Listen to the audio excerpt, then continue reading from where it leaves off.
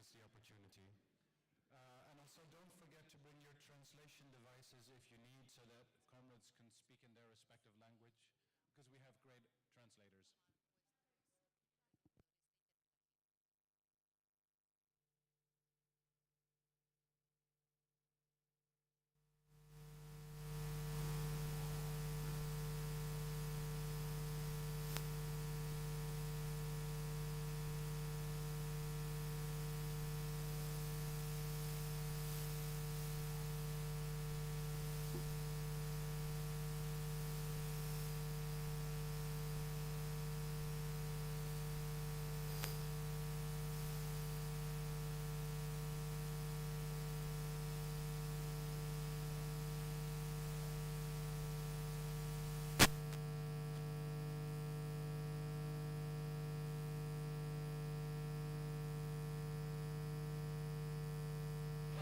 Yeah.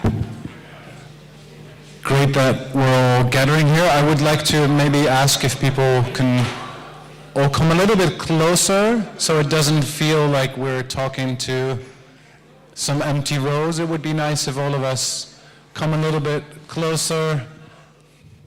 Also, there'll be people coming in during the session, and it's good for them to also make their way as close as possible.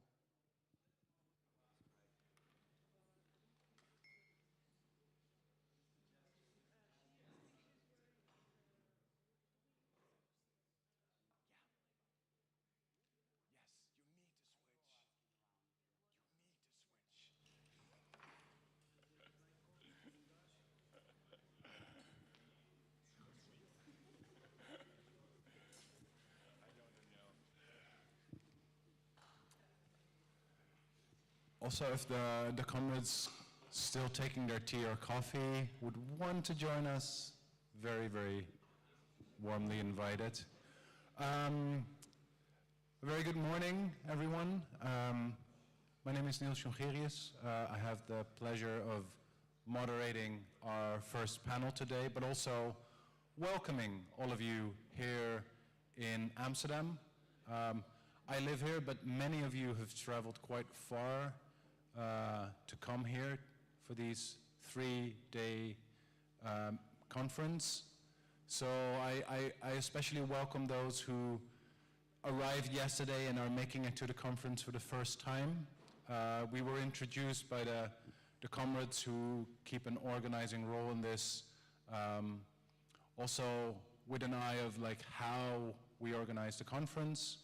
While I was not part of the coordination or doing all the hard preparatory work, I recognize there's a we in this, that we all do this together. Everybody working here behind the scenes, translating, doing camera work, making our coffee, signing up, people who come here, taking notes, all of that is collective work, which is, it's done because people pick up that work. So not only do I welcome you and warmly invite to join our session, and also during the session I'll have much space for you to participate by asking questions or sharing your experiences. I also very much invite you to take up some of the other work. We all need to eat or have drinks during this conference. There's a sign-up sheet for that, so it would be awesome if you also take some of that work so that we all take care of this conference together. So that is a little bit about how we organize. Also, there is still the invitation that if you haven't donated yet and you have some funds to spare, it would be nice if you make a donation for the costs covered here so that we can cover costs of people traveling from far, for the translation, for the food, all those organizational costs. It would be really welcome if you can be mindful of that. Also, for the people who weren't here yesterday, we have amazing translators. Please use their great services if you are more comfortable speaking in either Spanish, French, or Portuguese over English. They'll help you out. And also for those who are now listening and are perfectly comfortable in speaking English themselves, it might happen that a comrade takes the floor and we'll switch to Spanish. So it's wise to have already your device. They're back there, so that if a comrade speaks in Portuguese, you don't have to rush during that speech and miss half of it. It would be nice to pick up your devices now so that we can have the session in an open and communicative way. Since I'm also starting the day, I'll tell just two lines about the places we're going to be in today. This is Dokhuis. It got squatted 25 years ago by the squatters community in Amsterdam, and it got legalized after that, and it's a place for social movement activities. Many climate justice meetings have happened here. I had my food co-op here, which is a workers' co-op. So that's one of the two places we'll be in today and tomorrow. The other place is also a place I cherish, and I'm very glad that we get to share space there. It's called De Burgt in Dutch, which kind of means like the fortress. It's a union building. It's been continuously union-owned and organized, so the FNV, the largest trade union of the Netherlands, holds many meetings there. And as you'll see as we get there, it's really a palace of the workers with very rich decorations commemorating our long history of struggle. So it's very nice that in a conference like this, where grassroots activists from both climate justice and labor come together, we get to meet in spaces that also carry that tradition in physically. I think from my side, that's all the practicalities before moving to the political side of this morning.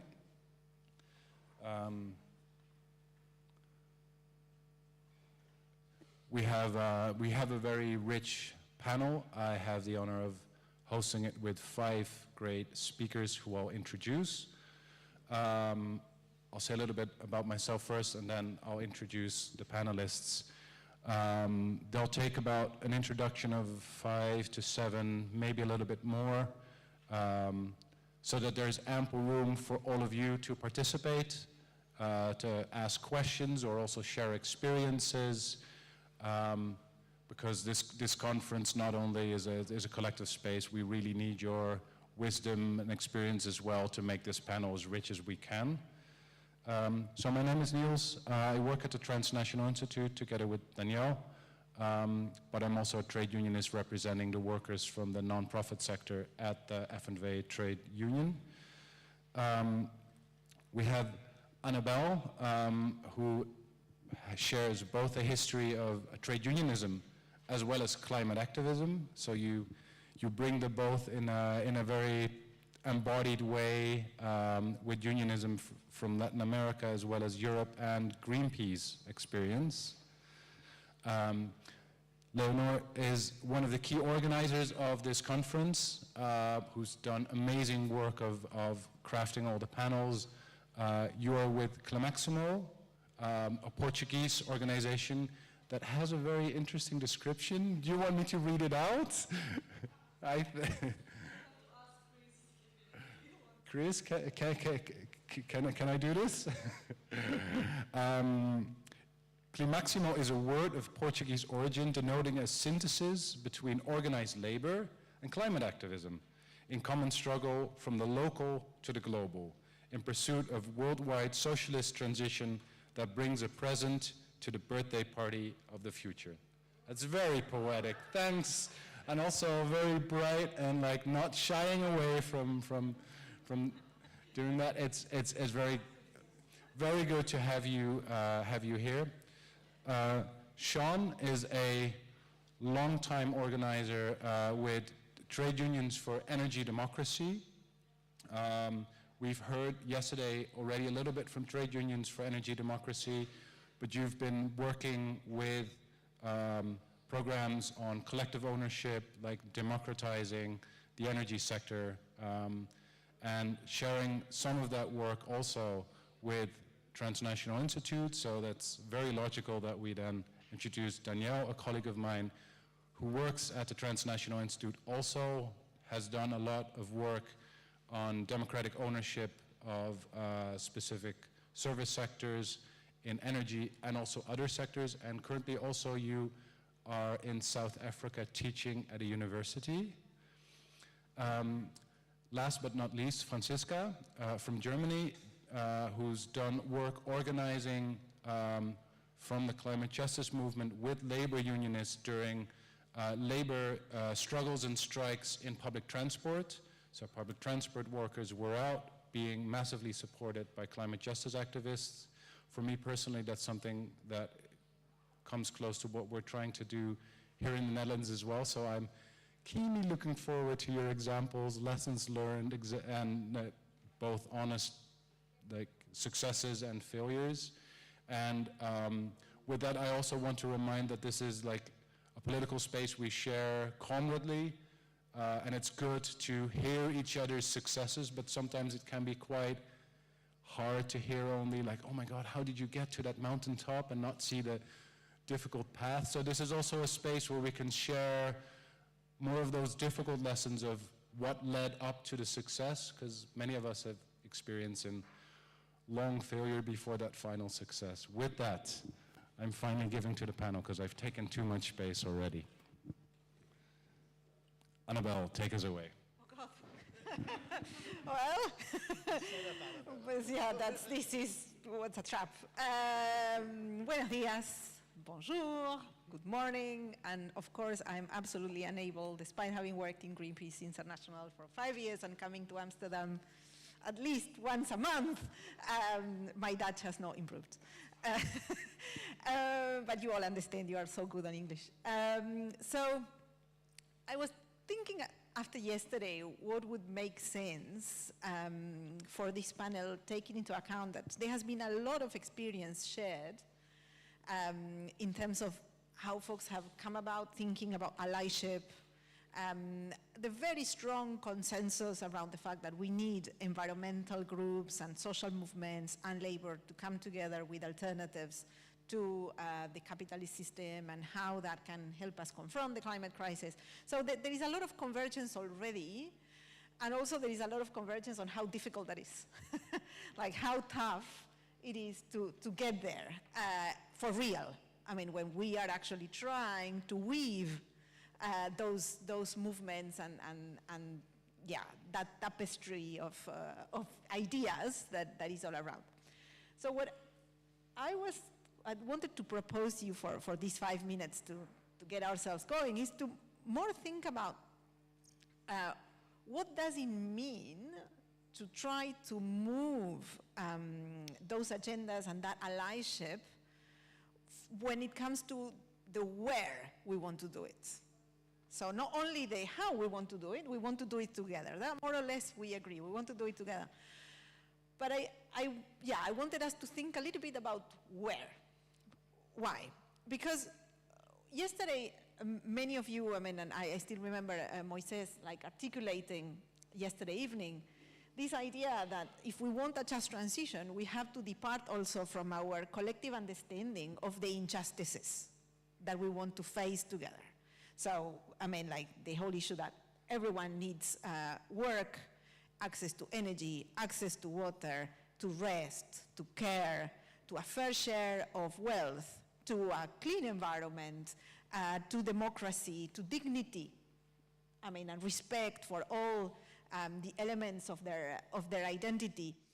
So all of those things today are lagging behind in our societies. And if our understanding is that if the injustices that we are fighting are those, and therefore justice is some form of progress, because justice is never achieved, but at least like substantial progress in all of those items, the alliances we want to build need to be pursuing those things in a, well, harmonious as much as possible way.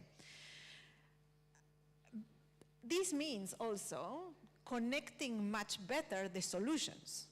So, I mean, basically joining the dots between policies and solutions that respond to several of those injustices together. This is, not like, rocket science. This is what we were all discussing yesterday. But some of those ideas, for the moment, or a climate policy, or, they're kept looking in silos. For example, taxation. In some way or the other, all these injustices that we were referring to, like when it comes to energy access, to water access, to care, like making the polluters pay, or when it comes to funding strong public services, whether it's health or education, all of those things depend, in some way or the other, on a reform of taxation that is going to make the ones that are wealthiest and getting more profit and concentrating wealth better distributed in our societies, whether we are talking about it nationally or globally, whether we're talking about personal wealth and capital, or we're talking about companies' accumulation of profits. Taxation is probably one of those solutions that everyone is looking for, but we are not fighting it together as a single response to the climate crisis, to the health crisis, to the care crisis that was referred yesterday. When we are thinking about universal basic income, for example, or different solutions that are in the realm of social protection, again, we have folks thinking about it as a solution to poverty and to exclusion, folks that are fighting for it because they think this is part of a beyond growth narrative, others that are working about it as a way to tackle systemic unemployment for some workers or some communities. Again, we are now consolidating a front that puts these solutions at the heart of a global response to the crisis that we're facing. Thinking for a moment in the movement where I'm working right now, because indeed, I have the pleasure to have worked for 15 years in the labor movement, and I still feel I belong, despite not working for unions anymore. So I would only refer to what I think environmental groups should be doing today, so I'm not going to lecture and do the police for the unions as I've done for many years. So I think that it requires from the environmental side to get out of techno-fixes when it comes to finding the solutions to the climate and environmental crisis. Because for some reason, despite knowing that we need to connect social and environment, the solutions that are keep being put forward by many of us in the environmental space are still connected to either environmental policy, mitigation, emission reduction, or tech, like renewable energy deployment, and we are still not seeing social policy as one of the solutions or the approaches to fight the climate crisis, as all the things that I mentioned before. If that is the case, then where do we need to fight together? Because the space in which we pick these fights determines who is fighting with us. We need, of course, power to be shifted everywhere. And of course, the national space is super important. And most of the campaigns that we were listening from yesterday were either local or national. And that is fundamental. But you will not be surprised, because I'm working in Climate Action Network International, that the national is not enough. And let's think about Colombia for a moment, that was brought several times yesterday. Colombia has probably today in place the most ambitious program, post-extractivist program, rights-based program, that we have ever seen. I would not say only in the Global South. I have not seen a single Global North government either having such an ambitious program. But what is happening is like they are struggling because they are inserted in a global system that doesn't allow that shift to happen. They are requesting funds, they are asking for support to make the transition happen, to go even far beyond their historical responsibility. But there's no money. The debt, that Colombia elites have benefited from, is still there, and they are still supposed to pay it. Trade agreements prevent I mean, different sort of options in the industrial policy space. I mean, they cannot be deployed.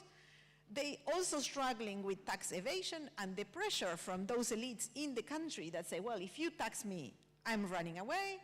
And foreign investment is still conditioned to giving the power to multinationals if they are to come to the country. So unless we fight internationally some of the rules of the system that today are preventing us from moving, even when you shift power nationally, you are still stuck.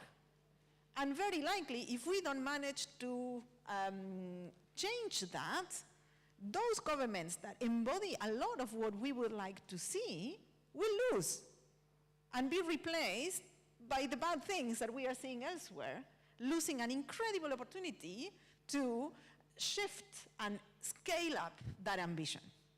So my invitation, and this is like one of the like longest things that I want to say, and then I have a shorter one, so that, yeah, I know, I'm getting there, is that we need to fight internationally, and some fights that are coming are critical. For example, the international financial institution reform or like radical reconstitution. This is something that a lot of social movements have basically, we have actually retreated from because it's terrible to have to work against the World Bank, it's depressing. But basically the International Monetary Fund, the World Bank, I mean all the multilateral development banks are still agents of the extractive and extractive on all perspectives, environmental, the extractive, but also people extractive nature of the system in which we are. There's also push from movements on the new tax justice regime. And what does it mean and how we fight for those, I mean, a better organization that prevents like all the greed to keep floating around. I mean, and doing whatever they want, and today creating an asset manager autocracy that prevents governments from having the means to make the changes they want. And my last word is about the UNFCCC. And I heard yesterday, yes, the United Nations Framework Convention on Climate Change. I heard Leonor yesterday say, well, failure, COP, no. You will not be surprised that I absolutely disagree with that. Why? Because I think like we might not be focusing on what we can get out of the UN before calling it a failure. What is the United Nations for? What does it help to achieve? From my perspective, the UN helps giving rights, new rights, and this is why we have UN conventions, I mean the ILO conventions, they give rights, and then an opportunity for movements to mobilize to make them happen on the ground. They don't just spread rights around the world, but they give you legitimacy to then try to enact those rights. But also, the other thing that UN does is legitimize ideas. I mean, get the ideas that are coming from all of us to a place to say, this is, I mean, these are ideas that can change the world, and the United Nations are basically behind them. And again, this allows the people mobilizing on the ground to say, this is not just me, it's the multilateral system here endorsing that concept. So when we're thinking about just transition, and I will end there, when we're thinking about just transition, letting that go and letting the UN and only the status quo to define a concept that movements have fought for so long implies letting the definition of that concept, its ambition, its potential transformative power to be abandoned in a space, and then that concept being used against all the changes that we want to make. So we will have an opportunity this year and in the next couple of years to change the narrative about just transition, because there are openings in the COP about that.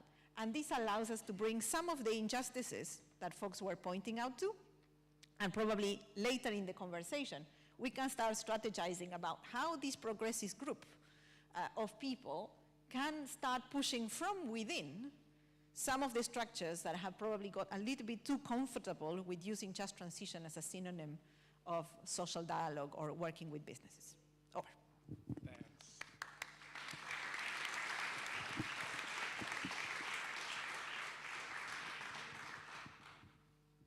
I go.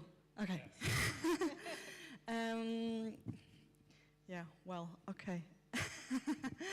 Now I feel tempted to just go ahead and answer, but I think I also have other things to say, and I also think there'll be still a bit of time to answer some of those things, and maybe a bit of what I will say will also somehow answer it. And I think my intervention will be coming from a very honest space, which I think I own this conference as I decided to take part in organizing it.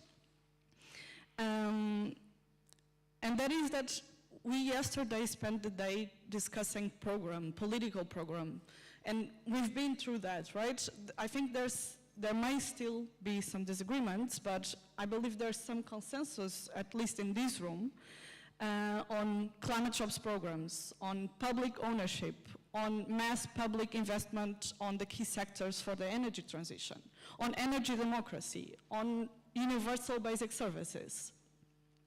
I think we can also agree that we need to build a mass movement around these ideas, and that we need these ideas to go mainstream.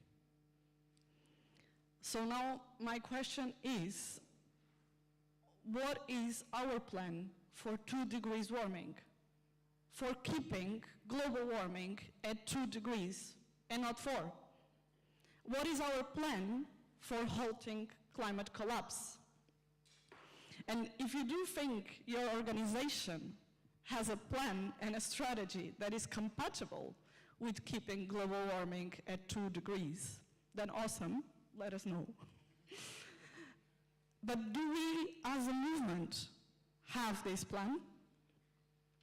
I don't think the UN has that plan for sure. And I don't also think that we, keeping on putting our resources and our energy, attending a conference which we know does not in any way intend to have a plan for us, rather than a plan for profit, I think that's a waste of time, and I think that's a waste of resources. And we do need to have, as a movement, an alternative plan to that. And I think we need a reality check, and we need an honest analysis of our reality, the conflict that we're facing, and the flexibility of the status quo, which is very expressed in the UN and in COPs, to implement the kind of changes that we're asking for: universal basic services, climate jobs programs, public ownership. And we need also an honest analysis of who really our current allies are. I don't think we have that. I don't think I also have that, so this is also, this intervention will also be a self-criticism. And after we do make this analysis, we also need an honest analysis of our own current strategies. And we need to ask ourselves if what we're doing now is going to take us from where we are to where we need to be. And this is at least, and it's already far from what it should be, to keep global warming at 2 degrees. And we need to ask ourselves if we have strategies that are compatible with the time frame that scientists are telling us we have. And we need to remember that leading climate scientists are undertaking prison risks at this moment to show society the kind of threat that we're facing.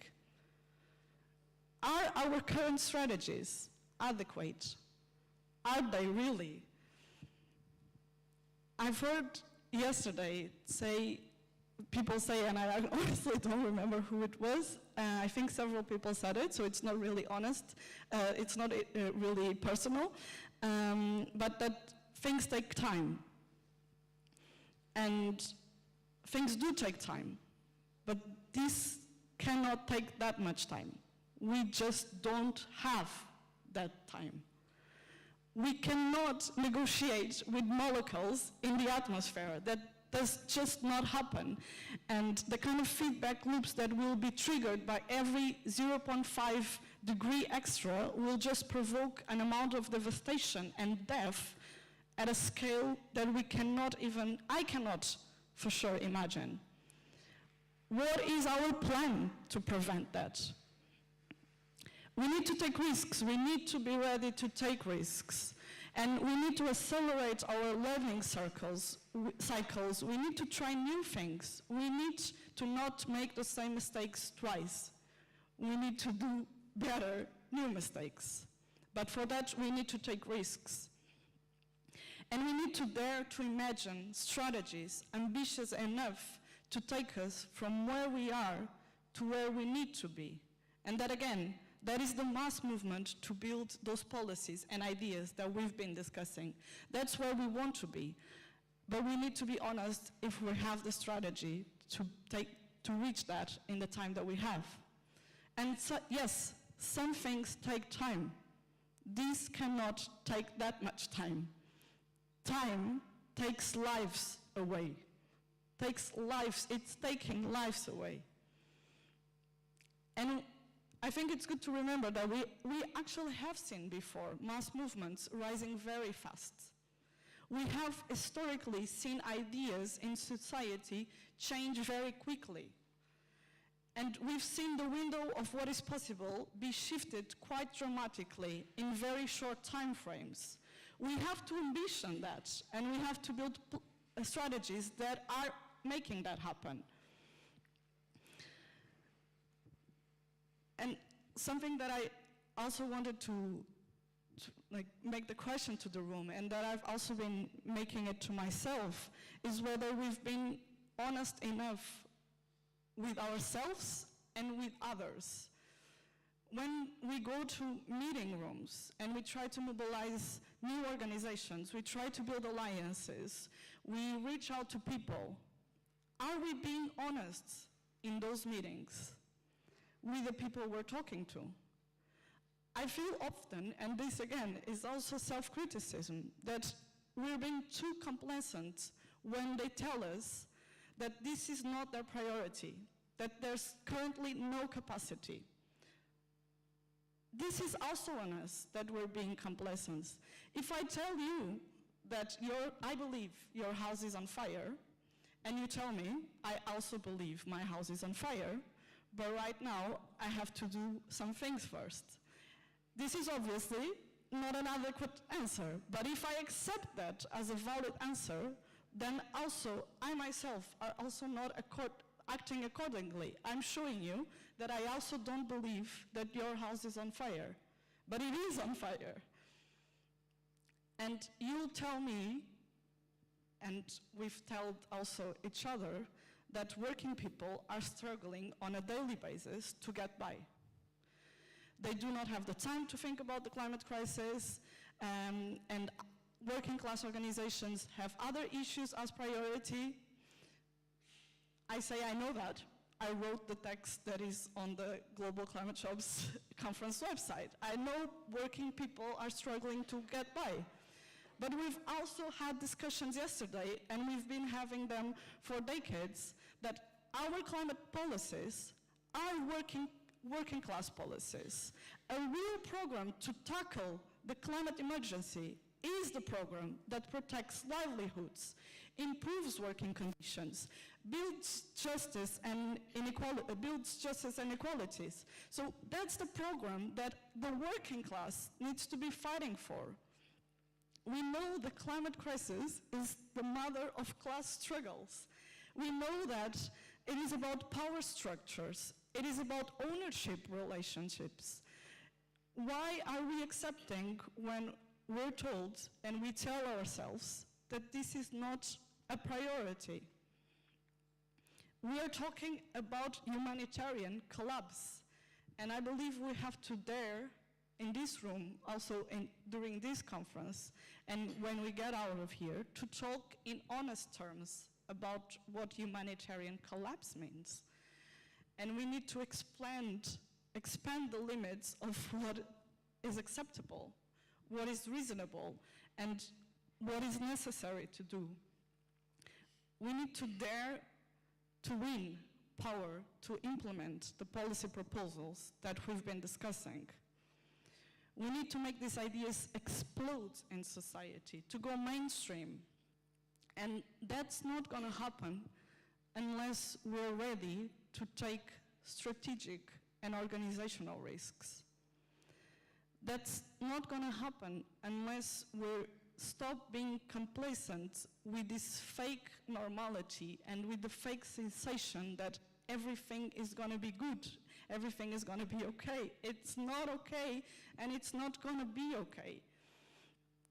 And I think that if we as organizers and if we as part of working class organizations take climate collapse as a priority issue, if we look at the climate crisis as the emergency that it is, if we tell each other it needs to be on top of our agendas all the time, if we invest resources within our organizations to address this emergency, if we allocate resources into international organizing and coordination, I think we can build this movement.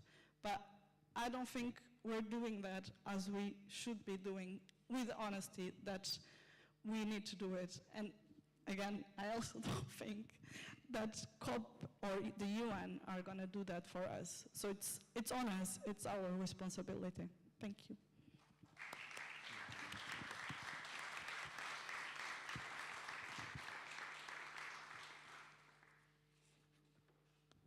I'm grabbing a second mic, so Yeah. sorry for that. But also in timekeeping, it's difficult to intervene when you give such passionate speeches, but we have 5 panelists on the panel, so be mindful of that as well. Sean. Great, thanks, Niels. So just again, I only have a few minutes, but so I want to get straight to the point, really. I think the question of what's our plan for power politically also relates to what's our plan for power at the level of physics. In other words, energy, electricity in particular, given the role electrification is going to play. And I don't think this is a technical subject. This is obviously a deeply political question that we need to grapple with. And there's some difficult realities we need to confront. And I think if we do it in a way that's honest and clear, then we do have the opportunity to build much closer ties between movements. And I want to come back to this question of technical literacy, because I think it's hugely important to the future of both the trade union movement and the climate movement as we move forward. We need to have plausible solutions, and that has to go beyond ambition, targets, and the rest. I'll come back to that in a moment. I want to spend a minute or two, though, on this relationship between unions and the climate movement. I have the benefit, if you can call it that, of being able to go back quite a long distance with this. I was at the COPs in 2007, in Bali, Indonesia, and in Copenhagen in 2009, and in Paris in 2015. Along with Annabella, we've got the scars to prove it. One thing I can say about the unions, there are many astute remarks were made yesterday, and I don't want to repeat those in the interests of time. But one of the things I think needs to be emphasized is the progressive left, if you like, in the trade union movement needs the climate movement to be strong. When Copenhagen happened, that was really the first, I think, major expression of the climate movement as we know it. In 2009, there was a big demonstration in Copenhagen. Very few trade unionists, Annabella was probably one of a couple of hundred, actually turned out.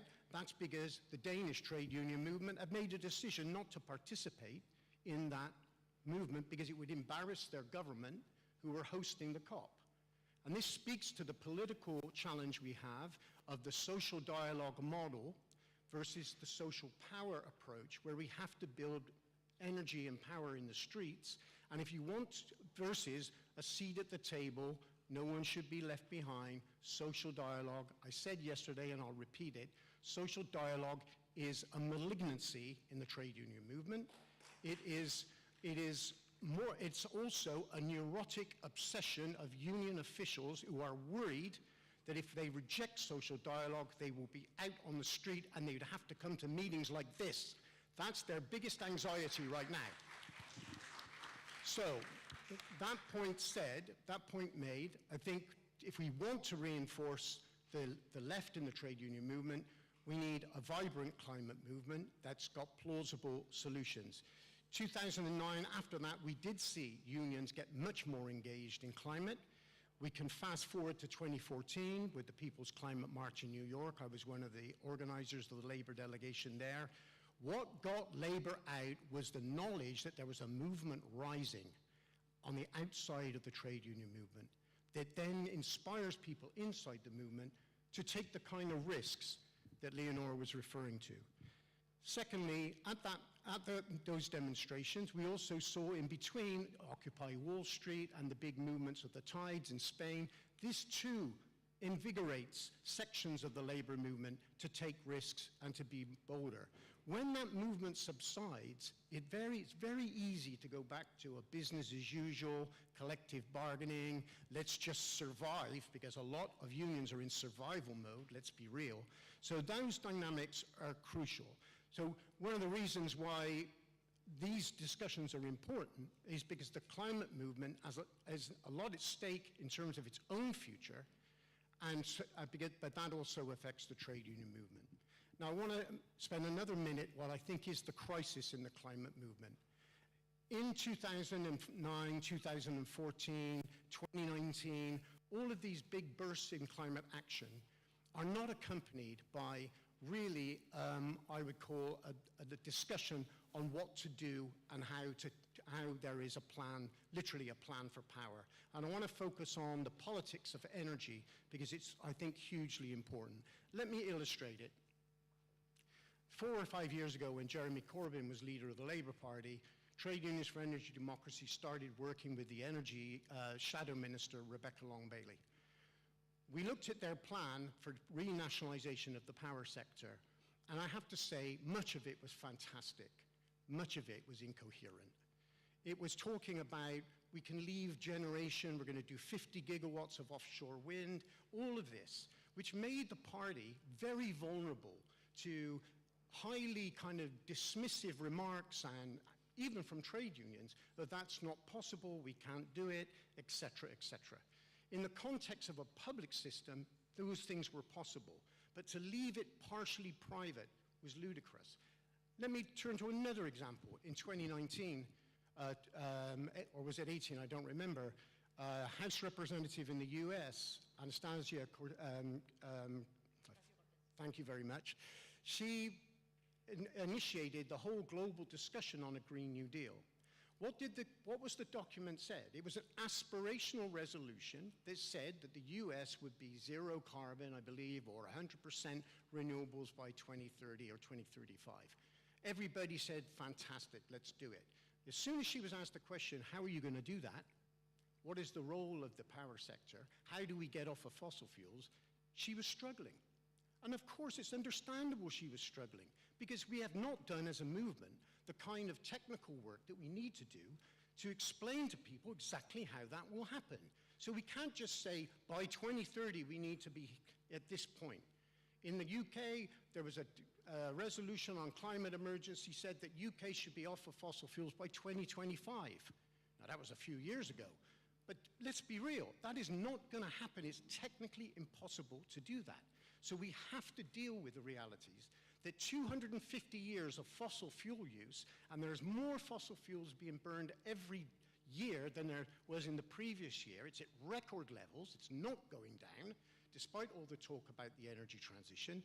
We've got to talk about, realistically, how do we have a managed decline of fossil fuel use? How do we have a managed upscaling of low carbon energy? And I think all technologies and fuels need to be on the table for discussion. We shouldn't be talking about our own technological fix, which is wind and solar, because we only have to look at the data to know that what's it going to take to replace 7,000 gigawatts of power in today's world when you've got 1 billion people with no electricity. How are we going to decarbonize a system and replace that 7,000 gigawatts? And please look it up if you don't know what a gigawatt is, because it's part of our technical training to understand what those things mean in terms of replacing energy. over what will probably be a period of several decades. So I think we need, as a climate movement, to get over this aversion to the idea that we can just build this on the streets and everything will fall into place. It hasn't happened. The trade union movement is in a crisis. The climate movement is also in a crisis. So in the time I have remaining, I'm just checking. What is that? A few? Very few. I want to just spend a moment, if I have it. Do I have a couple of minutes? Let's take 1 to max 2 minutes. Okay, that sounds good. So the plan for power is the way public ownership of energy has been discussed in recent years is very encouraging. It used to be not even part of the discussion. Now it's much more part of it. But we have to think, why then is public better than private? Yes, of course, we don't want the rich to get richer and the poor to get poorer. We want people to have energy. But it's more than that. At the moment, the electricity system under neoliberal management is about selling electrons by volume, if you can sell electrons by volume. In other words, the more we sell, the more money we make. So where is the energy conservation? Where do we move towards efficiency? Why would power companies digitalize the economy in a way that could conserve energy when they're going to lose money? And if you listen to what they're saying as companies, they say, we need new forms of remuneration. What does that mean? New forms of remuneration. In other words, if we're not going to make money selling electricity because we want to save the planet, you've got to give us money to conserve energy. That's what they're saying. And we have to say a public system won't give a damn about selling electricity by volume. It will be talking about a planned approach to reducing emissions while at the same time electrifying those areas of the world that need clean energy and currently have no energy at all or are burning charcoal in their homes, and 2 million people's lives are cut short every year because of that. So when we look then, I'll conclude on this, if we zoom out in terms of the historical periods we've been looking at, you can say in the sort of 300-400 years ago, the struggle was over land. And we had the enclosures and the rise of capitalism and the turning of peasants into workers.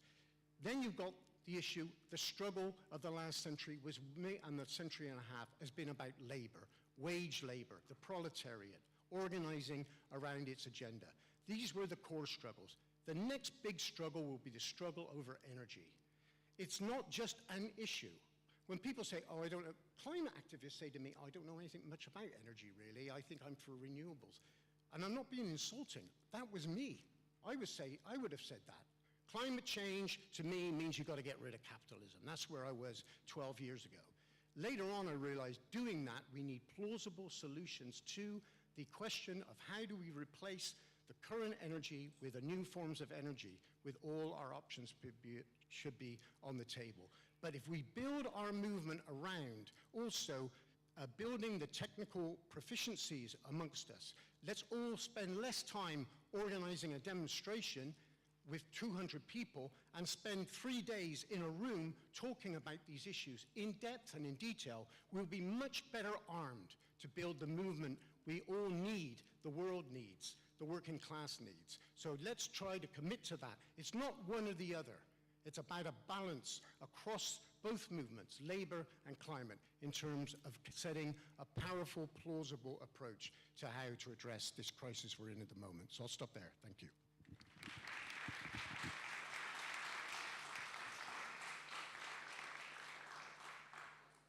Ready? Yeah, every speaker before me talked between 17 and 12 minutes, so I don't promise 5 minutes, but I will try to do it.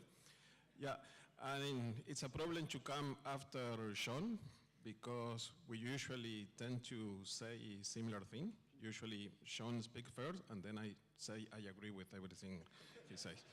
And we meet quite often. We are like Batman and Robin. Clearly he's Batman, and I'm Robin.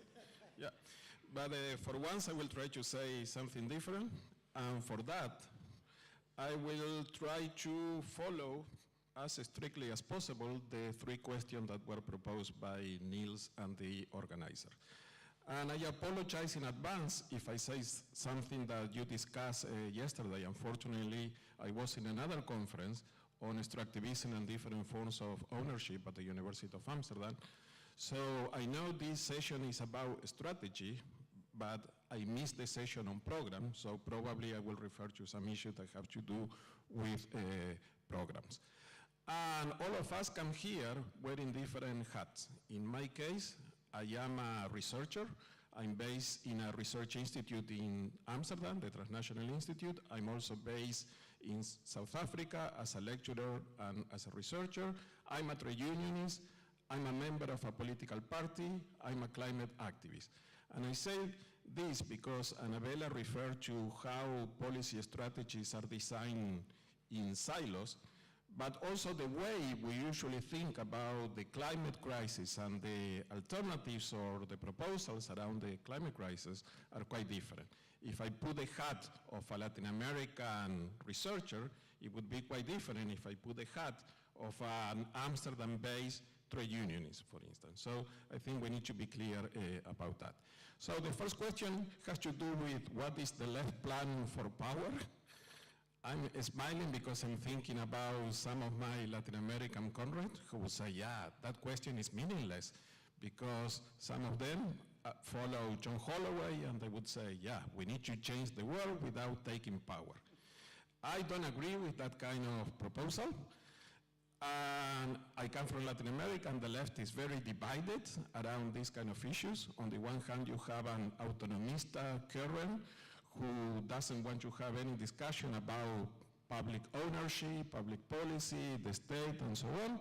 And then there are some other neo-developmentalist comrades who tend to think that everything will be solved if we win the election and we have again a left government. I'm a bit in the middle of that because I agree with the diagnosis of the problem proposed by our autonomista comrade, but since we were all active as party activists in the previous way of progressive governments in Latin America, I'm not so sure anymore that we can expect much from just winning the election. And I'm very happy to be here with trade unionists because last night I was reading some of the latest writings of our comrade Leo Panich, and he always makes a differentiation between class-focused and class-rooted political strategies. And today we are talking about political strategies. And I fully agree with him that much of we discuss, much that we propose around solutions and strategies are for the working classes, but are not politics of the working classes. And I think that's a big problem. We can quote a lot of examples in Europe and in Latin America of how that differentiation that Leo Panich proposed is crucial. So the second question, what do our political proposals mean to our movements and organizations strategically? I think we need to discuss what do we mean by the us implicit in that question and the meaning and scope of our proposal. And I guess all around this table agree that we are facing a perfect storm marked by the convergence of climate, social, and political crisis. That was clear in the previous presentation. I'm also pretty sure that we all agree on the initial diagnosis of the crisis, and each of us could refer to many statistics showing that the situation is really bad. Sean and us love to include in our presentation a lot of data that shows that there is no energy transition, that we are just going through an energy expansion and all that. And I guess many of us will agree that we are quite close to a quite brutal economic and financial crisis, that we shouldn't worry so much about some banks falling, but the problem is that if the current economic and financial system collapse, the ones who are going to suffer the most is going to be people like us, and especially people in the global south. So we also agree that politics is a mess, that what happened in Spain, what happened in many other places, is a clear signal of what is to become, and so on. But I don't think we agree much beyond this initial diagnosis. Yesterday I was in this conference at the University of Amsterdam. Supposedly all of us were red-green researchers and activists. But clearly, after the initial session, it was quite obvious that we have a different perspective when we were talking about alternatives. And that conference was around different forms of ownership. And I think that type of discussion is quite crucial because it makes clear what are the differences between us. And unless we recognize those differences, we will not be able to move much forward. So the conference of yesterday brought together three different types of activists and research perspectives that are rarely brought together. There was one that focused on the transformation of business corporation from profit to purpose, as they call it, focused on stewardship and non-profit companies. There was other group that focused on worker ownership and economic democracy, workers' cooperatives and so on. And another, which I was the one in charge of arguing in favor for or making the case for, which highlighted the importance of public ownership and the role of the state. Some presenters yesterday argued the importance of energy cooperatives and other community-based alternatives, while others focused on the prefigurative significance of the Zapatista self-generation in the self-organization in the south of Mexico, or the supposedly good lessons that we could learn from self-management in the cooperatives of Mondragon, in the Basque Country, and so on. The problem is that we keep idealizing some alternatives that if we go deeper into the analysis of those alternatives, we realize that they are failures, but we are afraid to say that they are failed. I've been in Mexico, I support the Zapatista, but I don't think that kind of very local type of alternatives are really an alternative to the kind of problem that the Mexicans, the indigenous communities, and the whole global population is facing today.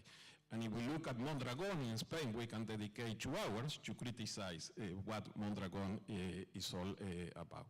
So it is clear that the emphasis on different type of ownership in all cases imply quite different strategic proposal to address climate change and rising social inequality. And similar tensions constantly reappear in many workshops, seminars, and conferences similar to the one we had yesterday in Amsterdam. Last year, Sean and I attended a big conference in Chile that TNI, PSI, and many others organizations organized. The title of the conference was "The Future is Public," but not every participant, actually a minority of the participants, I would say, were interested to discuss the meaning of or share experience around public ownership.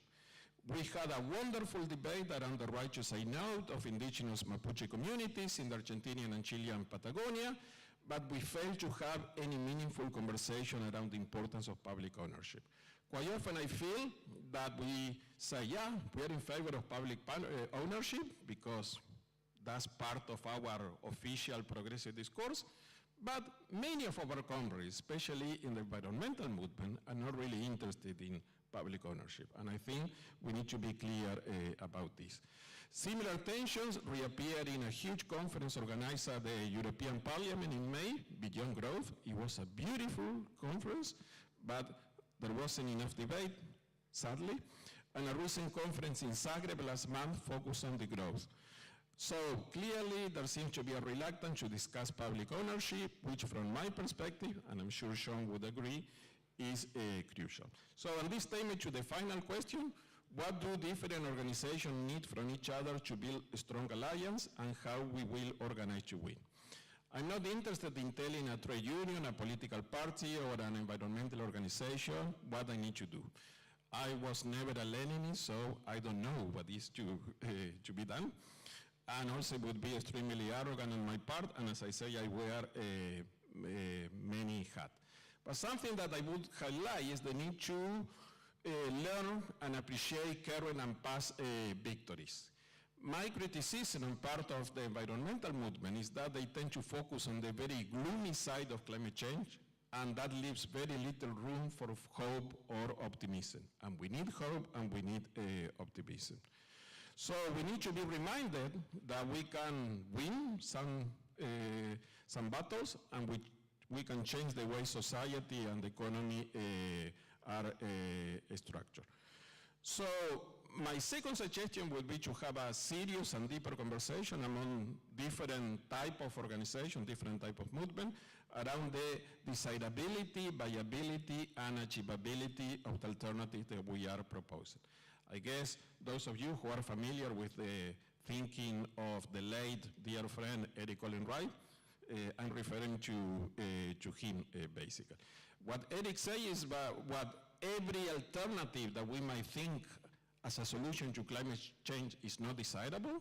So the right and the far right also have proposals on how to solve the climate crisis.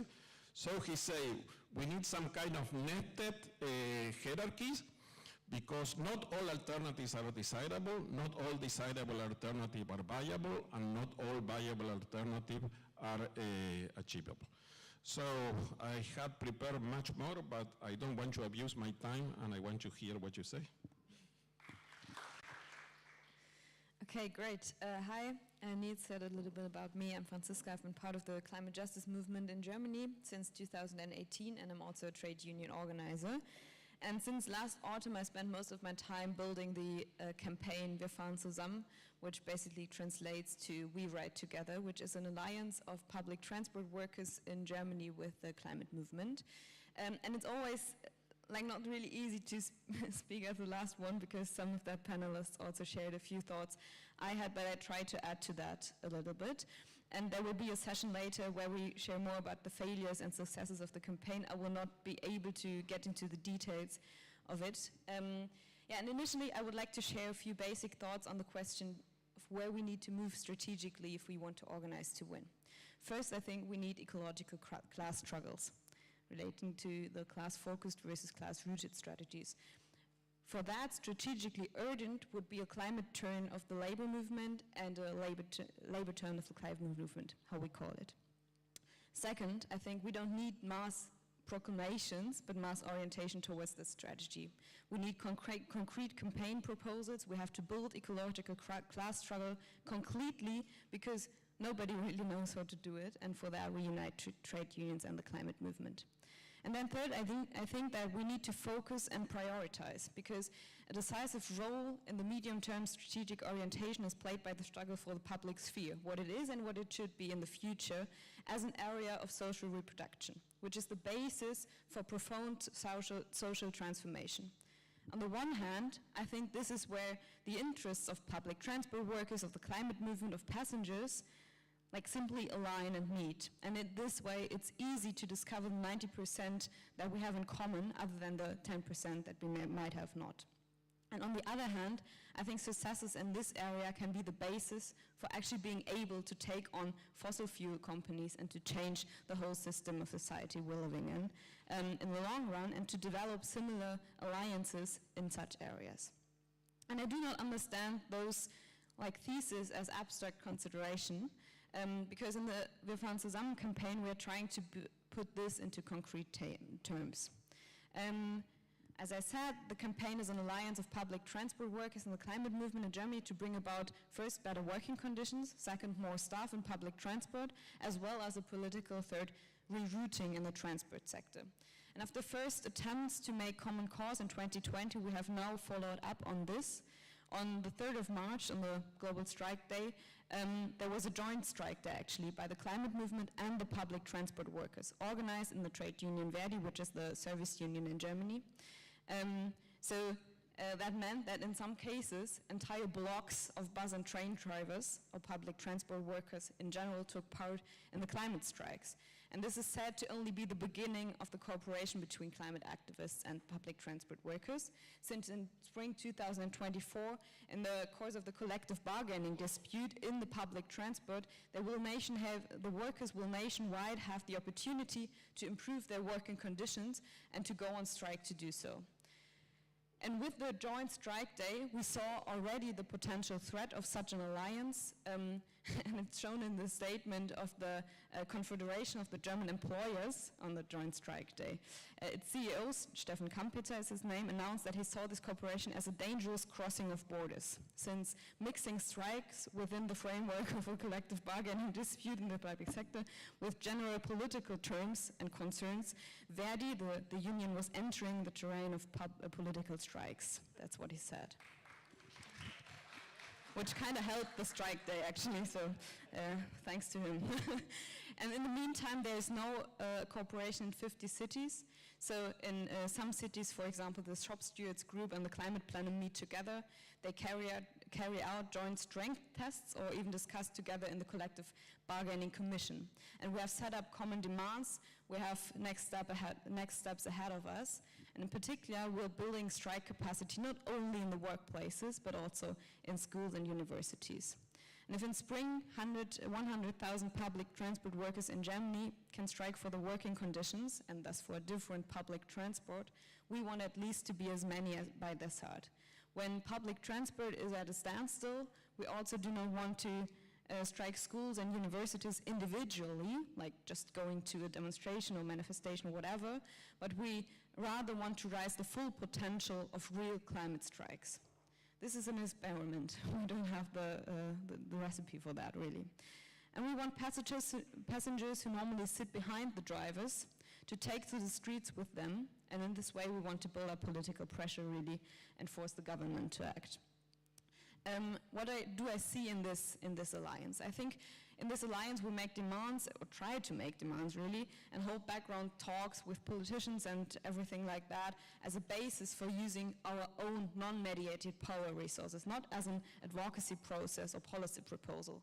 We use the collective bargaining round as a window of opportunity to bring up a political crisis to a head. And we are building very concrete links between the workers in the workplaces and the movement. We are convinced that there's potential in this for the mutual revitalization of both the labor movement and the climate movement, since both are in crisis. And what we're trying is to link the workers' strike power with the movement's power resources. For example, closing the lines of division between the strikers and those affected by the strikes, organizing social legitimation of the strikes, politicize them, and develop political pressure and momentum. And something I find really interesting and would like to discuss over the whole day of this conference is we orient towards the concept of bargaining for the common good and use that as a model. Because with this concept, teachers in especially LA in the USA, together with students, parents, and the whole city society, have managed to use collective bargaining rounds as a window of opportunity to push through political demands in the course of strike movements that are actually not negotiable as part of the collective bargaining. So, for example, they stopped the privatization of schools, the further privatization of schools through their strike power without negotiation actually for stopping the privatization. And of course, we don't have a ready-made plan. Instead, we are moving forward in a tentative way. But what we already know is that this campaign has become much bigger than we thought was possible, actually. We have a serious chance to build a new level of political power, maybe, for common interests and experiment on that. And we try to gradually rebuild our movement in alliance with workers. We want to work on a movement that has the potential to not only push through certain forms of policy or a certain form of idea, but has the potential to change society as a whole. And I think that is something that really needs to be in the center of it all.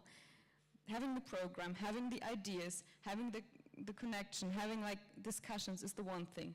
But then building the struggle and actually build and win concrete ecological cross struggle, I think is the level we have and always has been, always needs to be the left plan for power, really.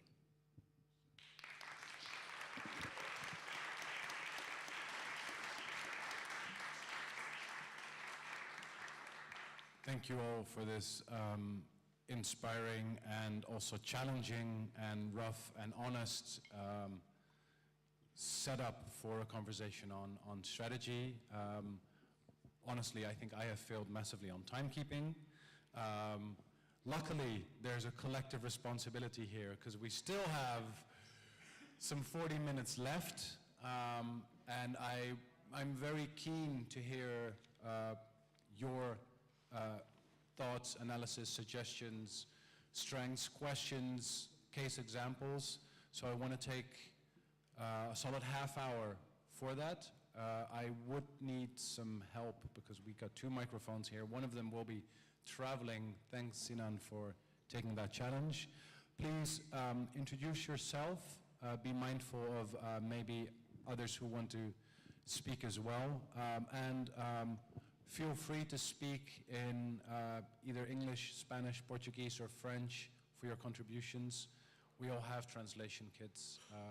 And then we'll come back either, depending on how many questions there are during, or at least at the end for some reflections. I saw one there. Yeah, cheers. Harry, I'm an eco-socialist from Britain. I really wanted to welcome particularly Francisca's intervention at the end. It's something that I've been thinking about a lot over yesterday and a bit today, which is, I think we all agree that we want a strong militant workers' movement, whatever kind of barbarism that we do face in 2050. I think there's a fundamental difference between 2050 with a militant workers' movement won over to eco-socialist activity and one that's absolutely defeated and still reeling from the defeats of the last 40 years.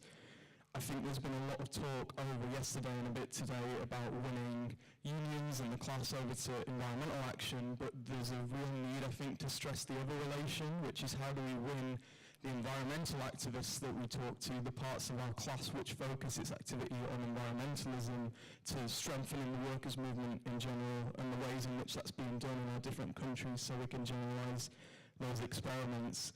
In Britain, and we'll talk a bit about this in our session on it this afternoon, we've had a massive strike wave and a series of disputes that for many reasons have not been able to win some of the things they wanted, mainly because of anti-strike laws, but particularly because they can't prevent scabs crossing pickets, they can't do all sorts of things because of the legal system there. We also have a giant pool of environmental activists willing to do direct action who are floating about unsure of what to do next. I think it's pretty obvious what could be done to do that. I won't say it explicitly because I know some union employees here, so I won't get them in shit. But I think it's really obvious to think, how are we going to win environmental groups to action that strengthens the workers' movement without it being particularly obvious that it's an ecological or climate fight?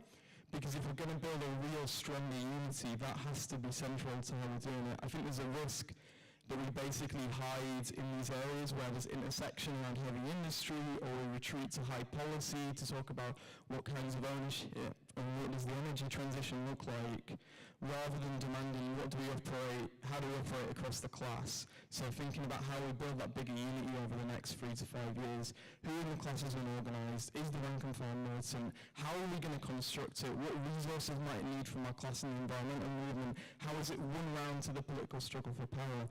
These really practical questions should be at the forefront of our mind as soon as we wake up, and I think if we can go and think about that for the next 2 days, that would really put us on a much stronger footing than we have been.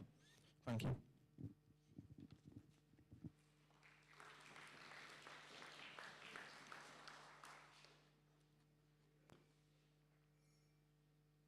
Sorry. We have to understand the moment that we are in. From the Glasgow COP onwards, it has been clear that the ruling classes of the world have decided that they are not going to stop climate change. They've made this clear in many, many different ways. In this situation, the political terrain for us shifts massively, because if they have made that decision, then if you look at the leadership of the NGOs, if you look at the leadership of the social democratic parties, if you look at the far left, if you look at the trade unions, if you look at everybody takes a very deep breath and says, well, now we have to challenge the whole system. And to challenge the whole system is terrifying. And it makes people see very clearly their weaknesses. But it also provides now, there is an enormous political space opening up. A political space in which the feeling that something must be done is still enormous. Every time we ask our organizations to do something, they say, yes, that's a very good idea, and then they go upwards and they come back with a very ashamed thing that they're not going to do it. It's because the challenge feels too great. And we have to have the courage to step into that challenge. In the climate movement, we have to look very clearly at our weaknesses. Our first weakness is that when we say we mean the climate movement. We don't mean the workers and the poor farmers of the world. Our central we is not the oppressed.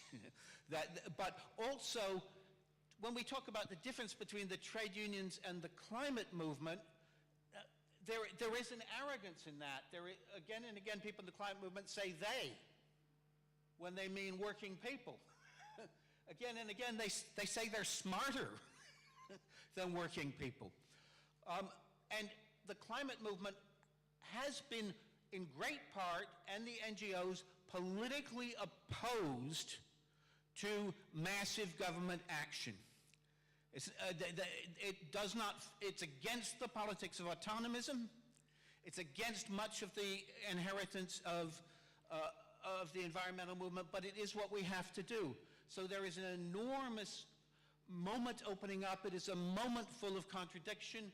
It is a moment in which the great anthem this week of the climate movement is Dolly Parton's new song, which is absolutely uncompromising in any possible way. Her first political intervention in her entire life. It is, and we have to now make the argument, and we have to win it in the climate movement. And we have to win all of these arguments now from below. But we also have to understand in every NGO there is a political argument going on about this. In every trade union there is a political argument going on about this. In every political party there is a political argument going on about this. There are people at the top who feel totally pressured by the ruling class and all its bits, and there are people at the bottom who are very unhappy with what is happening, but not sure how to fight about it. And we have to be part of all of those arguments, as well as organizing from the grassroots below. We have to have enormous ambition. Enormous ambition for, we all know what little people we are. You know, by my age, you know what all of your limits are, but we have to have in this situation enormous ambition because the contradictions of the moment require it. I have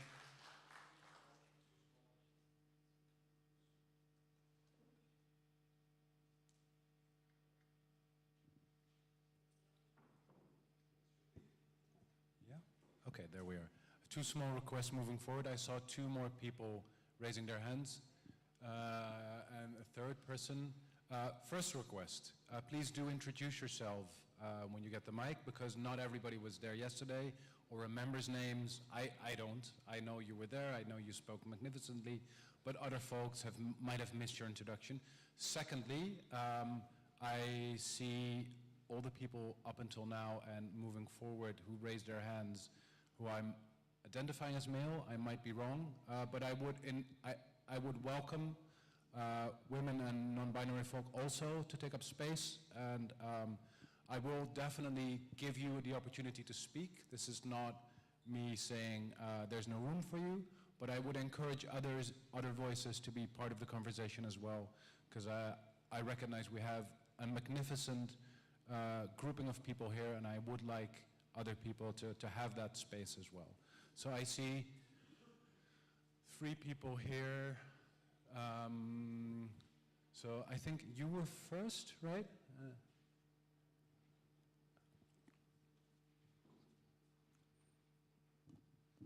Hi everyone, I'm Ibrahim. I'm coming from Turkey.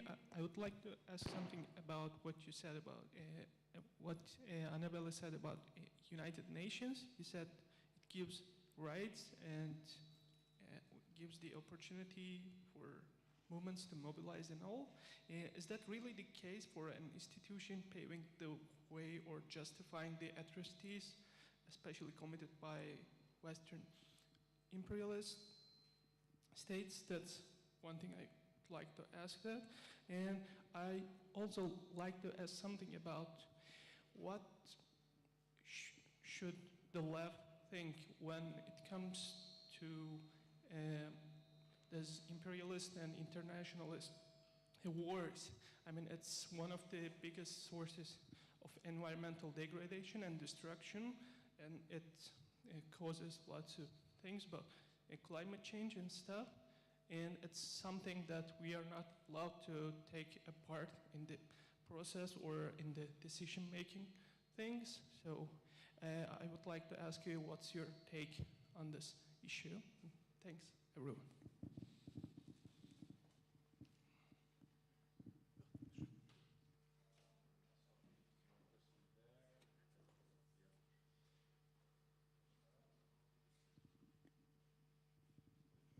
Yes, hello. So my name is Romain. I'm a telecom engineer in aviation.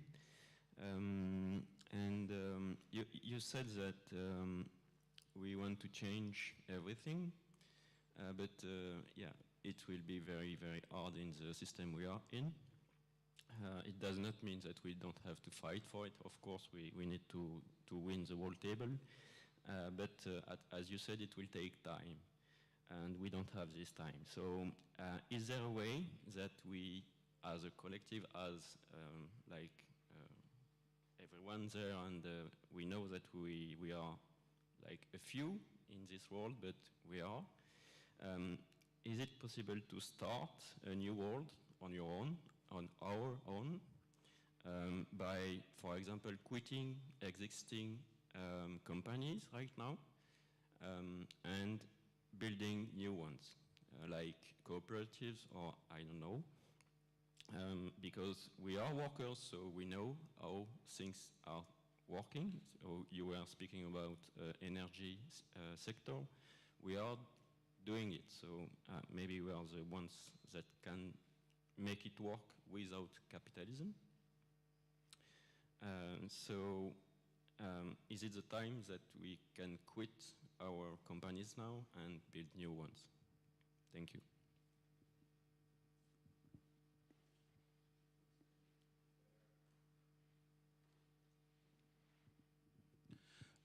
My name is Patrick van Klink from FNV Holland.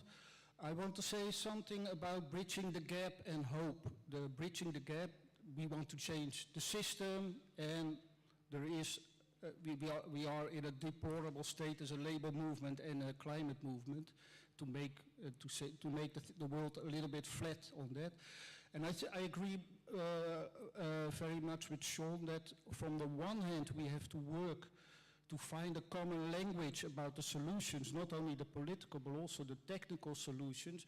And there is, I believe strongly in more debates, more conferences and meetings between people from the climate movement and the working movement, the labor movement, because among workers there is a huge technical knowledge about what is possible and what is needed, and that is finally missing in the climate movement. And in the climate movement there is a lot of passion and hope and activist and organizing ability, and together that we can make it stronger.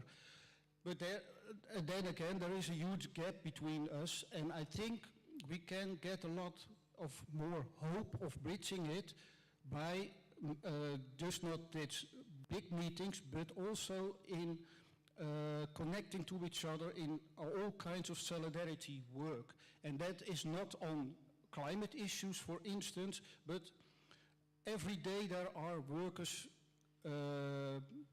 strikes or actions. And I think it's very important for us as climate activists to visit these strikes, to meet these people and to connect with them and to be interested in their daily worries and their daily struggle, because that gives us a bond, a platform that builds a bond in which we can take further steps, because we can get a lot of hope from the actions we do ourselves. A lot of young people get into the streets, do road blockades and demonstrations, but we also can get a lot of hope of the struggles that the labor movement can win as it goes on social justice or labor rights. And together we can build, with this hope, we can try to bridge the gap.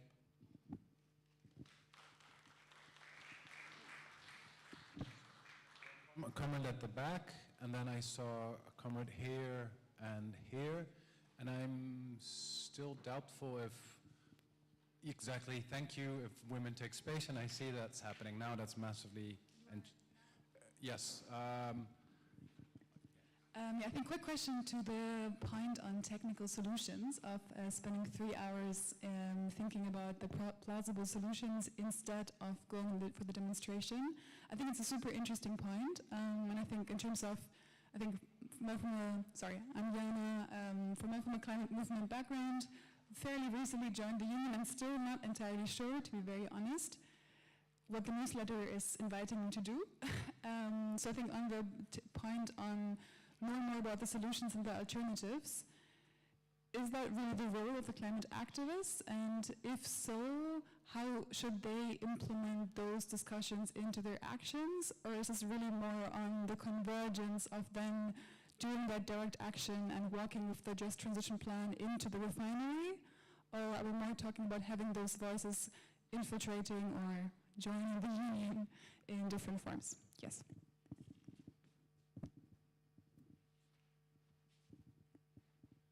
Hello, I'm Ricky. I'm with Berlin Workers Center. Hi, I'm Ricky. I'm with Berlin Workers Center. And I just wanted to put a question to Daniel. What you were talking about, the question of ownership. I think this is a very important question. And it's been a question since the Paris Commune. And I used to be a hardcore cooperativist solidarity economy person, and I've slowly warmed more to national and social economies, and I'd love to be in any discussion. I've been on panels where I spoke alongside people at Mondragon, and yeah, I have opinions because they did projects in my city, the Evergreen Cooperatives and whatnot. And I see our documentarian is wearing Cooperation Jackson, and they're a good counterpoint to some of the issues of cooperatives. But I guess my question is, what could worker ownership do, or how can worker ownership happen in a way that is realistic and confederation and whatnot, in a way that can scale? And also, how can we address the critiques of socialized enterprises and improve on how they're governed in the transparency and protection against corruption and fascist governments? It's a big question I have, and I'm really interested in what people know and have experience with here. Yeah. So far I saw these two comrades still. Is there anybody who, I see 3 more, then we'll close after those 5 interventions, and then we'll have some time for the panel to conclude. I think we're going to go a little bit over time, but I think that's okay because there's a big lunch break, but still in the interest of our necessity of food and rest as well, I would invite everybody to be mindful of that as well. Hi everyone, my name is Vera and I work as a researcher for the FNV, the Dutch Labour Union. And my question is on the international component. I really agree that we should tackle this international system, but I was just wondering whether you have concrete, like a list of policies, or like that we should be actually, like how should this system be transformed? I feel this is a very big question, and there's a lot of ideas like global wealth taxes, but I don't know, do you have like recommendations for organizations or research that has been done that gives us like a concrete pathway of things we should be fighting for? Thanks.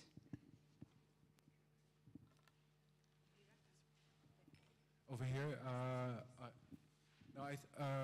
first our comrade over here was, at least, maybe I've missed your point, but we'll come to you, but the comrade over here is. Hola, buenos días. Mi nombre es Martín.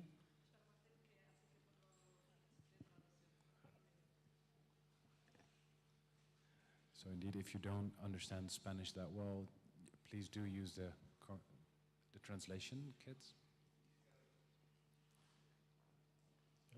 Mi nombre es Martín Esparza. Soy del Sindicato Mexicano de Electricistas. En México inició el desarrollo del sector eléctrico y petrolero con la iniciativa privada, las empresas privadas, principalmente de Inglaterra, Canadá y Estados Unidos. En los años 30 se expropió el petróleo con un gobierno nacionalista. En 1960 se nacionalizó la industria eléctrica y se integró un sistema eléctrico nacional. Y después, en 1992, con la firma del Tratado de Libre Comercio con América del Norte, se hizo nuevamente apertura a las empresas privadas multinacionales. Hoy nuevamente, con el gobierno, se ratificó el Tratado de Libre Comercio y hoy le llaman Tratado México, Estados Unidos y Canadá. Sin embargo, la política energética en México no ha cambiado desde hace más de un siglo. Hoy se continúa con los combustibles fósiles, explotación de petróleo, y entonces no ha cambiado de lo público a lo privado la política energética. Y nos parece importante que estos paneles, una forma transversal de ver las cosas, es hacer una política, una plataforma política que ponga en medio el tema del calentamiento global y donde participemos los trabajadores en los sindicatos, las ONGs ambientalistas, los usuarios de la energía y que impulsemos una verdadera democracia donde todos incidamos en la toma de decisiones. Nos queda muy claro que público-privado, las empresas y gobiernos no van a cambiar su política energética. Gracias.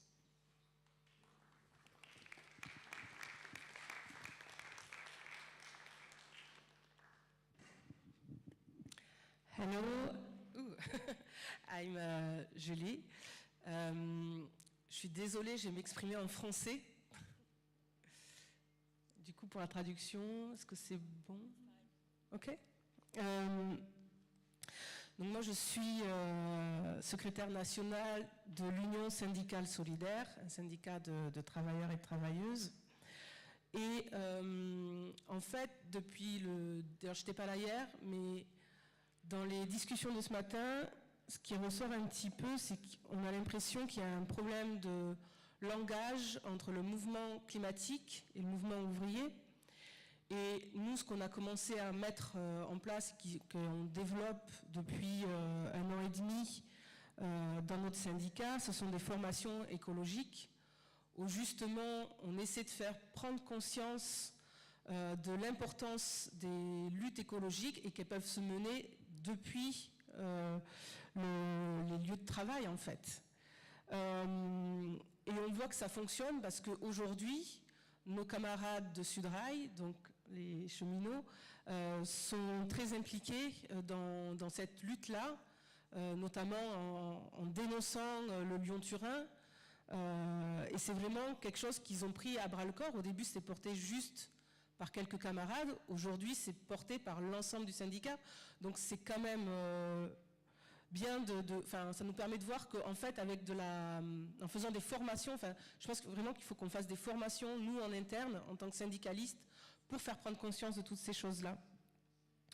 Et puis après, demain, je reviendrai sur d'autres choses, mais je ne vais pas développer plus ce matin.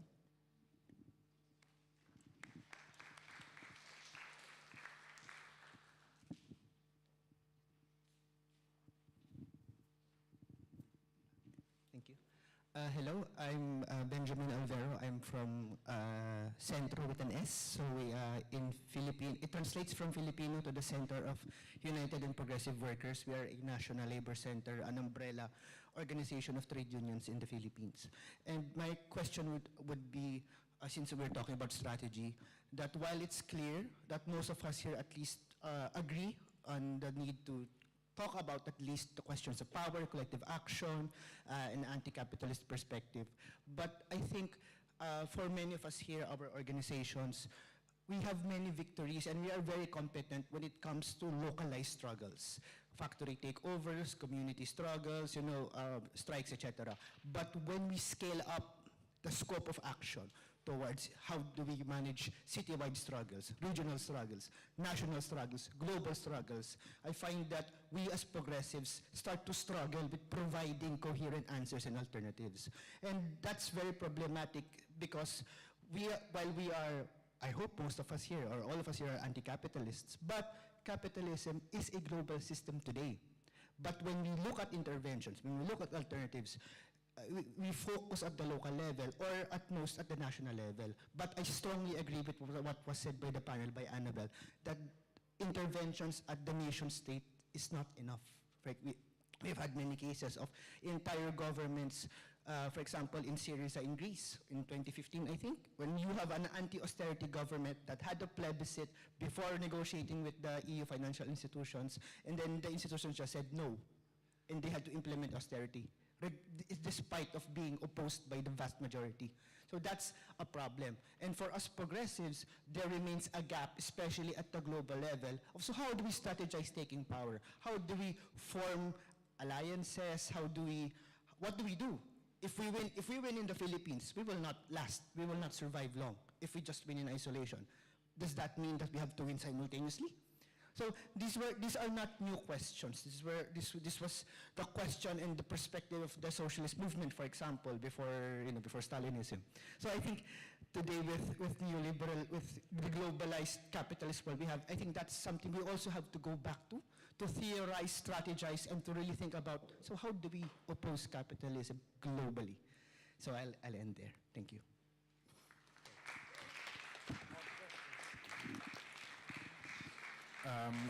I see here for a long time, and then comrade over here, and I had already wanted to close the list, but I see that certain people still want to speak.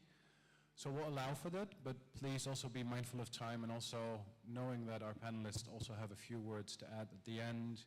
We will go over time, and I hope that's okay for everyone for the conversation, but with 4 more interventions from the room and 5 more from the panel, I want to come to a close after that, if that's okay. Gracias. Muy buenos días.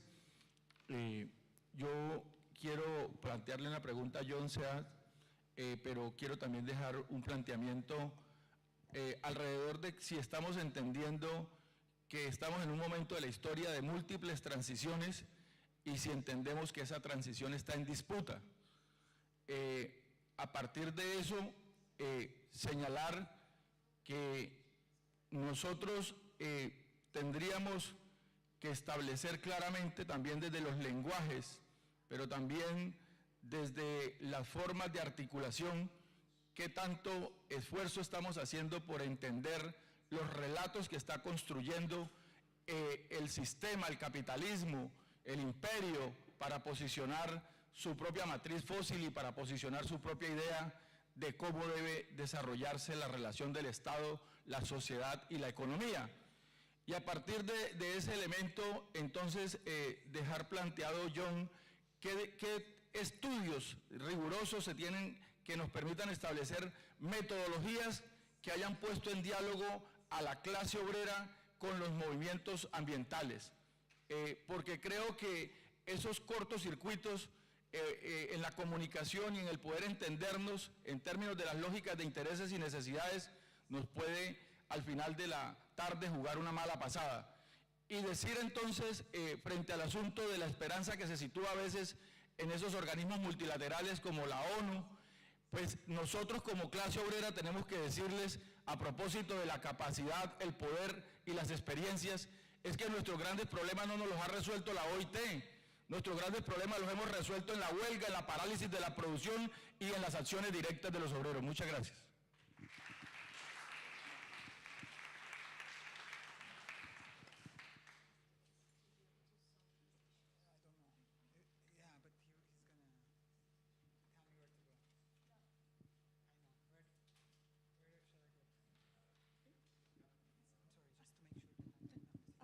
Okay.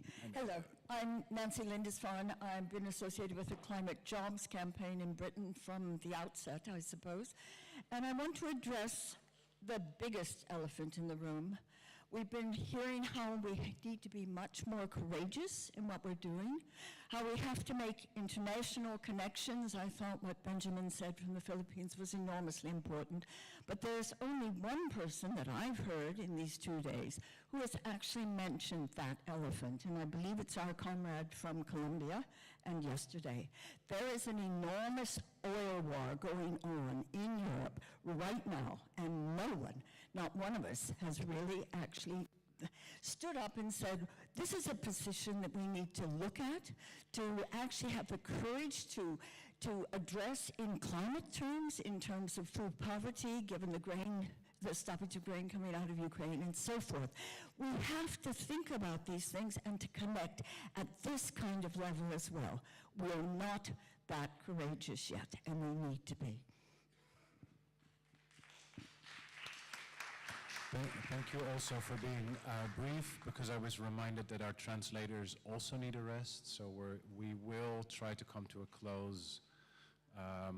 But there's 1, 2 more people who can make a very brief intervention before I give to the panelists, and then hopefully shortly after 12 we'll finish. Yeah, my name is Neil.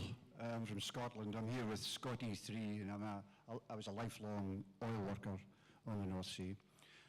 I agree with Jonathan. I think that capitalism cannot solve the climate crisis. It cannot make a transition. I think, however, that the climate crisis can end capitalism, and I think that's probably a lot closer than the discussion here reflects. I think that the working class are the solution. I mean, I've been a lifelong advocate for workers and fighter. I think that the trade union movement is not synonymous with the working class. In fact, I think that it'll be in the communities and amongst the working class women in particular where we will see the resistance and the rebirth. Or, I mean, our main sponsor here, I see, is the Rosa Luxemburg stifling, whatever that is.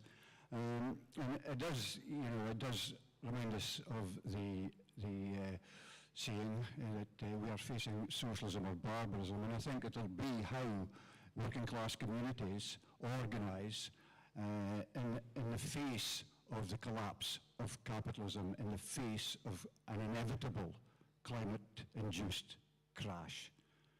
Thanks for letting me speak.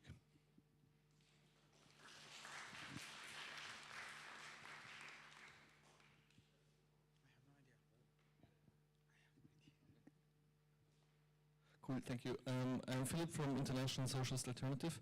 I want to echo what was just said by Neil, but also from Franziska. I think it's extremely important to build these political strikes that challenge the ruling class in a very concrete way, and then fight for plans to escalate those struggles.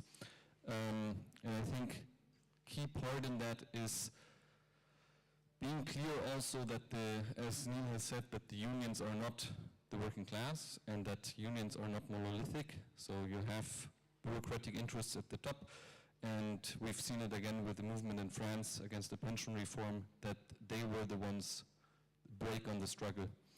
At the same time, in France, you also had rank-and-file workers who did continuous strikes over weeks, and in the energy sector who decided democratically to restore energy to social housing, to schools, public services for free, to give back energy to those households who had been cut off, and they decided that democratically on the workplace. And I think the key here is strengthening the workers' democracy at the grassroots level. So they discuss the demands, they decide when to go on strike and when to stop it, and they build an escalating plan of action so they can also put a check to the bureaucratic power structures at the top of the union. So actually the working class can win back the unions into fighting organisms. And thereby take on global capitalism. Thank you all for your contributions and an eye to the time. Maybe we can start indeed at the far end, because Francesca, you spoke not only last but I think shortest. Maybe you can start now and then. Okay, yeah, that was a lot of points. So I think I might comment on three things. I really agree with the point of us having to win the argument in the climate justice movement, really, because that's like in Germany alone in September 2019, 1.5 million people took to the streets. They fought for like abstract like climate plans. A lot of the movement in Germany trusted in the Green Party to take over the government, and now we're fucked basically. And if we want to get out of our crisis, and like our crisis not only as the climate justice movement, but like as part of the oppressed worldwide, you know the whole thing, we need to win the argument, because there's a lot of energy, there's hundreds and thousands of activists who have made a lot of experiences of building mass movement, and if we take this energy and the experiences and the expertise and like the hope that that is giving, I feel like that we really have a chance to like fight for like the hearts and the minds of the people around us, because that's really like what we need to do. So I really agree with this argument, and I strongly agree with what you said as well, and like Harry, what you commented on. Then I feel like the discussions on strategy we're having, or we were having until now maybe, is mostly like having certain proposals and then being like, yeah, we kind of need everything. Let's just agree on, okay, yeah, we have things in common. Let's just find out and then meet again in like two years. Everyone has failed and then we're doing the same shit all over again. And I feel like that needs to stop. We might make the wrong choices. Okay.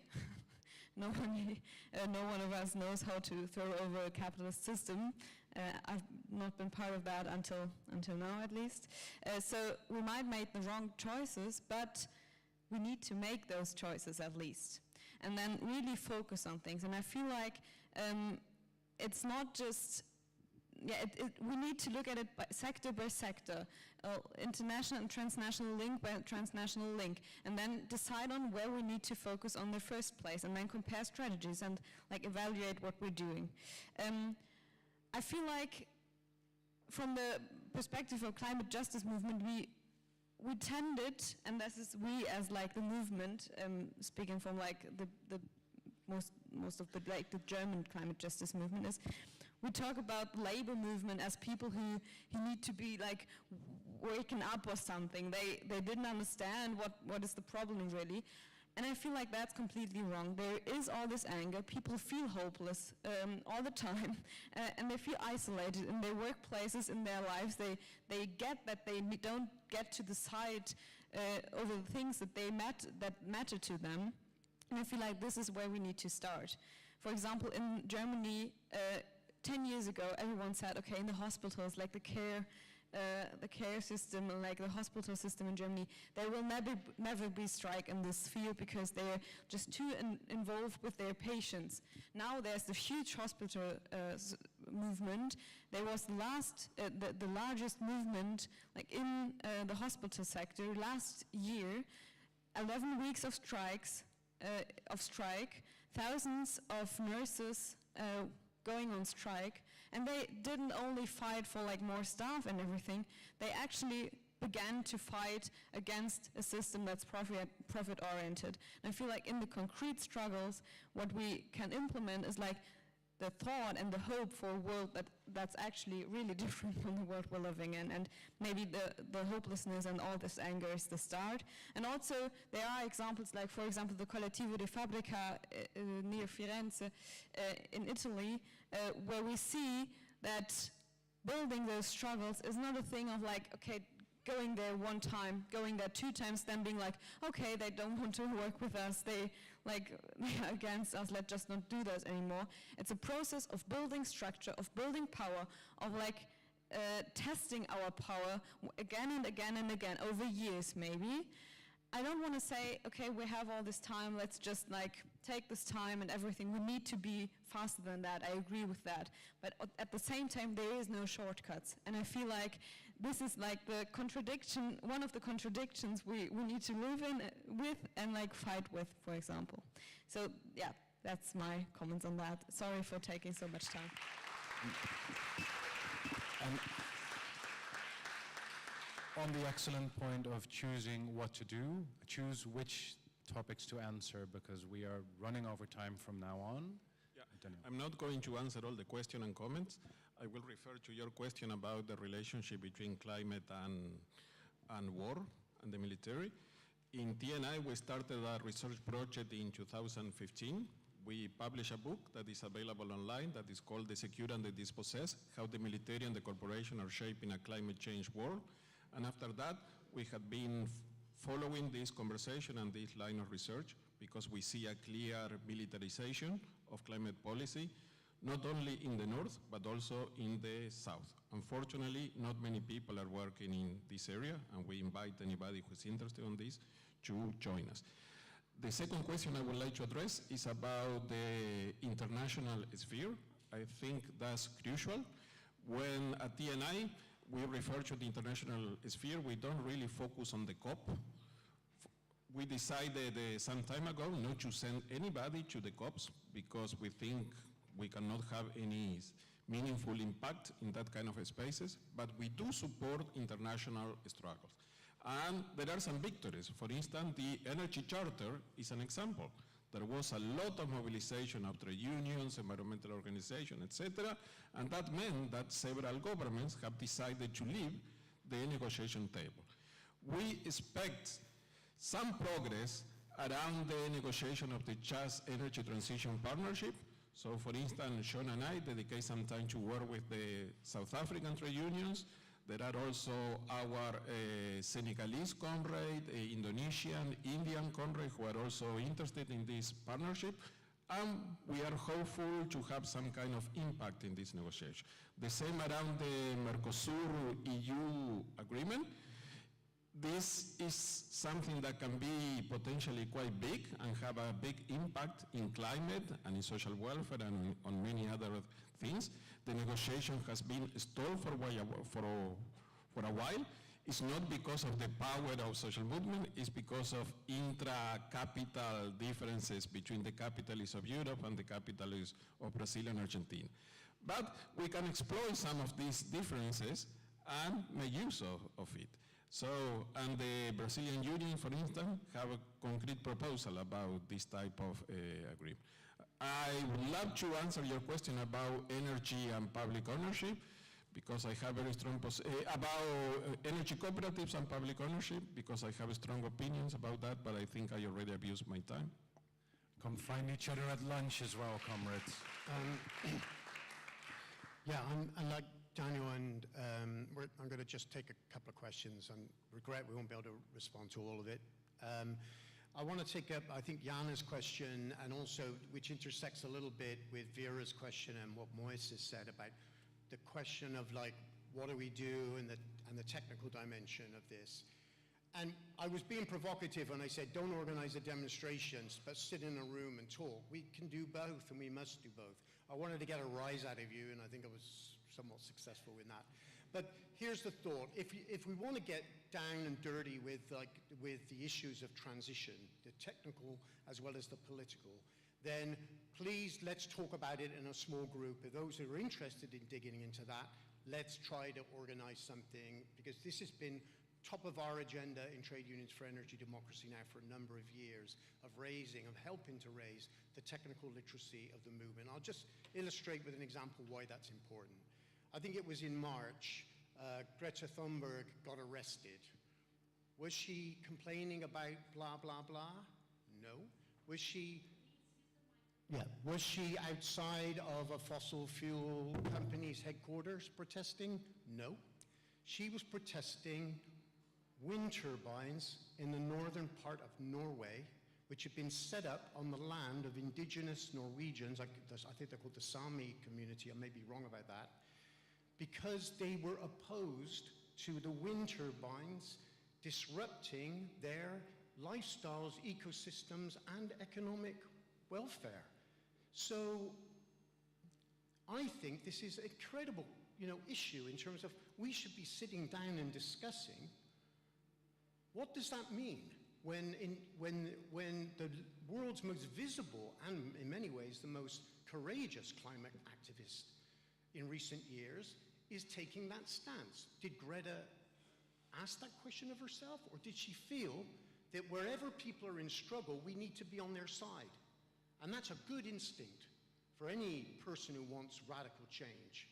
But it does raise a question, doesn't it? A very deep technical question of how are you going to decarbonize the entire energy system, even if you ramp up energy efficiency dramatically, and that would mean instead of 1% a year, 3, 4, 5% a year, how do you do that without bumping into the realities of life, of the planet, of the geography, etc.?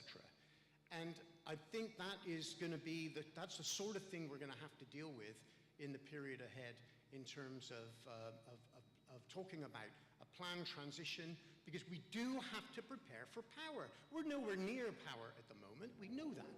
But one day, some of us, maybe the younger ones in the room, will be in a position where they're going to have to make decisions about the kind of things we've been talking today in terms of energy transition, and do it in a way that is equitable, inclusive, and all the words we want to use in terms of making a better and fairer world. So my appeal is let's get that conversation moving in a more sort of clear and robust direction, and we can come back in a couple of years and have something important to say. We're already doing some great work, and I congratulate the organizers on this conference. And anyway, I'll stop there. Thank you, Sean.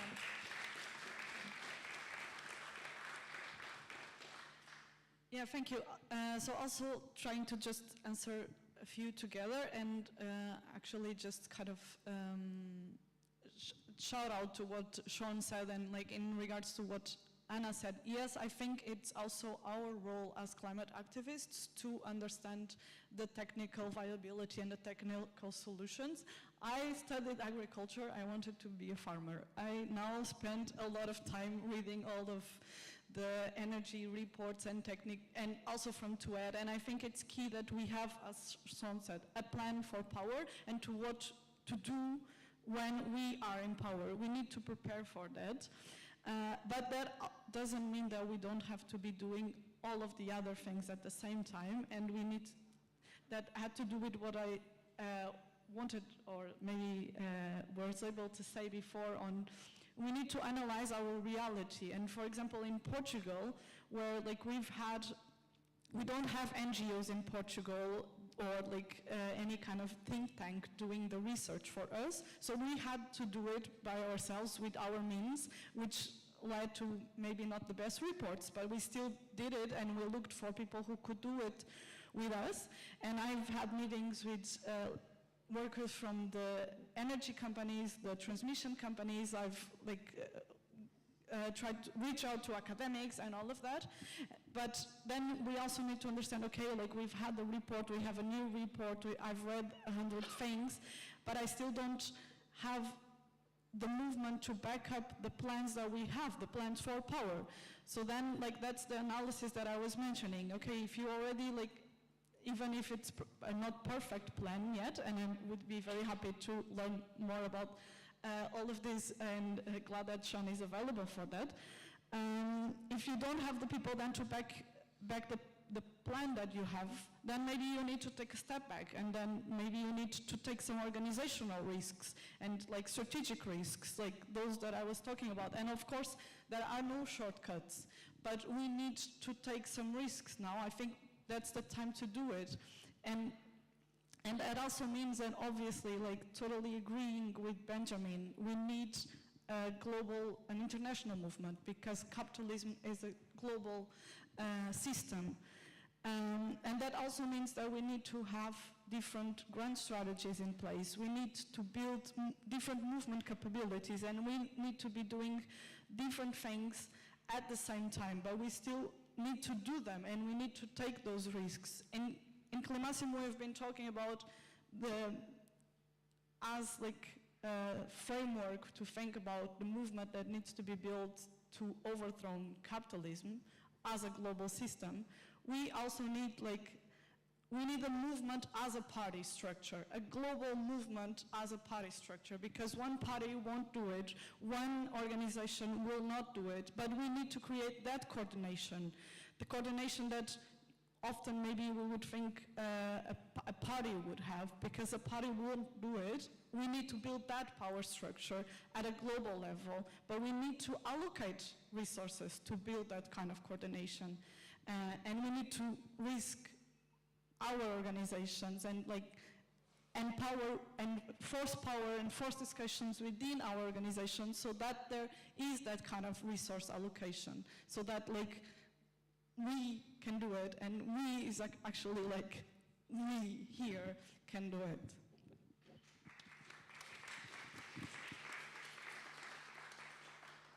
Yes, interpreters have been working a lot, and I think I thank you for that.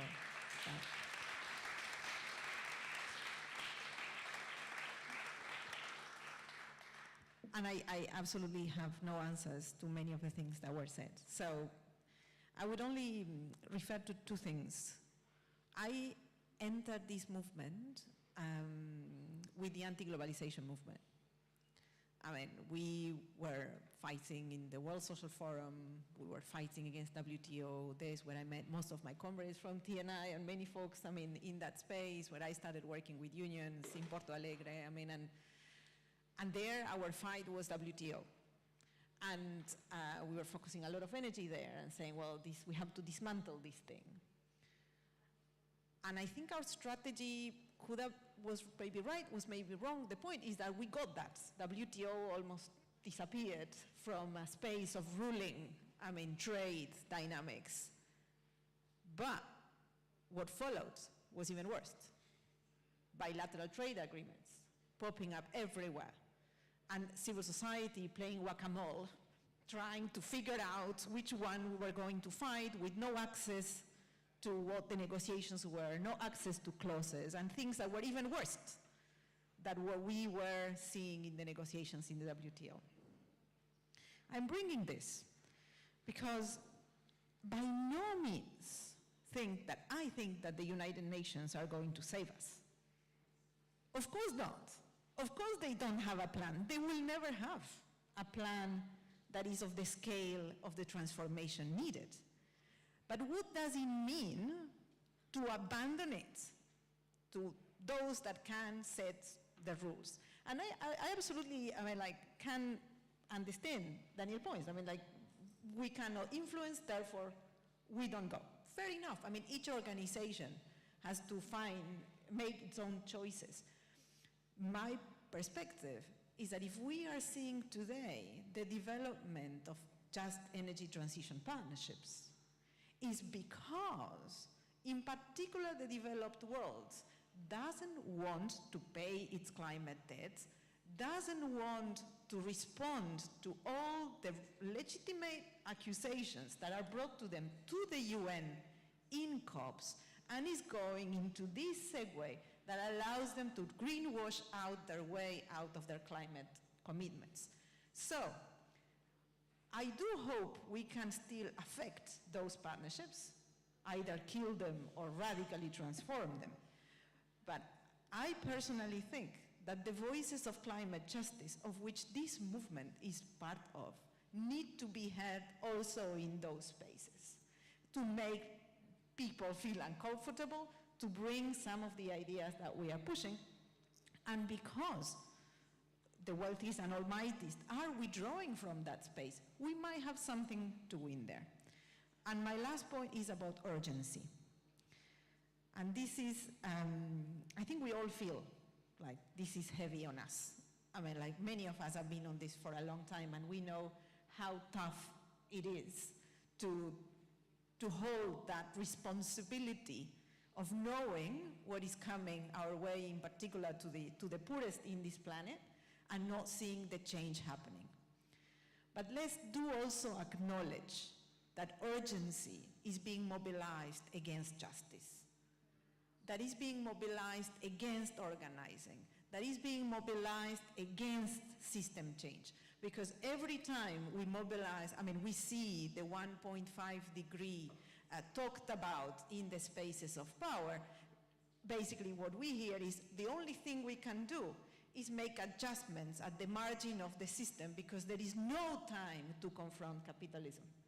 So, whereas I think we need to embrace this difficulty and this tension that Francisca was talking about in terms of time, I also think we need to be politically smart, not to get trapped in this urgency dilemma that prevents us from doing what we know we need to do, which is organize, build alliances, take the time to build solidarity and empathy, because in the end, in this struggle, what is going to save humanity is our ability to stay with each other, not to close frontiers for climate refugees, not to, ignore the suffering of others. So I think it's also part of our challenge. Thank you.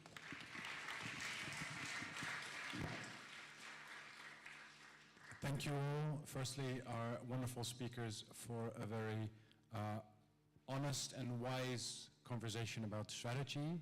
We have definitely not answered all of the strategic questions ahead. We will over lunch, I'm sure of that. Secondly, I want to thank all of those who took the mic here. We make this conference together. And thirdly, I want to give a huge thank you to all the people who do all of the work to make this conference possible. Firstly, the translators.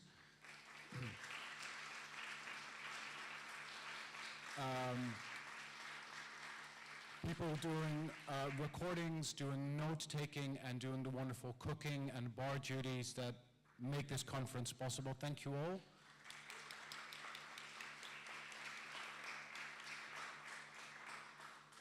And now that we recognize that is necessary, we will go for lunch, but we also will hopefully be mindful of filling the roles that need to be done to do that over the next couple of days. Hi everyone. My name is Peter, for the people who didn't see me yesterday. I'm also one of the organizers of the conference, and I just have some household announcements about lunch. But first I actually want to ask the coordinator of the flip charts and the note-taking to explain a little bit what the task is.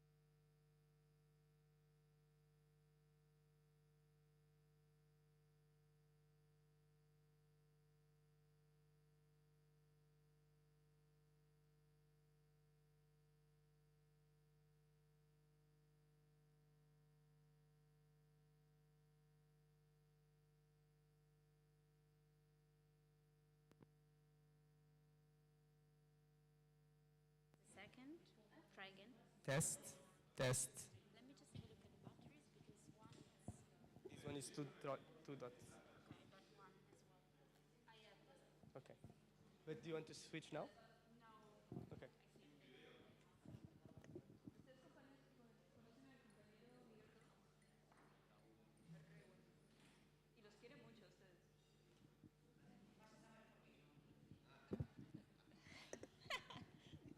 No, yo no sé, o sea, estos dos.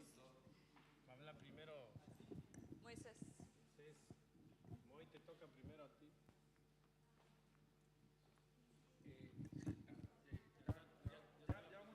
Sí, somos los que estamos. Bueno, compañeros, yo creo que ya vamos, we're going to get started. Dale, dale.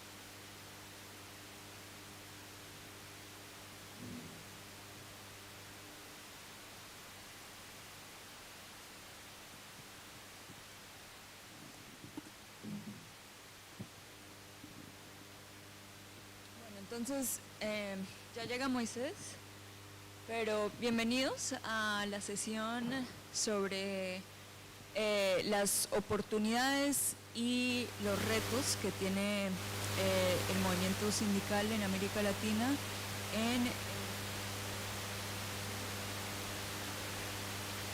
y la transición justa. Entonces, la verdad es que tenemos dos compañeros excelentes. Durante el almuerzo ya iniciamos la conversación y estaba muy caliente, muy dinámica, entonces esperamos continuarla y que después de las presentaciones vamos a tener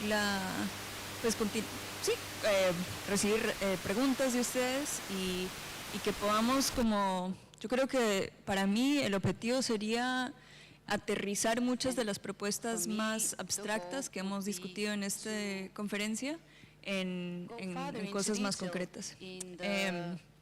Entonces, yo creo que el compañero Moisés de Colombia Moisés from Colombia is nos va a going iniciar to y después le pasamos. talk first, and then we'll give the floor to Martin from Mexico. Yo complemento con algunos ejemplos de Chile, And de I will Brasil, also give some de Puerto examples Rico, from Puerto Rico, Chile, Brazil, y de ahí ya lo abrimos para una discusión. and then we'll open the floor to Entonces, questions. Adelante, compañero. So go ahead, dear colleague. Thank you very much. Good afternoon, everyone, and thank you for this opportunity, you're giving us to share our point of view and our experiences from Latin America. So I will stand in order to use my presentation.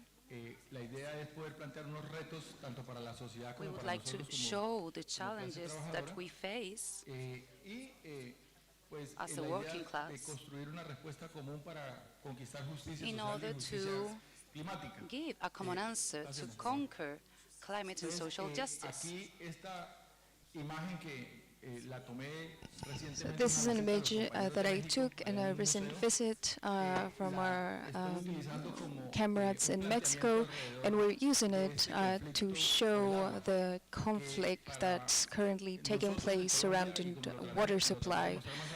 We in Colombia have found this to be a very revealing element to see how the discussion surrounding water has become more and more complex. Of course, we as a trade union, we have elaborated from the point of view of work ethics, and we have worked on solving our own issues, but we cannot lose sight of our condition as citizens of the world and social and political subjects. We are, and in this way we're also, of course, affected by these limitations of how,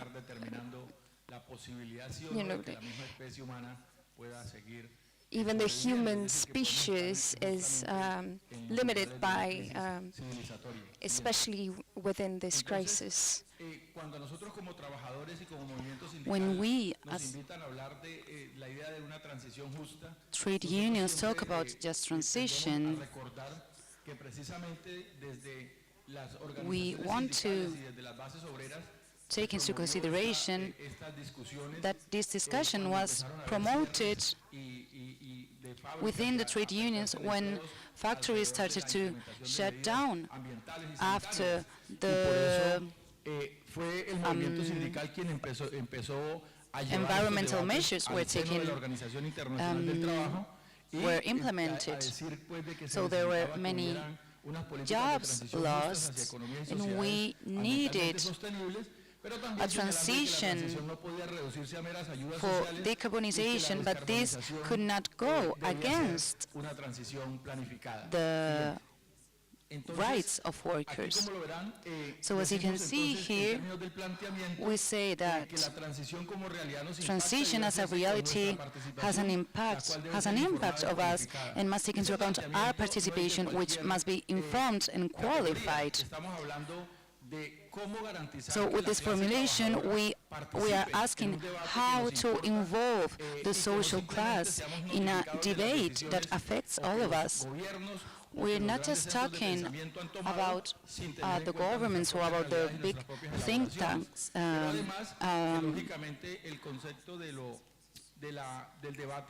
We are talking about involving a qualified social and working class. That means that trade unions must create research laboratories and centers that allow us to think rhetorically and give us some fundamentals for our thinking.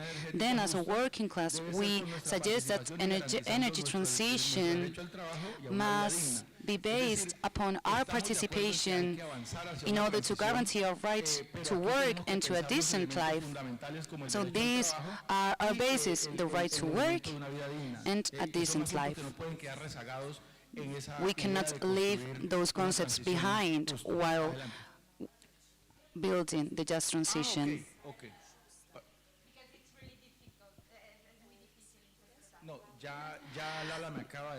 They're telling them to slow down.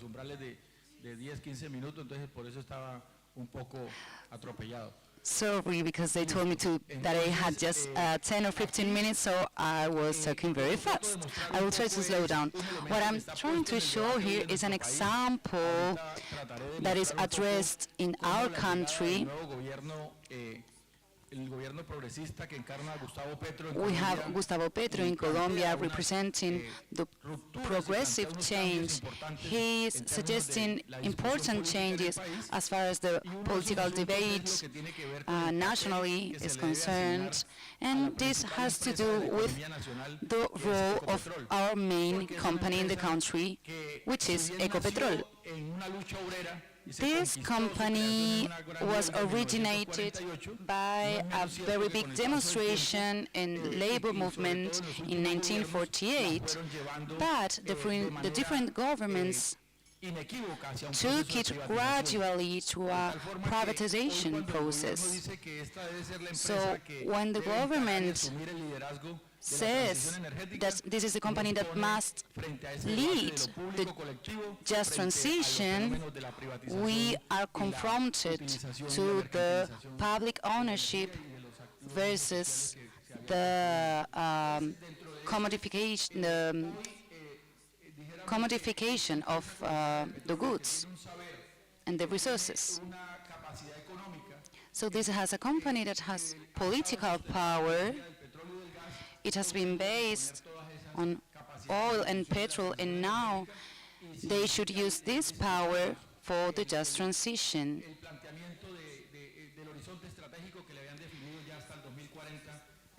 taking into account the environmental horizon that was established from now on to 2040. What is very important here is that the social movement is working on a hydrocarbons law, which seems to be successful. It seems that it's going to be successful. So these are some of our contributions as trade unions and workers in the framework of this discussion. It has to do with what we just agreed upon for the next 4 years, from 2022 to 2026. So our trade union has been traditionally linked to the peasant and social movement because that was our origin. We crossed the border of these simply labor organizations to address discussions that has to do with our national agenda. So we agreed upon a national forum on energy transition that is necessary for Colombia and that would be funded by Ecopetrol. It would have a cost of approximately 2.5 billion. Again, I will try to slow down.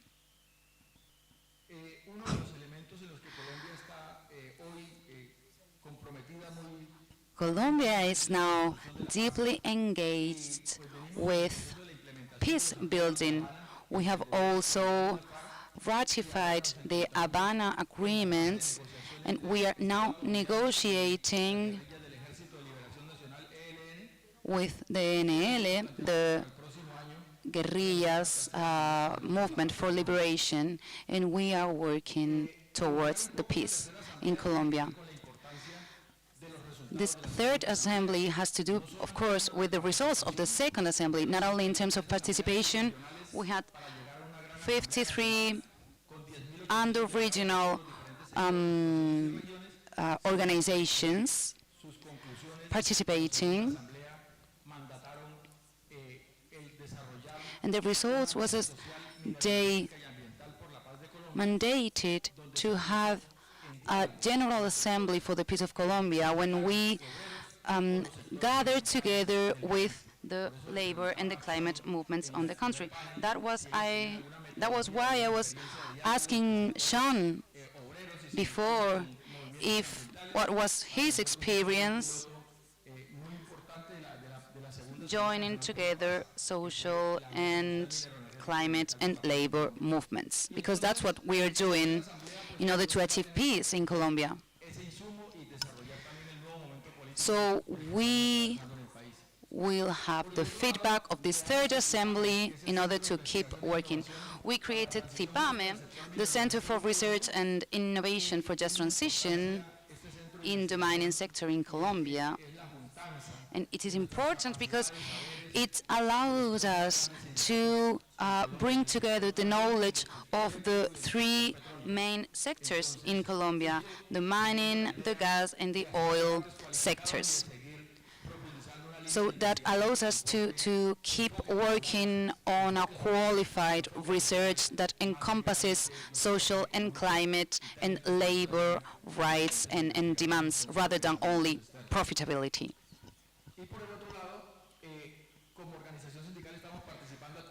We also participate actively in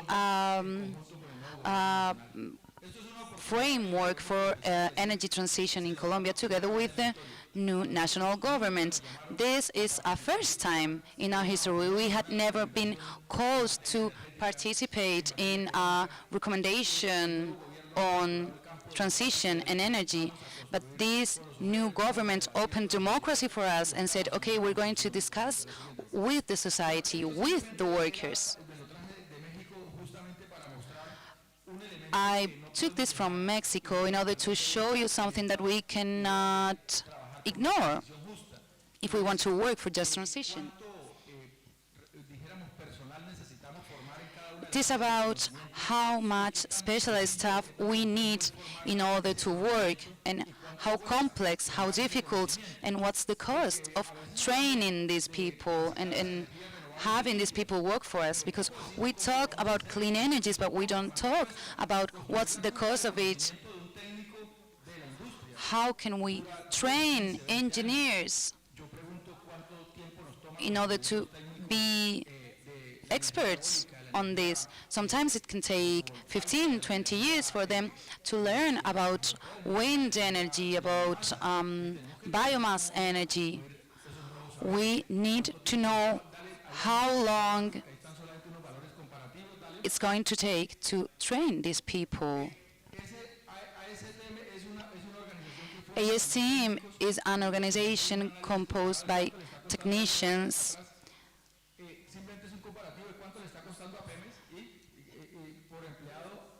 and this is a picture in which you can see how many hours per year it's taken to these companies to train people.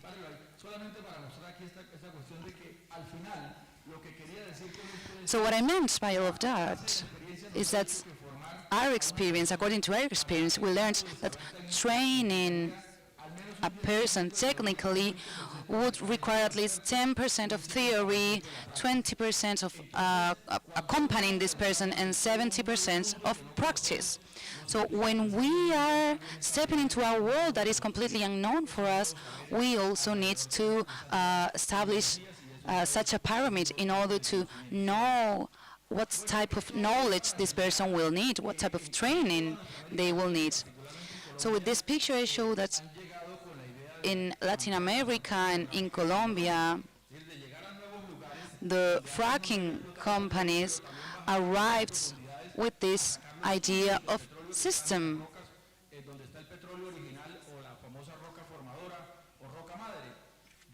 to what we call the roca madre, where they can extract the oil.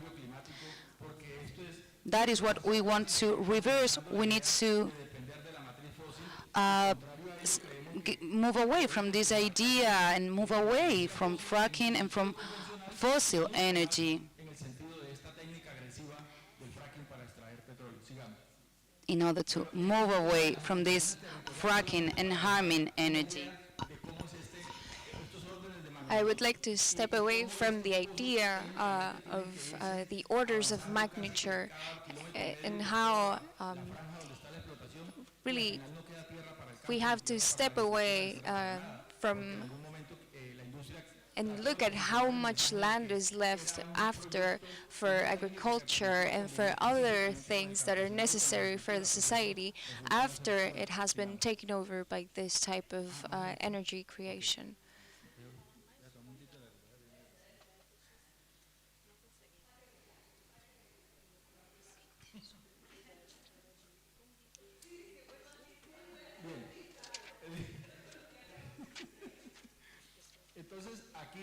So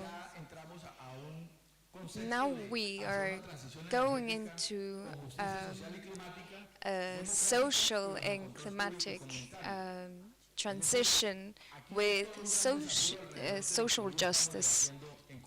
So all of this is contained in what we are today debating in Colombia.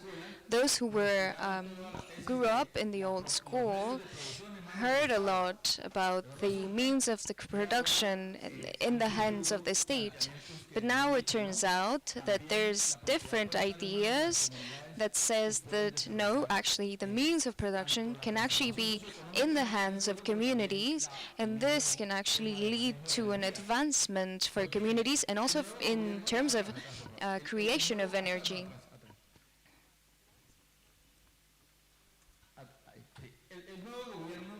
The new government has showed in their program new energetic needs. And that's really important because it's moving away from that vision of fossil energies that previous government had. But for organizations and environmental organizations, we are actually putting forth the communal energies.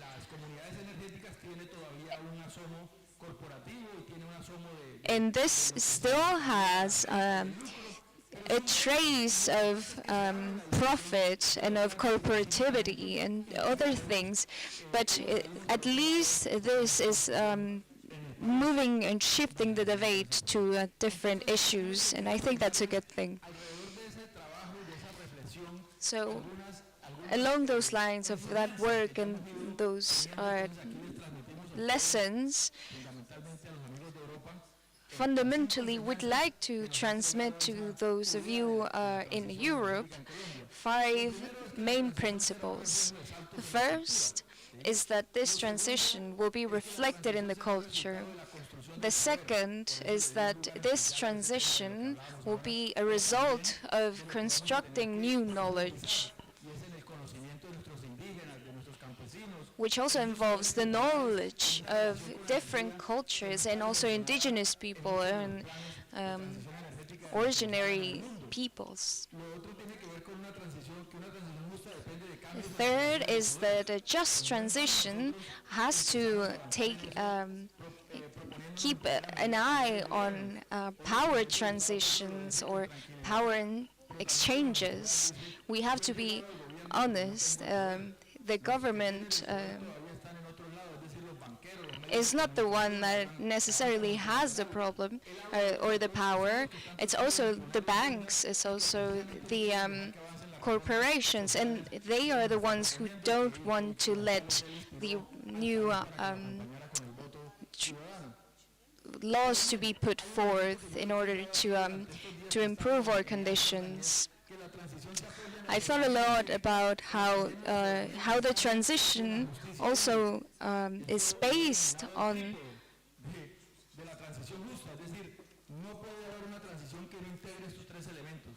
has to integrate energetic sovereignty, food sovereignty, and justice. Then there's the transition, the energetic transition as depending on the participation of citizens and democracy.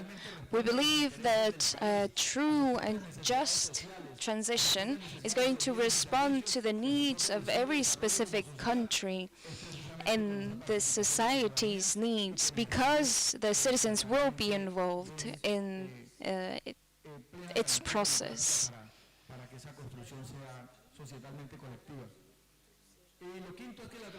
Fifth thing is that this transition will reflect the rights of the earth, the rights of the people, and the rights of the nature, because sometimes we really forget that nature also has rights. We as workers, when we talk about human rights and labor rights, we remember the fact that the energetical transition is a very important element, and we don't want these things to go away just because we are being blinded or blindsided by other things that we have to pay attention to.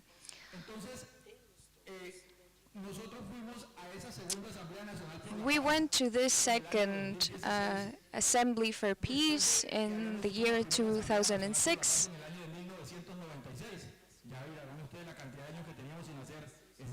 It had been a long time since we did another assembly, but next year we're going to have the third one. And in the first one, in the year 96, one of our biggest worries were the petrol-related policies. But lately, we saw new questions emerging in terms of the climate crisis and how we wanted to create new sources of energy, but how that was also going to affect negatively other aspects of society that we also cared about.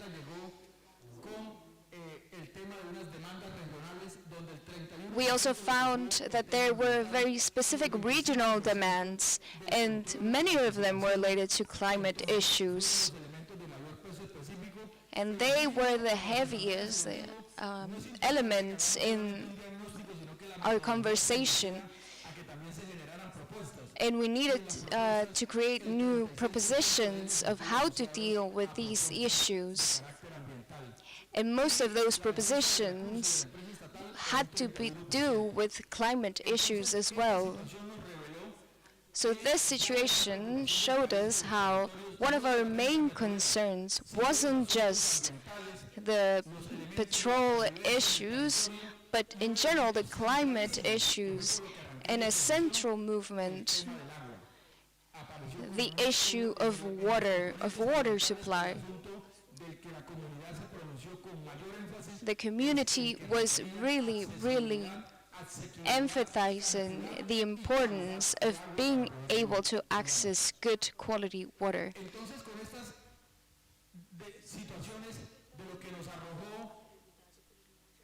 So in conclusion, after this assembly, we had to debate internally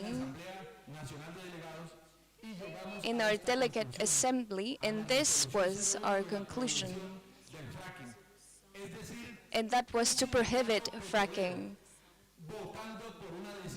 meaning that a petrol-related union was prohibiting fracking. It feels like it doesn't make any sense, but this really shows to what degree we are in really a very important crisis and how much we are over-exploiting natural resources.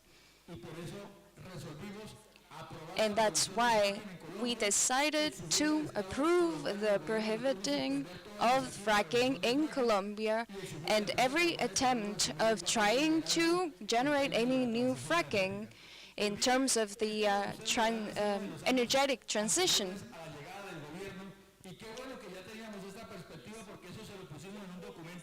And this we put in a document and we handed it to one of the candidates. And that's why these documents today have a lot of political influence, and especially in the new plan of development of the government. And that's why you see that the government today is actually putting these points forth and actually putting them into the law, unlike a lot of different countries that haven't come even close to achieving something like this.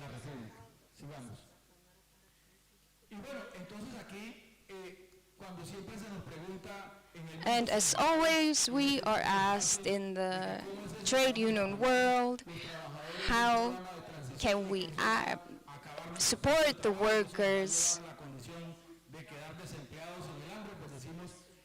within our demands, because it looks like our demands are going to leave all the workers without jobs.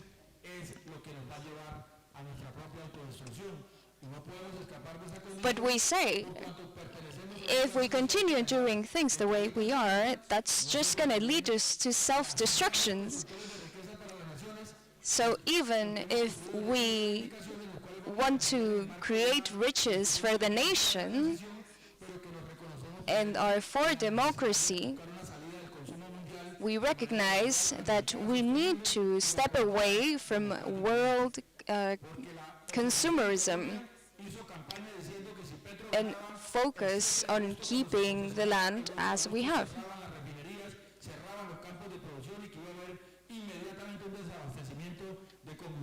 There was a proposition to immediately closed down everything, or that was a rumor at least, but in reality, we have always said that this transition had to be gradual, slow, and it had to be planified and sustainable. So people were panicked thinking that we wouldn't have access to energy for a long time, but that wasn't really the case.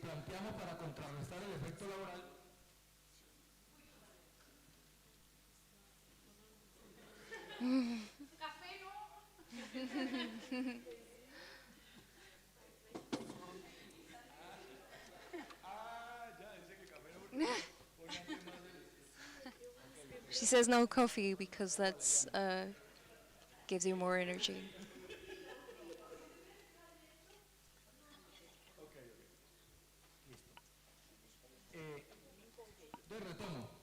So, starting over.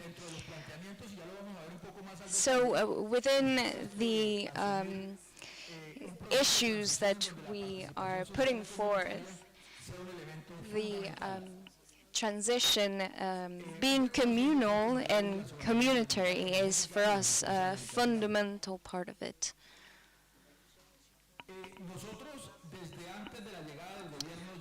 Before we got into, or we got through to the government, we created this document and we gave it to this one candidate, and also gave it to the new government once it was in place. We created a document of energetic transition that pointed out how we could apply it in a gradual and planified way. The second was create a ministry for climate change and just transition. Then creating national institutes for renewable energies. Also create schools of architecture, agriculture, and energy. Different universities that could show or implement courses so that we could keep the economical progress of the country through different energies.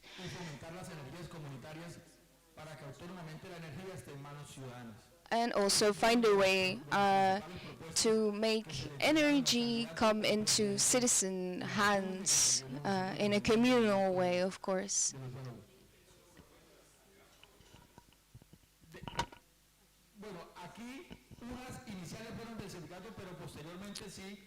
Some of these came from the trade union, but this was also discussed with different environmental organizations.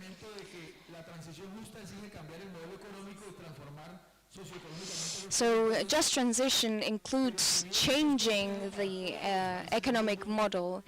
And even though it involves every single country in the world, it is different in every single country. And in Colombia specifically, there's a specific issue when it comes to armed forces within the country as well.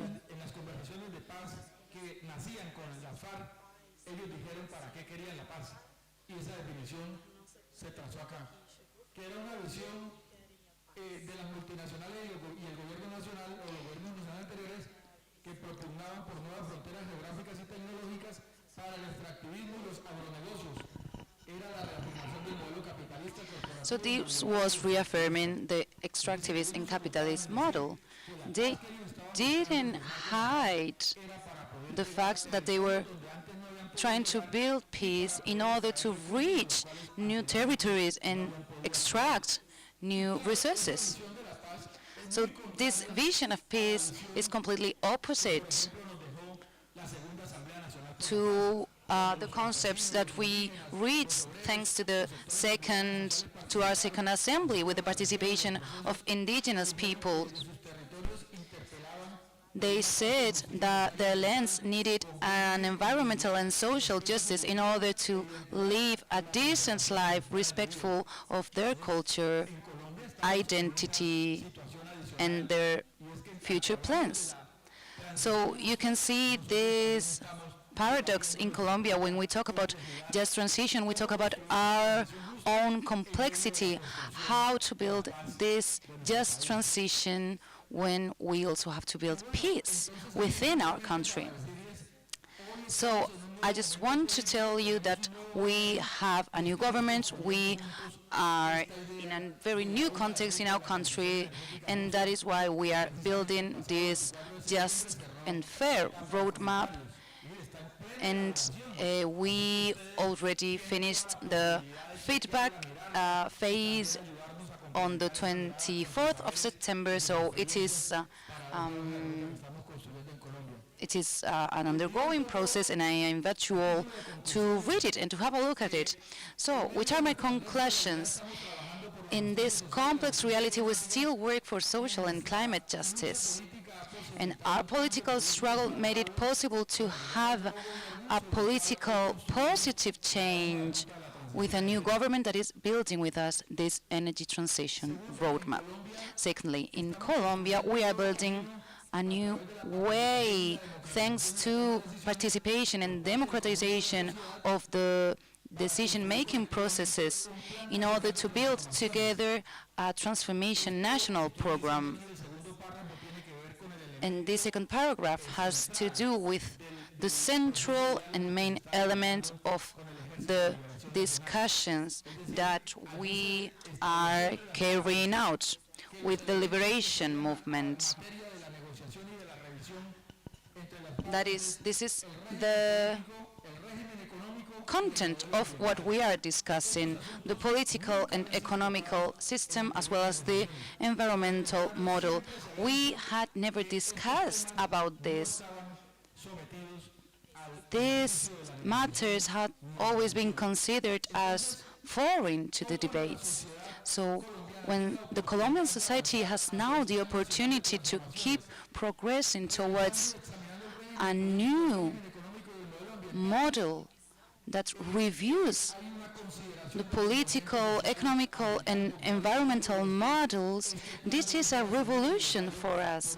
And we know that this must be led by a political and social alliance that allows us to gather together what we have called a national agreement that brings together all movements. And what is the role of labor and just transition in this national agreement?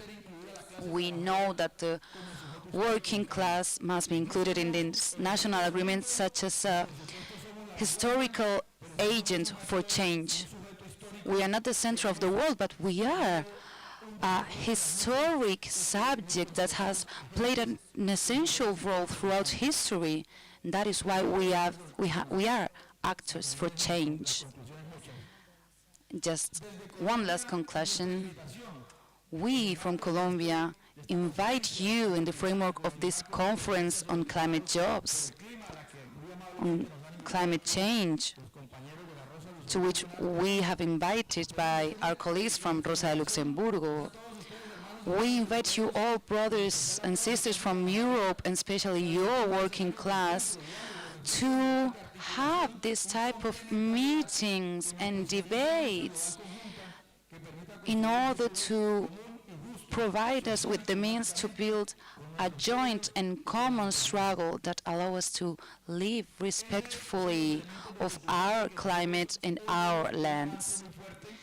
And we invite you to do this because we are now observing a very big opportunity in our countries. It is not only about a change in the energy sources. It is not about moving away from fossil fuels to renewable energies, because that would mean new tensions and new difficulties. We think that Latin America has the possibility to join together and to develop specific strategies to take advantage of all our potential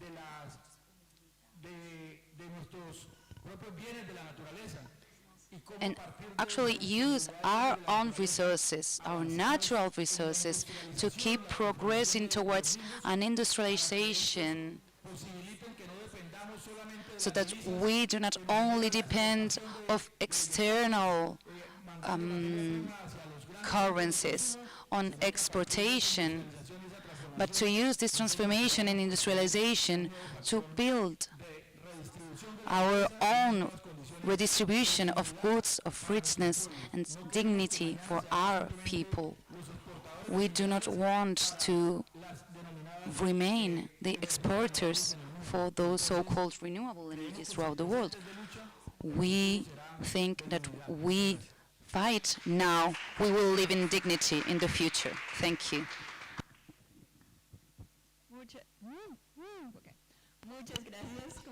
Thank you very much, dear colleague Moises. I think that's these last matters that you talked about, industrialization, we will be able to go further into detail later during the discussion. And now I give the floor to our colleague Martin. I remind you to speak slowly, please. Go ahead. We talk very slowly in Mexico. We do it since 5 years ago. My name is Martín Esparza Flores. I'm the Secretary General of the Mexican Electricians Trade Union, and we also have a confederation, a national confederation of workers. This picture you can see on the screen, we used the energy sector and the challenges of decarbonization in Latin America. So this is a refinery that it is 70 kilometers away from the Ciudad de Mexico, Mexico City. It is the thermoelectrical plant from Tula, and it is the most polluting one in the world, according to the NASA research. This plant requires huge quantities of water, and the state companies that occupy the water throughout the region are taking the water away from other regions, and of course this leads to many diseases. Even there are newborns who are born with many conditions and diseases because of all this pollution and CO2 release. And this is reaching the city of Mexico. If you arrive to Ciudad de Mexico by plane, you can see the whole layer of pollution that comes from this plant. These are some concepts that you already know: decarbonization. We are not going to go further into detail. And as I was saying, we can take these facts. As you know, the UN doesn't do anything, actually. So we say that Latin America and the Caribbean could save up to more than $600 billion per year if transport and energy sector would become net zero by 2050. And also in the COP25 in Madrid, they said that sector and transport energies nowadays account for 2/3 of region emissions of CO2 and around 25% of greenhouse gases emissions. If measures are not taken, we expect those emissions to double by 2050, which would account for 12 billion tons because of the increasing electricity demand. So this would make it difficult to accomplish the goal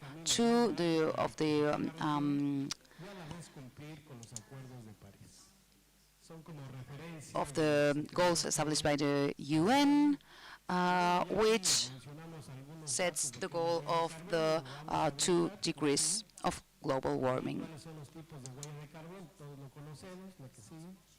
of the SDGs. So here we can see what we have to do in order to reduce our carbon footprint. We all know that. But I would like to explain the electricity case in Mexico, what happens in Mexico. This graphic is about 2022. There are 12,613 gigawatts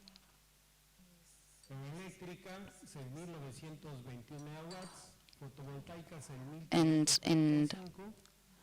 bioenergy mass accounts for 48, and this adds up to more than 27,000 renewable energy megawatts.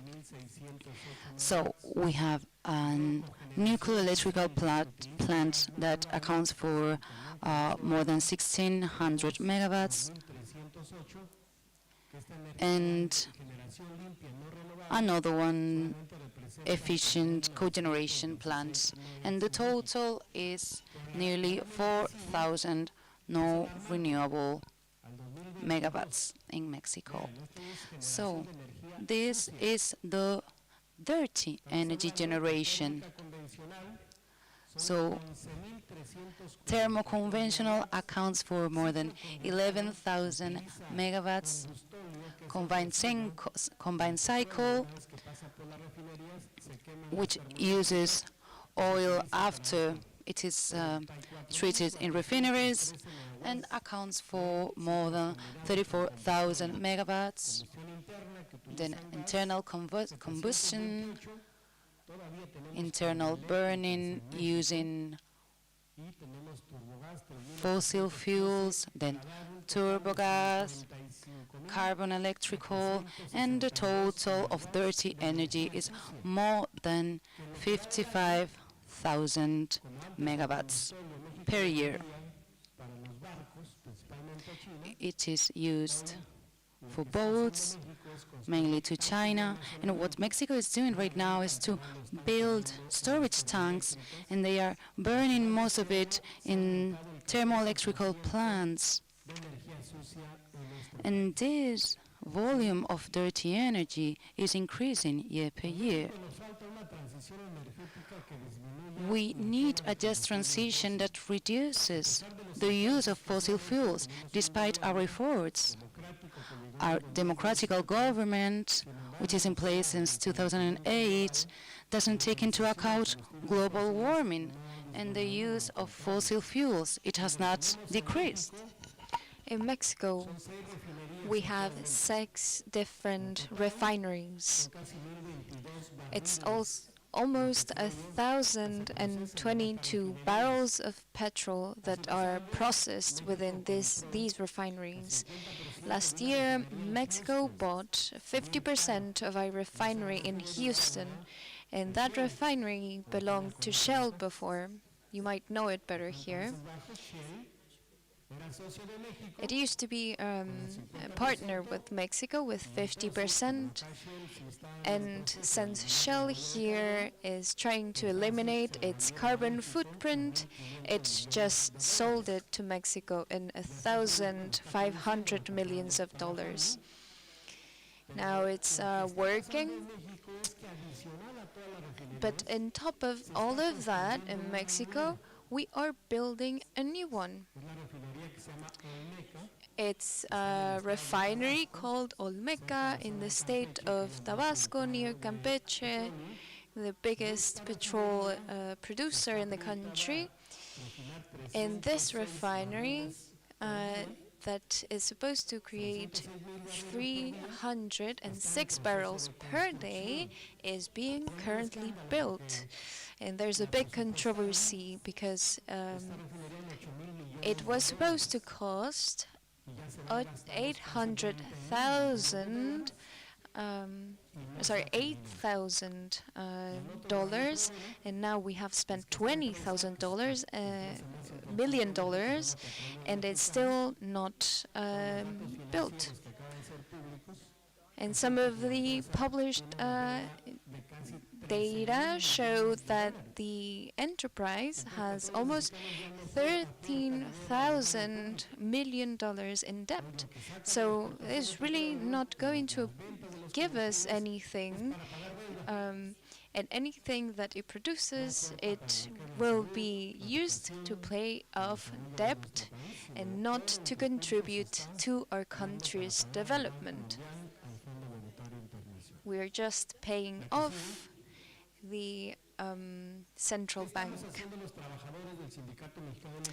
What are we doing as a trade union of electricians? As you may know, we have had a big problem with Calderón's government, who, by the way, is trying to flee to Spain and get a new nationality there. He's working in a Spanish university, actually, giving conferences about populist governments in Latin America, because he's an usurper. And he gave so many of our natural resources over to international companies. And he also legalized what we call contracts of multiple services for the exploitation of crude oils. That's what this usurper has done with, amongst other things.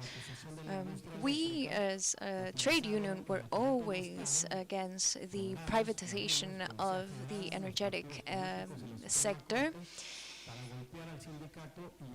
But they all organized with different industries to put us out of work and put us on the street. We have a recent organization, the 11th of October. We are going to we're going to have 14 years now resisting against these movements and struggling against the government and the injustices that we are facing. Firstly, we need to create new electric infrastructure and not new fossil infrastructure, because the last government actually built a bunch of electrical industries where they weren't needed, and they didn't build them where they were because they were trying to make gray business in order to keep the money. We are also saying that there needs to be an energetic transition so that we stop using fossil fuels, which has to be, of course, democratic, and we have to respect our rights, the rights of nature, and democratize. Universities and technicians and users have to take part in the new design of a new system that has just and social rates as well. Because right now, 75% of what is produced is for the industry, meaning for the government, and only 25% is being spent in human consumption and in the consumption of houses and households. So we've already put this forth with the new government, and we're going to be sharing on the internet our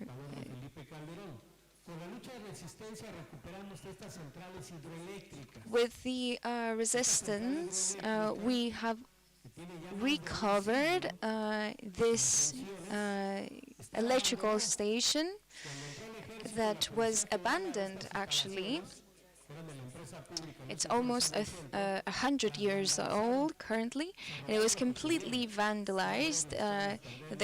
The military actually stole a bunch of things that were inside, and we created a co-op. This is the logo for it. L and F of the center by its Spanish name. We created this new enterprise of Generation Phoenix because we emerged from the ashes, and this is the trade union, and this is the unity of workers, and you can see the rays as well, symbolizing our movement. So we recover this central, this electric central, and this is another one. It's in Tepeshi. This is another one. We also recovered it in Patla. This is another one called Lerma in the state of Michoacán. This is another small one in Alameda. And this is another one that we just rehabilitated and started reactivating. And today we are actually giving power to the full public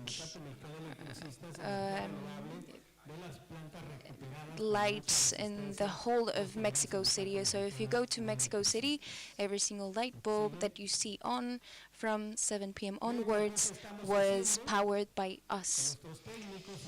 Something else we are currently doing is that we are going to rural areas that have no connection to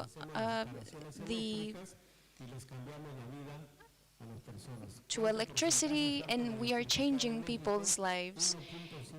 1.5% of rural communities in Mexico still need to have access to electricity, so currently have no access to electricity, and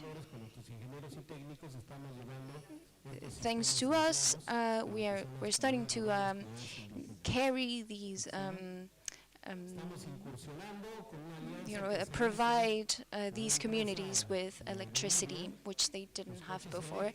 This is also about electric cars. We're also creating electric cars. This is a Mexican enterprise for it. It's called Mega Plus. It's a Bolivian, actually, a Bolivian enterprise that we are working with. They're 100% electric powered cars. We were also talking recently about how ingenious we are in Latin America. These buses used to be diesel run, and we actually tried ourselves to replace these diesel engines and put electric engines on them, and we ourselves reconverted this successfully and are now going to start producing them, and it's all made by us in a very DIY way. The university, the National University of Mexico, the Polytechnical Institution, the Institution of Renewable Energies, the engineers of Megaflux, that has more than 100 years, has been more than 100 years in Mexico, have come together to accomplish this and also to develop the first 15 electrical chargers for these vehicles. Our goal is to planify everything so that everyone in Mexico can have access to these chargers, and everything created through Mexican technology. But us, as the workers, have had to restructure the work that we used to make and redirect it to solve all these issues within the framework of war, within the framework of scarcity. But what's funny is in Latin America, we do have our resources. We have gas, we have water, we have agriculture. And I believe that through organization with trade unions and organizing around this whole economic challenge, I believe that we can use responsibly all these natural resources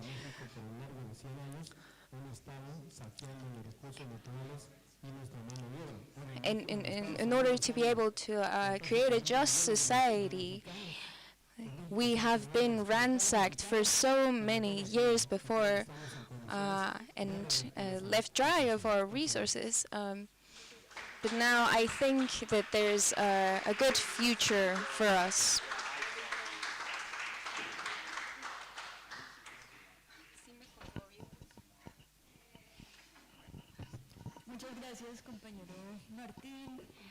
Thank you, Comrade Martin, Comrade Moises.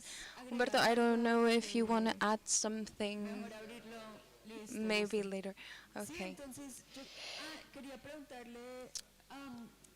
So I wanted to ask Benjamin, Comrade.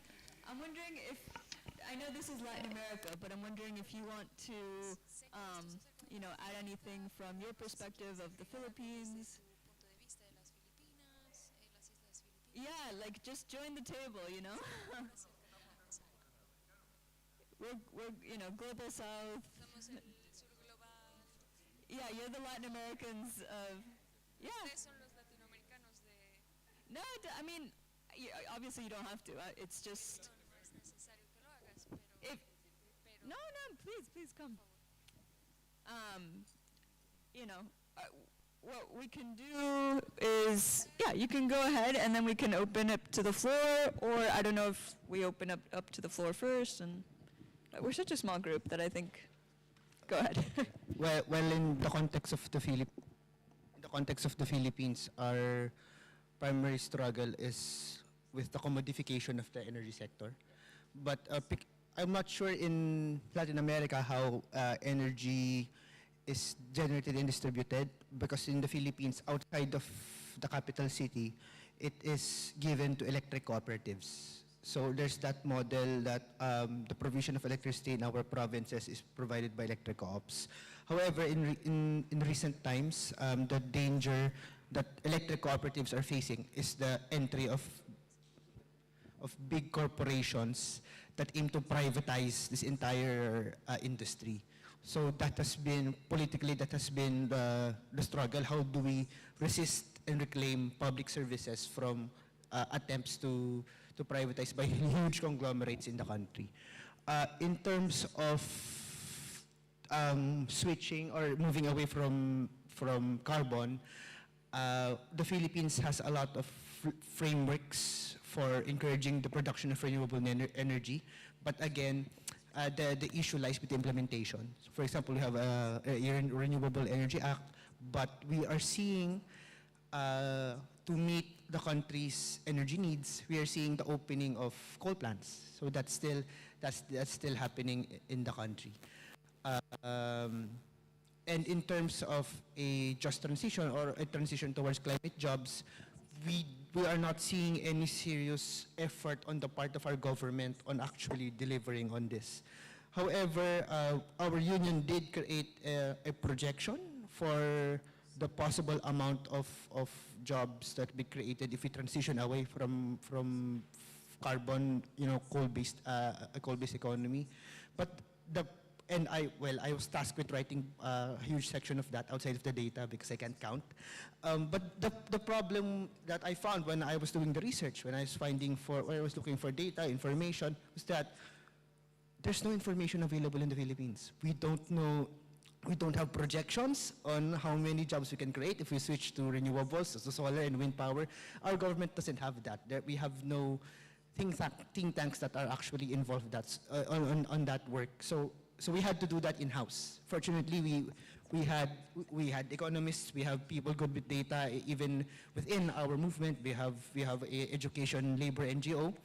And so we made a projection, and we saw that at minimum from, I think the timeline is until 2040, I can't remember the details, but the minimum we can create just at the sphere of energy production, energy generation, we can create a minimum of 2 to around more than 10 million jobs in a 20 million period.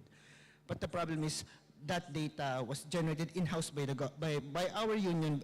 The government doesn't have that. Or at least we don't have publicly accessible information on that. So that's the issue. So primarily our campaign really is resisting privatization, and that unfortunately, at least in the Philippine experience, there's no serious government plan to switch away from a fossil fuel-based economy. So I'm very sorry because I can't really share too much on the technical information. I can share a lot of struggles, for example, though some of the campaigns that our union did was technically illegal, but you want to learn about that, I could share about that as well.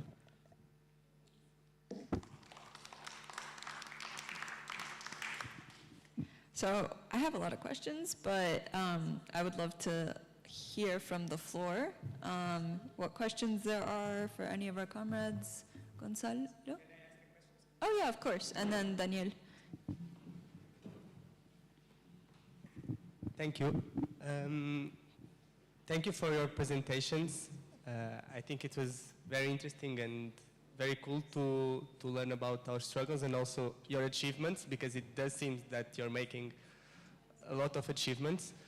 The question is for both of you, even though maybe the context may be different in both of the countries, but I've been hearing about, there's been a lot of presentations also here in Europe about communities, for instance in Mexico, that are fighting against the production of big aeolics parks that are against their will.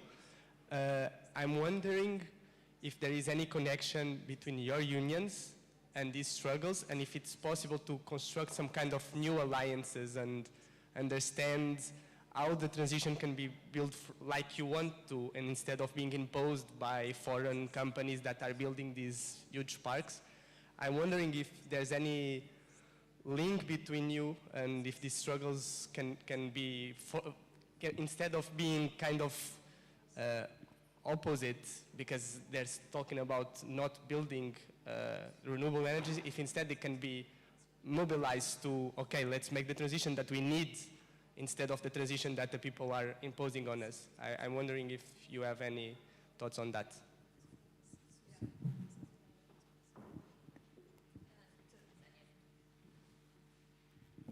Sí, yo tenía una pregunta, pero antes, si la mesa está de acuerdo, quisiera dedicar 3 minutos para hablar de otro caso latinoamericano muy distinto, que es el caso de mi país, Uruguay, porque es bastante diferente, porque en el caso de Uruguay sí tuvimos In the case of Uruguay, we did have a transition, a quite radical transition actually, towards renewable energies. Nowadays, Uruguay is present in the global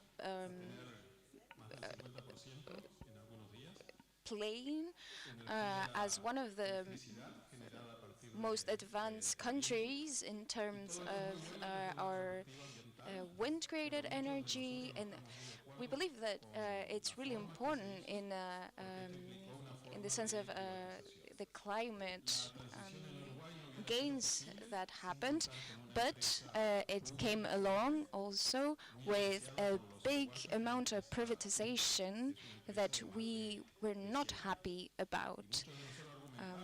many of us say that if you see the ability that the country had in terms of being able to create these energies, we didn't actually have to open the door to these private sectors, but the government that kick-started this transition,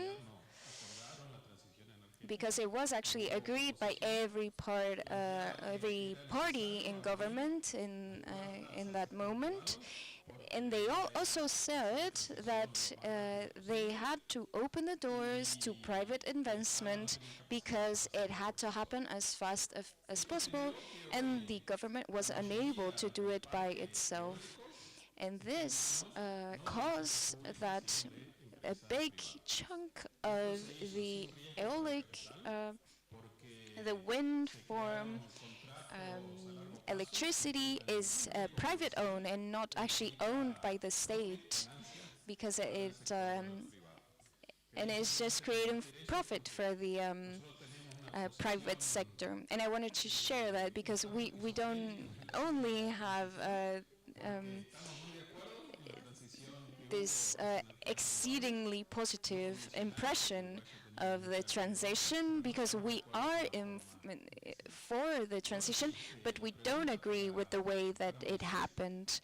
So now my question for Moises is whether he could go deeper into the changes that are happening within the enterprise called Ecopetrol, because many of our comrades in the ecological movement understand that they have to forget about petrol or fossil fuel industries.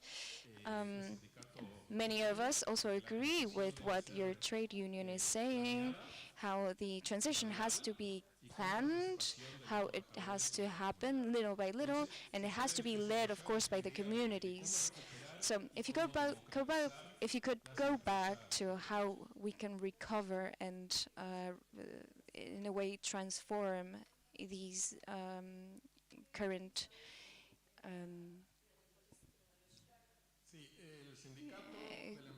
the plants that currently exist.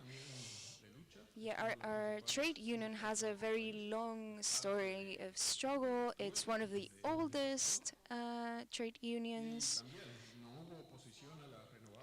And there was no opposition against renewable energies, but we did see a lot of controversy surrounded, for one, the rates for the users, and also in terms of the privatization.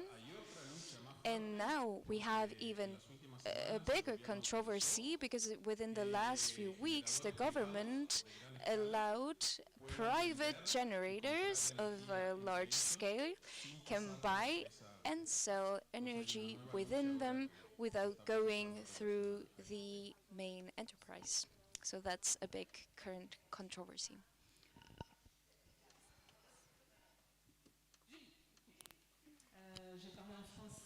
Yeah, I will speak in French. Well, it's truly interesting. Thank you so much for all your presentations.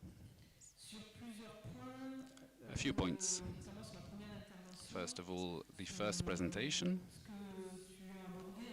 What you said made me think of what happened in France. For the Citizen Conference for Climate, we fought so that citizens would be interested in climate change, and so that they would take this question for themselves and act. I was one of the people that was quite skeptical at the beginning. We were saying, yeah, we need researchers, we need scientists to give us real solutions. When the Citizen Conference gave its plan, they had claims that went much further than what the scientists had hoped. And it went so much further that the government only took 28 of these propositions out of more than 200 propositions. And these 28 that the government handpicked were the easiest. And even these, they watered them down. And later, we never talked about it again. They kind of buried the report and they put everything aside. So that was the first presentation, so I really felt what you were saying in your presentation. Same thing happened in France. Secondly, everything about the energy in Mexico. Our trade union, called Sud Energy, is very implicated in Stop EDF in Mexico.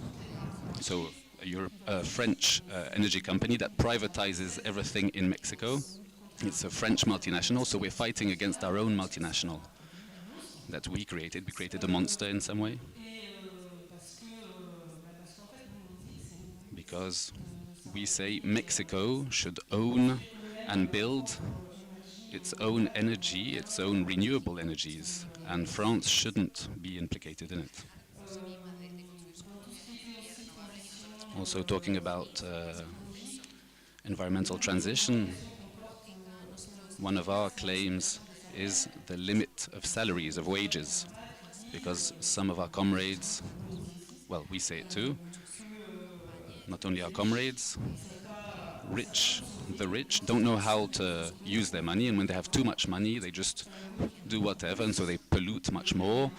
And so we've made reports where if we create a table with the gas emissions on Paris, for example, well, the areas, the neighborhoods where the richer people live are the ones that use much more energy and they pollute much more. So if we limit wages and salaries between 1 and 5, we will use less and we will redistribute this wealth, of course, and redistribute the energy, obviously, because we have to create energy, but it depends how we share it out between the people. And we think that we produce more than enough energy to share it out between everybody. The only problem is that some people steal and use too much energy. And lastly, my last word, there was a big struggle in France on a European level. There was pressure on France to privatize dams in France. Now the issue in France is that all dams in France is in the public sector. There's a big pressure of the European Union to privatize these dams. So we weren't the only trade union, obviously. Lots of energy trade unions were implicated to go and find our representatives and explain the risks linked to the privatization of these dams, and we won. For the moment anyway, we're not talking about any privatizations of any dams. They took a step back and they said, yeah, it's true, it's not a very good idea to privatize the dams. They have to stay in the public sector, because this is what allows us to play on the production of energy, for example. In France, anyway, I don't know how it is elsewhere, but probably the same thing on a global level. Electricity issue from dam is the only thing that allows us to regulate different flows and to do it quite quickly. So we succeeded by contacting our representatives, European representatives too, to tell them, take a step back. We have to explain what the people need, what the public needs. Energy on a global level must be managed in a public way, and we have to get out of this market economy. Thank you.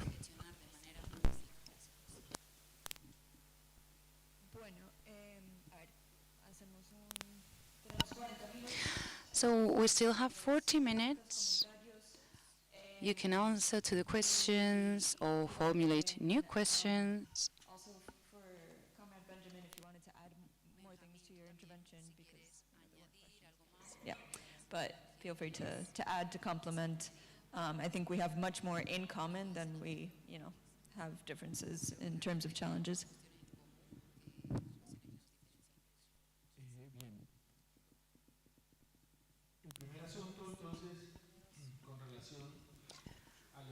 So first of all, concerning the recent changes concerning Ecopetrol, the oil Colombian company, the new government already since their campaign promised to promote an energy transition, and they promised that they won't do any fracking in the country. Indeed, after being elected, the president submitted their draft law in order to prohibit fracking and in order to limit Ecopetrol, because it is a company that has been turning towards an extractivist model. The beginning of 2000, they changed its composition, and now our tax ministry has approximately 85% of its stakes. But 15% of it is held by a holding, by an executive board. And this executive board has actually the power to take the decisions, which are sometimes over the power of the government itself. This is what we have called the depolitization of energy economy, which is quite arguable. So the government has been submitted to very important tensions, first of all, in order to name a president for the company and then to name the executive board members. He was threatened that they would block the markets and block his investments if he did that, but finally he did it. This can be arguable for many, but this was a decision that had to be taken in order for this government to work towards what we had proposed, what we had promised, and which is today the basis of its development plan. So as far as I'm concerned, I would say that all this bourgeoisie that has all this power is waiting for the Petro mandate to finish and see what happens after, and try to reestablish their neoliberalist and capitalist power upon which Ecopetrol was based before.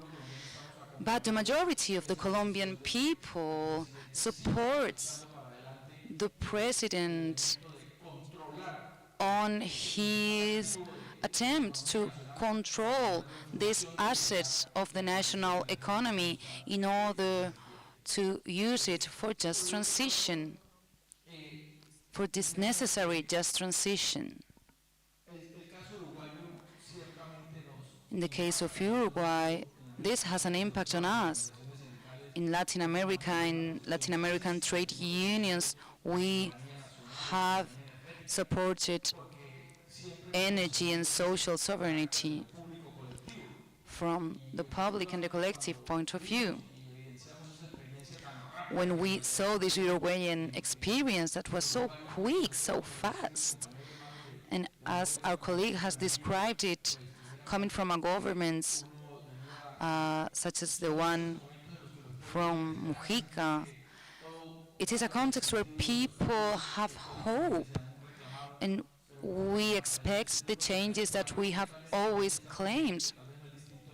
This is the same that we are living in Colombia, and maybe the same as Mexico.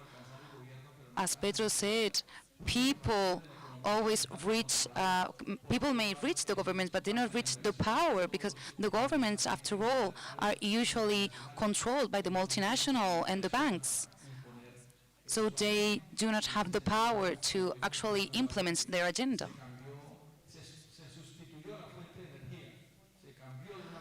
So this was the case in our country. We changed from fossil to renewable energies. But when it changes from public to private property, that is not the type of transition that we are fighting for.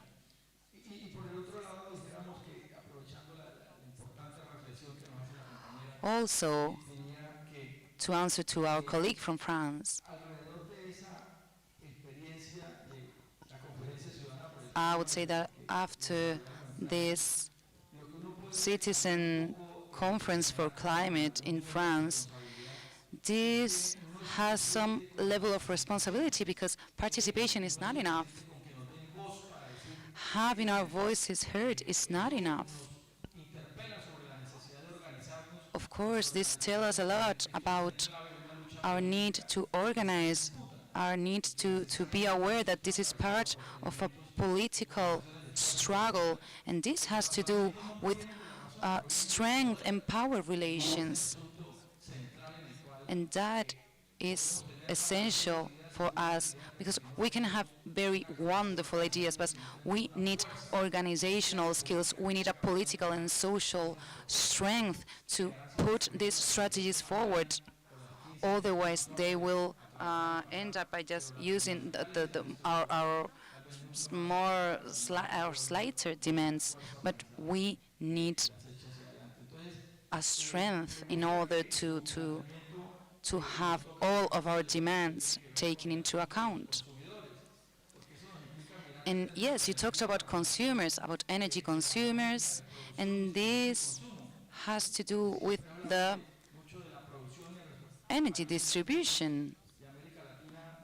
Because when we talk about our countries in Latin America, we had been assigned the role of production, but we never talk about distribution. And that is why, because there is energy poverty, there is an energy overconsumption by some rich people. So yes, we need to produce a lot for rich people to have AC working 24/7. And that is why we need this just industrialization. So yes, this is at the center of our social debates too. So thank you for bringing that up.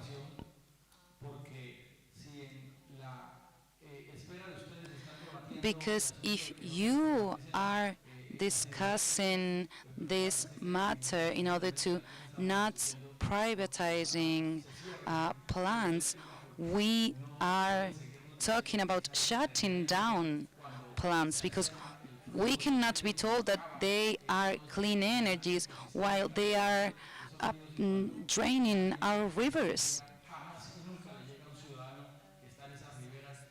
And this energy is not going to be diverted to this person that is living next to this river. They are going to be sent and exported. Thank you very much.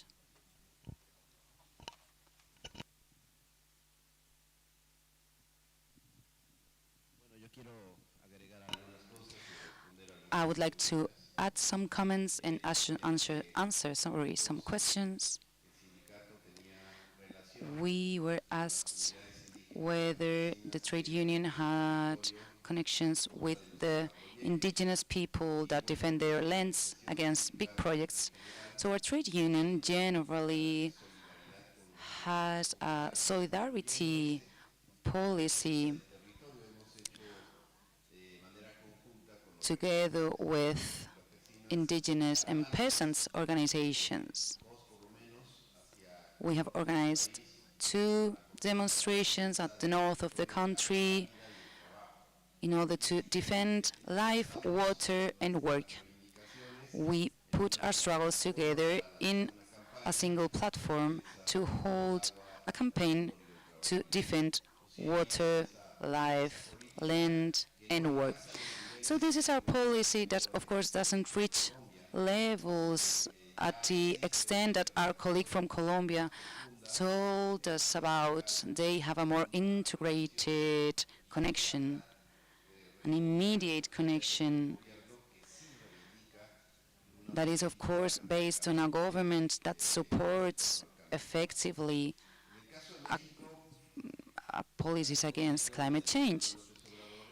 In my country, the main matter is sovereignty, not energy transition, because from 2013 to 2018, we lived a period during which the power market was prevailing, but it was based on a privatization by Enrique Peña Nieto. During this period, this was a green capitalist movement in order to steal the just transition from an invasive point of view, invasive with lands, with territories, with resources. And the Mexican people had to pay the cost of production and distribution of energy. So they didn't invest on production, they invested on distribution, and the Mexican government was funding this green capitalism in order to bring energy from wind farms to distribution networks. And this was a lobby. When José Manuel López Obrador came into power, he said, this is not possible, you have to invest on infrastructure. So this was a shock with transnational companies that have gained a lot of space in that market. After the arrival of José Manuel, they tried to revert the market privatization through several measures in order to limit the transnational companies' control. And they also tried to revert, at certain extent, the 2013 privatization. And he managed to do it, because the privatization agenda was already creating private companies for low-tension energy. But this didn't get to happen because the government stopped it. Last year, the president launched an initiative for reforming our constitution and reverting these Peña Nieto laws, but it didn't reach the majority in the Congress. So it didn't come into force. It is not at the point where it was before 2013, because it belonged to the state before. There was not private participation. So now, what the government is suggesting is to produce it publicly by 56% and privately by 44%. This is the formula that they are proposing right now. We have participated in the struggle against privatization, so we lived this shock that I was talking about, because the government didn't manage to do it. Our colleague Claire and friends from France were helping us in solidarity. So we are against the privatization, and in 2019 they tried to get rid of us in order to accelerate this privatization, and they got to do it. Today, our union is trying to promote the renationalization of the industry, and we are supporting this constitution reform. We acted, we demonstrated, but this coordination didn't reach a majority in the Congress, so it is still pending, maybe for next mandate. It would be up to the next president to look for an alternative in order to revert privatization. And I would also like to add that the trade unions of this state-led companies were never against these changes. The corporate trade unions have actually allowed all the abuse by different companies and the ransacking of resources. Nowadays, we don't even have enough resources in the petrol industry to satisfy the requirements of working contracts. And now they're coming, other people are coming in to take the roles that are left by the workers or the original workers in these companies. And when we were hit, this trade union actually served as a scab to break out our movement. We recovered a part of those resources that that were taken from us, but we are still working on taking a lot of it back and give it back to the people.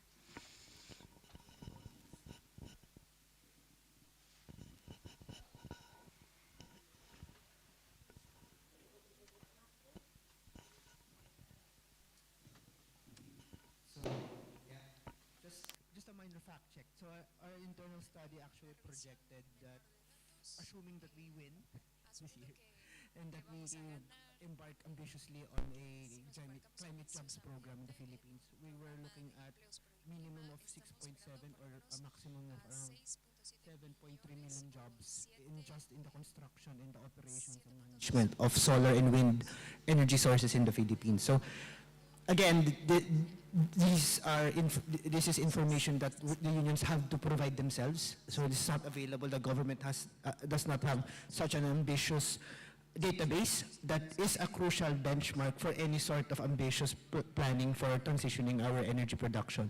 But I'll focus on our specific campaigns because in Centro, on the question of climate justice and energy democracy, we have two affiliate unions that are very active on this. One is in transport, so the National Confederation of Transport Workers Unions, it's a mouthful.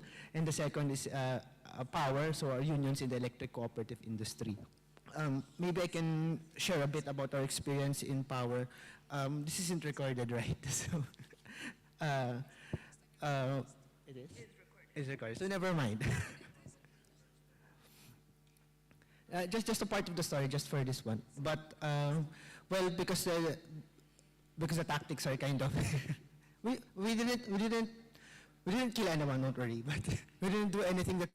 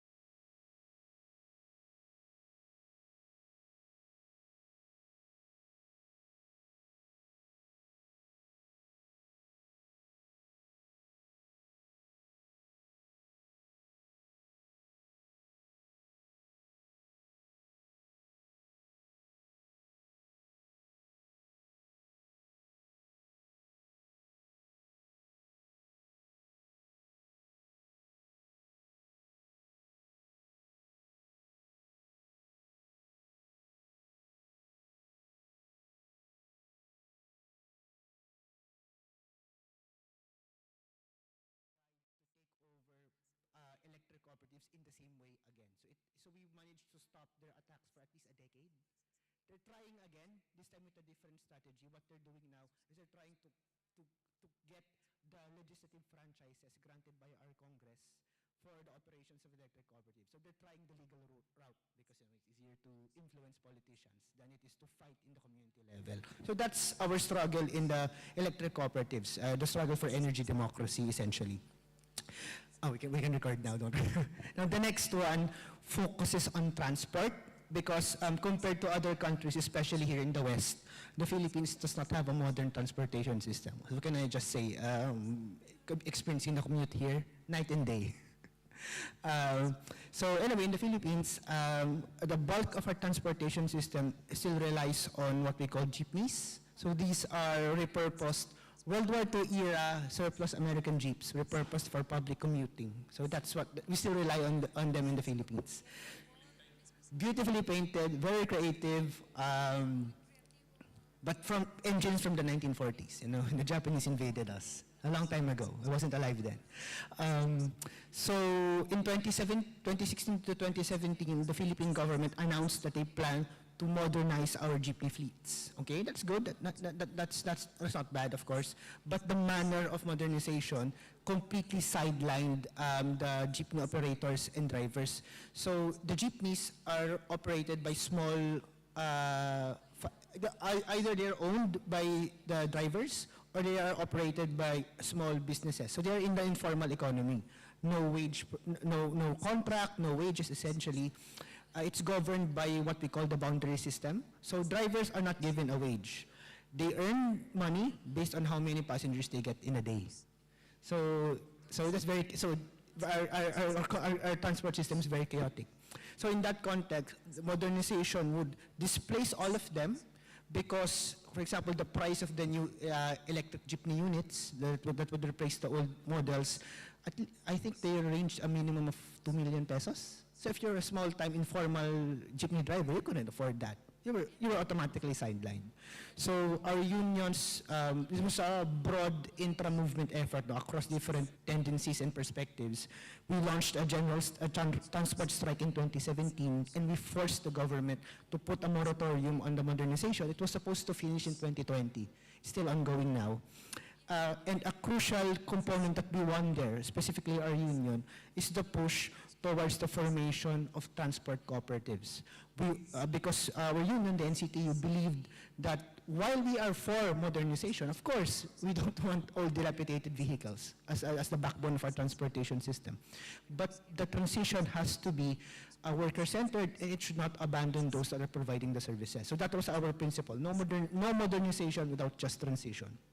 And it was implemented through the government recognizing that we will do this through the formation of transport cooperatives. So the small-time informal jeepney operators and drivers formed transport cooperatives, and collectively they can apply for transport franchises the right to exclusively ply certain routes and essentially control the routes recognized by the government. So collectively, these drivers can apply for those things, and they can purchase, loan, contract with the banks directly to operate and own the jeepney models themselves. So what we are trying to build in the Philippines is essentially a model for the worker ownership of a major economic sector, of a major economic industry.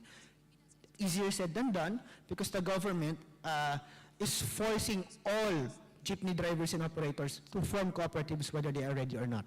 So that's our current struggle. So it's one thing to win the possibility of workers' ownership. It's another thing to make sure that these cooperatives succeed. And it's very hard because when you're talking about money, and many cooperatives have fallen victim to this, the tendency is you operate like a capitalist firm. So our struggle in Centro, our struggle in the NCTU is how do we organize workers into the cooperatives, and how do we make sure that these cooperatives operate along progressive values, with values of mutual solidarity, support, and do not fall into that profit-making mentality. So that's our current struggle in the transportation sector. And it's clear for us that the government also has a major responsibility here. Because during the COVID-19 pandemic, at the height of the pandemic, for example, I'll end soon, the Philippine government restricted or put a cap on the maximum number of passengers per vehicle per jeepney. So if you're a jeepney driver who's working on a boundary system, you're not going to earn a living because a jeep can take around 14 people, 15 people. You're down to 7 per trip, and you're paying for the gas. You're going if you don't own the jeepney, you have to pay the operator a commission. So what will you take home to your family? So what we did was we pushed for the government to implement a policy called service contracting. Essentially, it meant that the government, either the local government or the national government, would rent the vehicles. So that meant that the jeepney drivers would have regular wages. All they have to do is to ply the roads. They don't have to make sure that it's filled all the time, similar to a modern bus system that we have, such as in Amsterdam. We don't have that in the Philippines. So that's what service contracting did. It essentially formalized work for many of these drivers. And unfortunately, after COVID, support for that ended. So those are just some of the demands that we're pushing for in the transport sector. Supporting genuine cooperativism, and second, state support for and state programs to help formalize this sector of the economy. So that's just some of the major struggles we're waging related to the questions of climate justice and just transition in the Philippines. Thank you.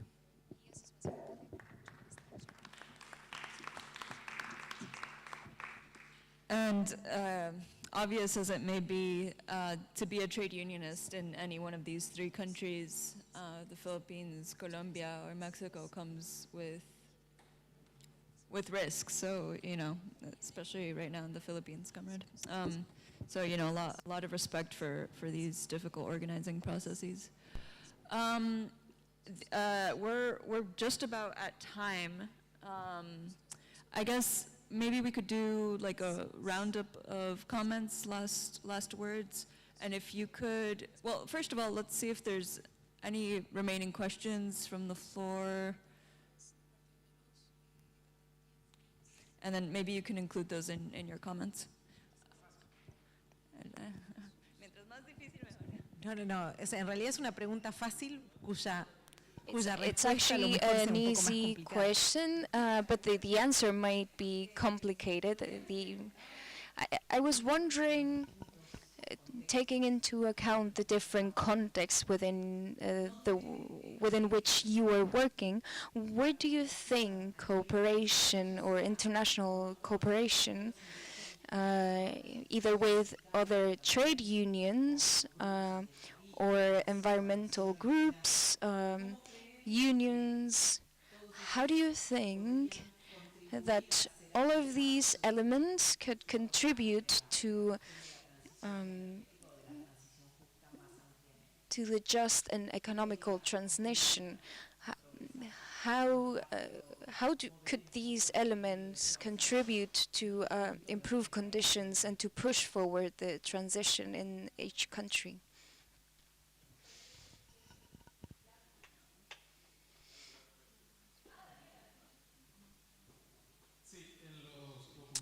Yeah, in the documents that Moises presented, we talked about leaving fossil fuels, but if we leave behind fossil fuels, we have to take up another type of energy creation.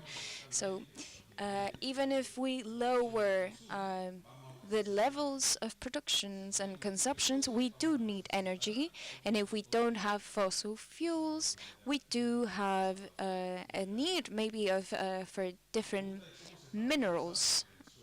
My question is, how is that being processed in Colombia and in Mexico? So how is everything related to each other? The right to say no, the just transition, etc. Because there's a lot of very strong tensions currently. There's also the role of the state. In 5 countries of Latin America, a proposition was put forth to create a public enterprise in order to process these transition minerals that could be the answer. So how is that happening in your countries? Thank you.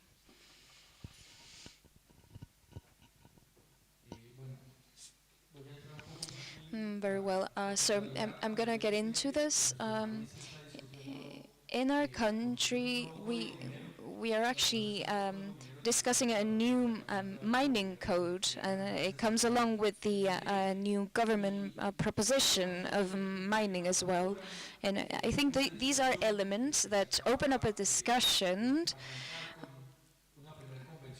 that just was kick-started by a new mining convention in which small miners were also involved. The main question is how would these transition minerals could be exploited, and what would be the rules of the game in terms of how to extract them, where to extract them, when to extract them. I think it's a very fresh discussion, to be honest, because we have different types of mining. For example, gold, prime sources for creating coins and etc. But I do believe in general the transition minerals is a really new discussion that's not very developed. We know that lithium is currently coming from other countries in Latin America. But we, as a trade union movement, and in hand with climate activists, are trying to have these discussions, but there's still a long way to go. Just to respond to the question that the comrade was asking, I think we need to look at different situations, specific situations when it comes to unionizing or getting together within different organizations. I think just coming to a progressive government already shows or it leads to more attention given to these issues even in other countries of the world, and can lead us to ask ourselves what type of organization we could create looking forward. Because if we accomplish only one initiative, if we make it work, just one, maybe we can open new opportunities to different countries in Latin America and even in the world. So I think we do have to look a lot at Colombia and the many opportunities that are springing out there. Not only from the possibility of allying the public with the public means, but also there's the aspect of decarbonizing. In our country, the 48% of our currency comes from petroleum exports. So I think it's a very global and very Latin America discussion in terms of, and that's the only way we're going to be able to solve these issues. There's also a lot of external debt that's really binding our hands in terms of the issues and the solutions that we can give currently. Because right now we are under very unjust conditions that really tie our hands in the sense of we don't have the means to be able to really carry out the just transition to its full extent. But I think this process we are looking at right now, we shouldn't be seen as one isolated event, but as a series of events, really a process. Right now in Latin America, we look behind, and we can see a bunch of dates in which mobilizations took place already. For example, the 21 of November of 2019, etc. The social movements really opened up the door for social change. So I think we could really create a sort of collective agenda, not only as Latin Americans, but people of all the world, so just workers of all parts of the world. And I think we need to develop these elements together, and we need to find a way to think together as well.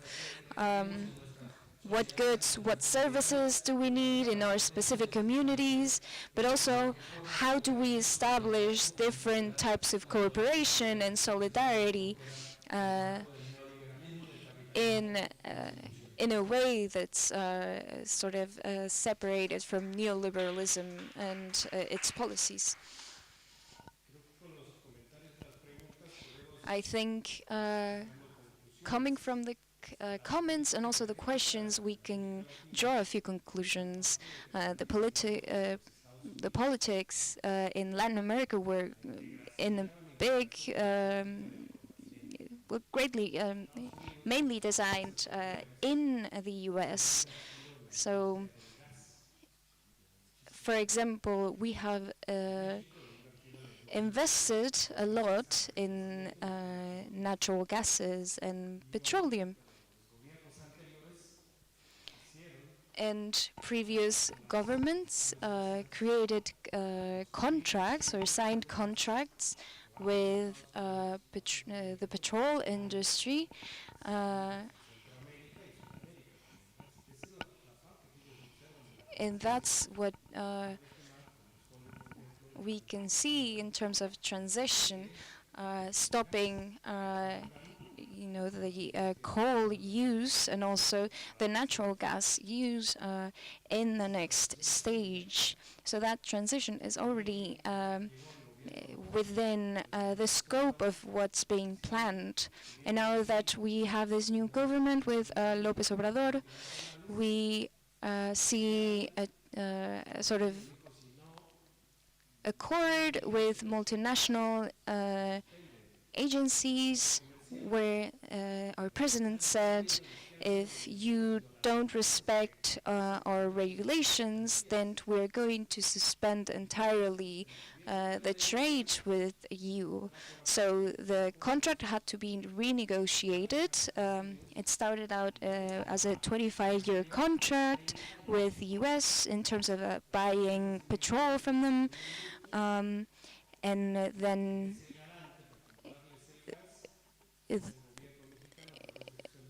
the Mexican government was the one who was taking, in a way, the responsibility with keeping up the deal and still paying a steady rate. The price was defined in Houston, which was already prepared in advance. They don't really care about advancing renewable energies because right now Mexico is forced to buy gas for 30 more years. And now they created this pipe, this underseas pipe that comes from the US, comes through the Mexican Gulf, and is going all the way to Yucatan and to the northwest of Mexico. And we have such a big capacity to create thermal energy, solar energy, so many kinds of energy that we could have access to, but we are under the pressure of the US and are currently not able to even try to implement them. And there are certainly policies where industries do have to have some renewable components in order to be able to trade or sell their energy. But you know, it's only a series of rules. For example, with the company Audi, actually created or built a solar power field in order to be able to power some of its production. But this type of issues, or the analysis of this type of issues allows it to identify what the issue or the core issue really is in Latin America. Because when countries wonder, so where are we gonna put our company now? They immediately look at Latin America because we have resources, we have cheap labor, we have space, and we don't have very strong regulations in general. So they just put their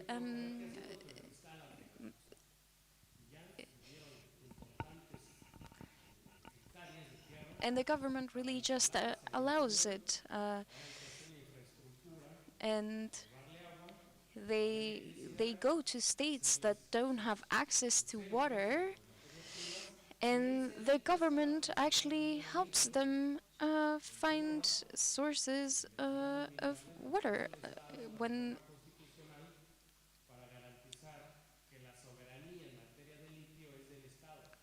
For example, the lithium sovereignty, it belongs to the state, and there was a public enterprise created to extract lithium, and not even the main actors of the state are actually involved.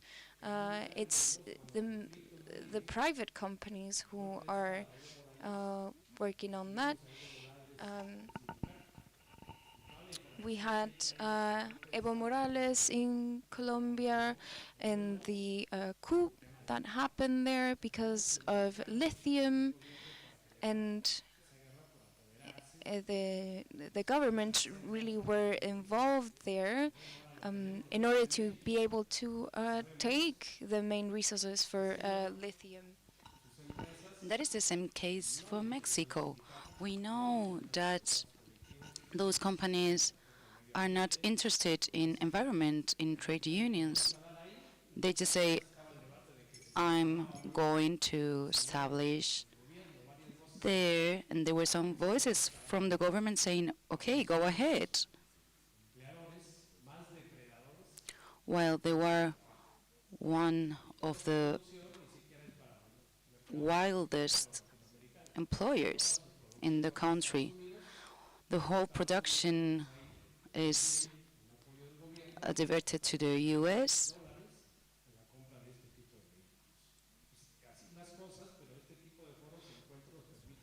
Because there is a big investment by the US on these companies. So our interest is in the trade unions, in humanitarian organizations, in climate activism, to come together for climate and for the environment. Thank you very much.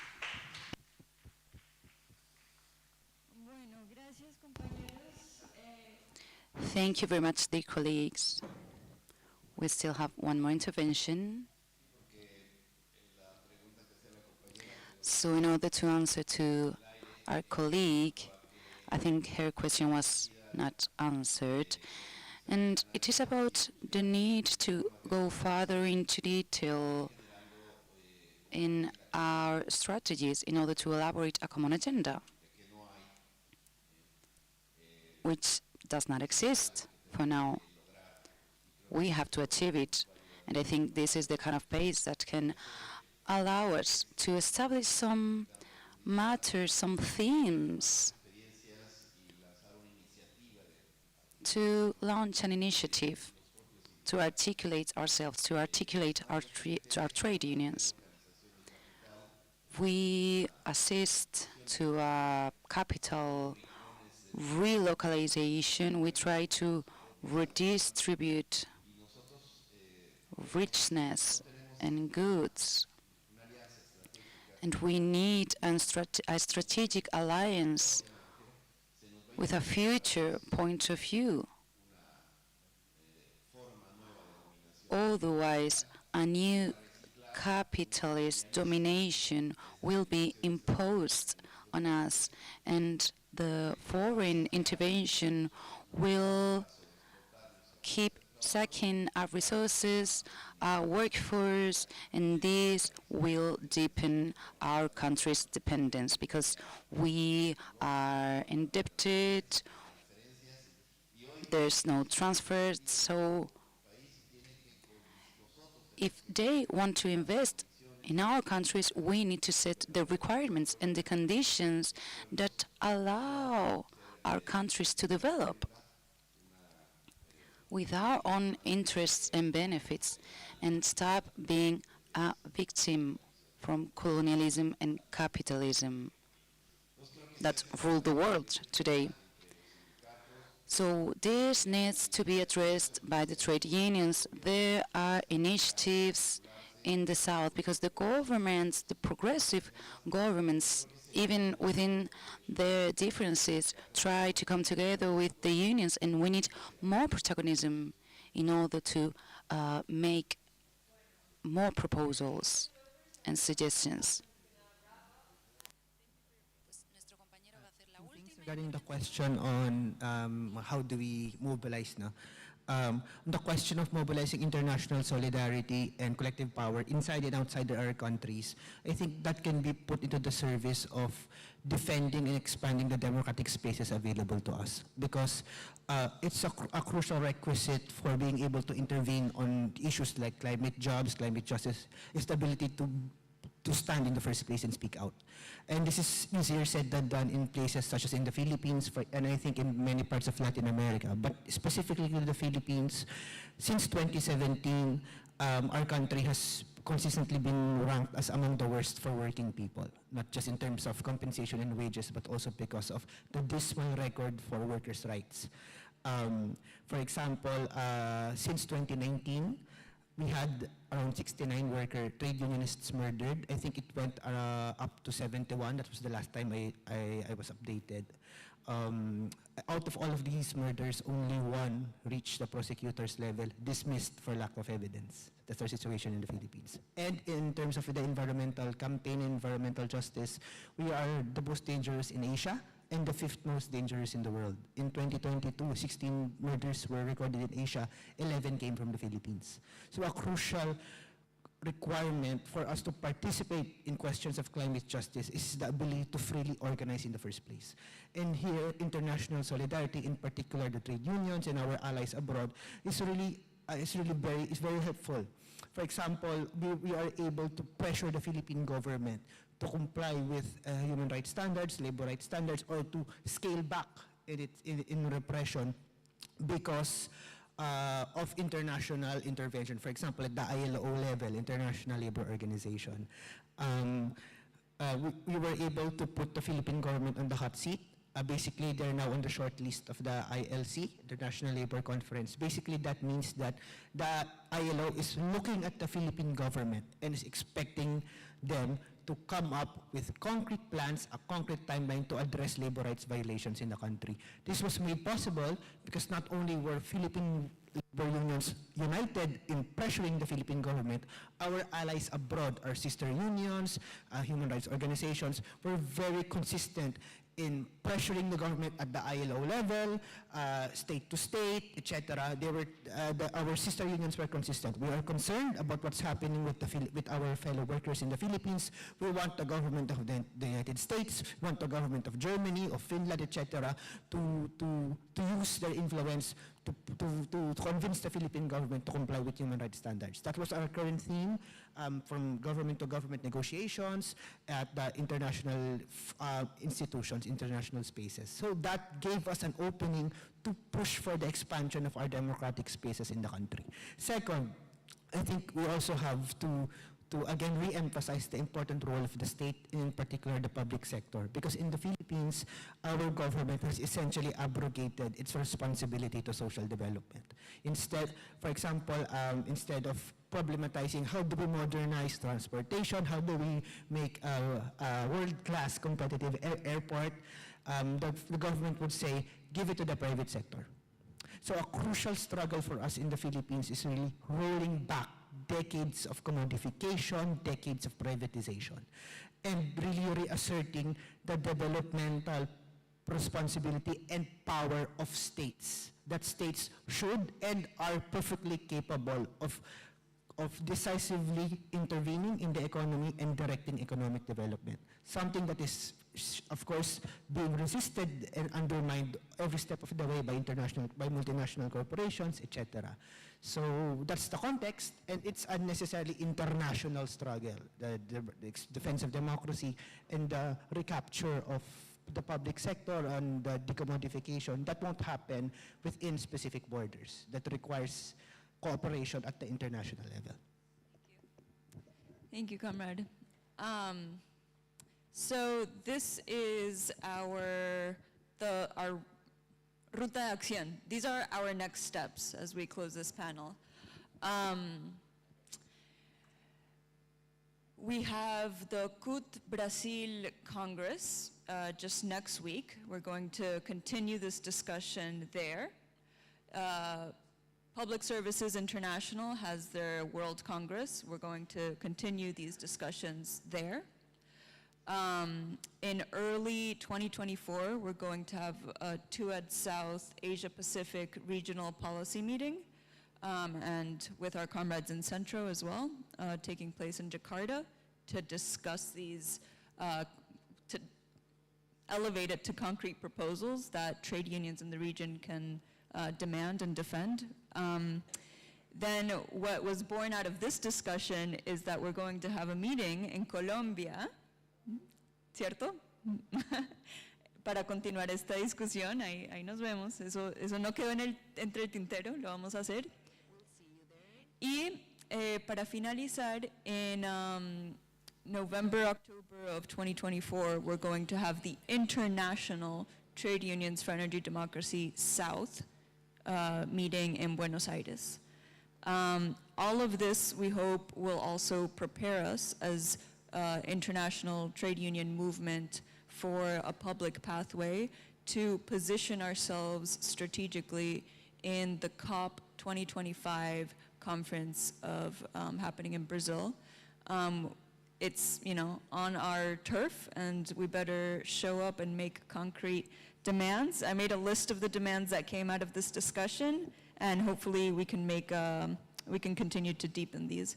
Thank you, comrades. Thank you, audience. And yeah, let's round of applause.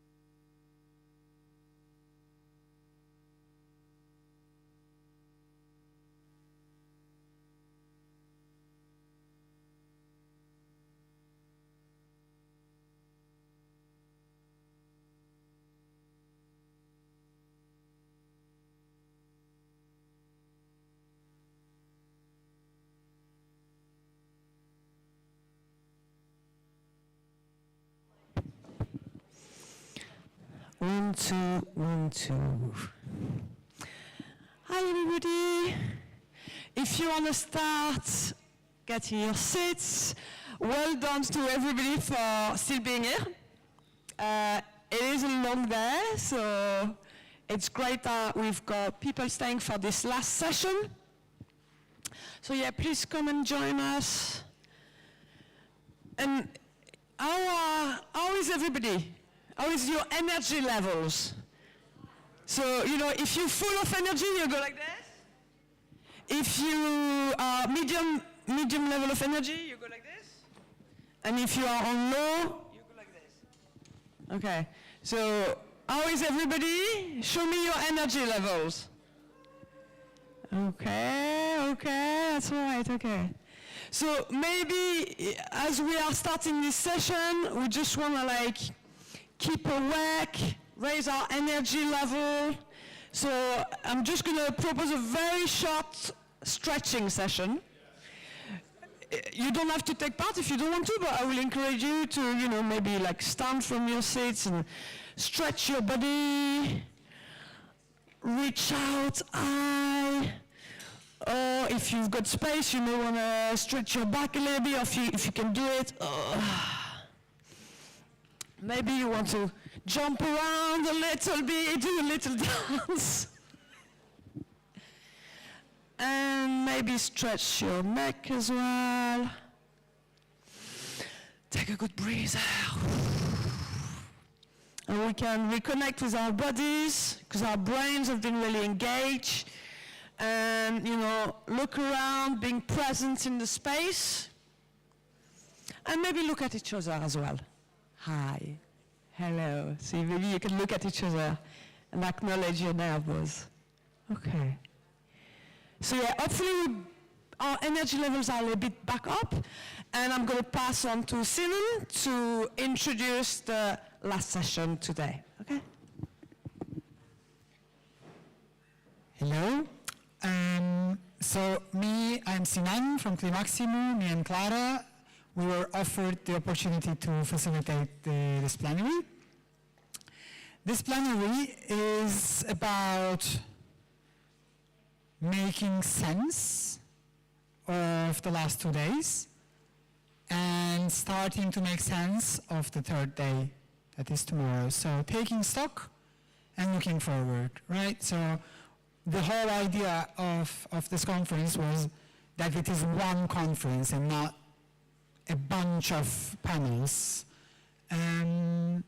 So this is what we want to do. In order to do that, and because there were 2 panels plus 9 sessions, I want us to step back a little bit and see, whoa, that just happened since yesterday. So just to have a quick, and we were collecting summaries or core messages in flip charts. So the first panel yesterday in the morning was the panel on program, for which the flip chart is this one. Then we had the sessions yesterday morning with the folks from Safe Landing, which I think is there, and the folks from Depth for Climate, and also a third session about the Climate Jobs campaigns. And also yesterday there was a workshop on theories of change and another session on international labor movement, struggle for just transition. Today we started with the panel on strategy, and then we moved on to, I think, 4 parallel sessions at the same time. So one was about the elections for the European Parliament. One was the lessons from the transport strikes.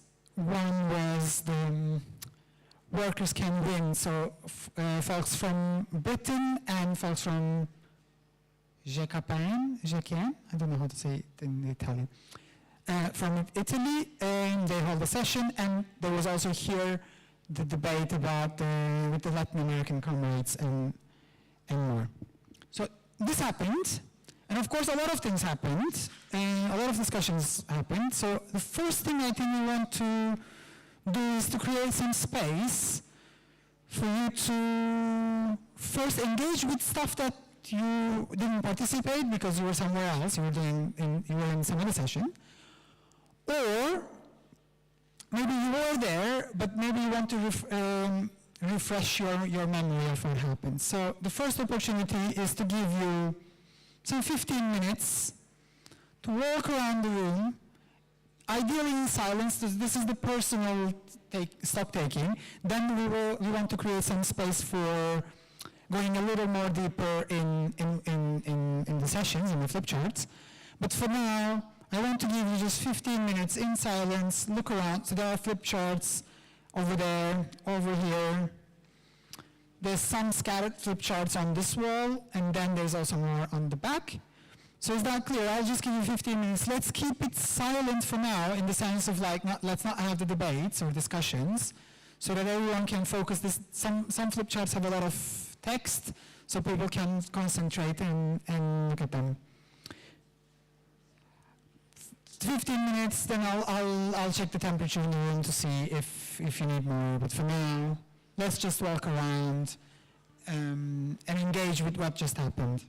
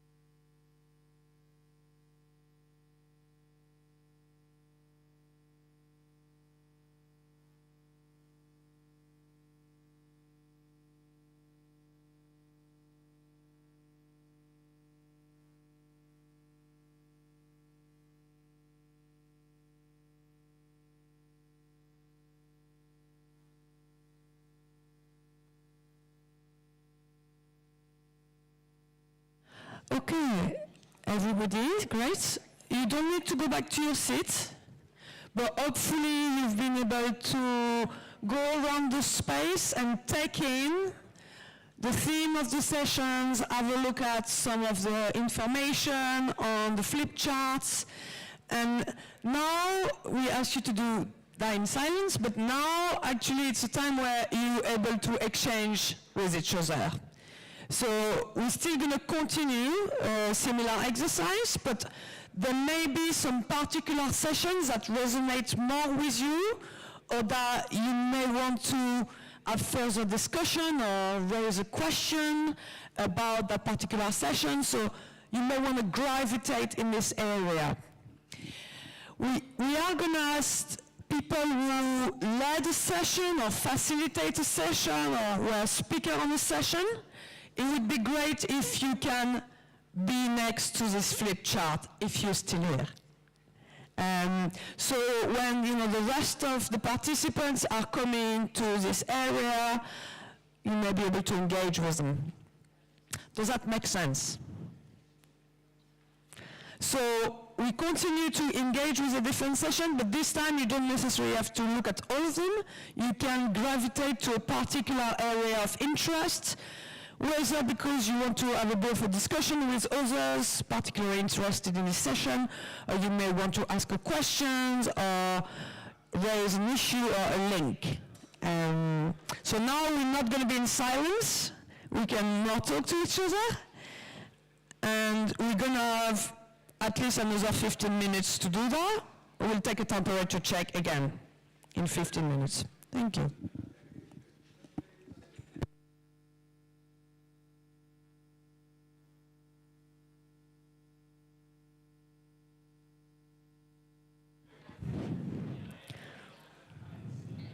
And if a lot of people are in the same space, then you may want to break out in smaller groups.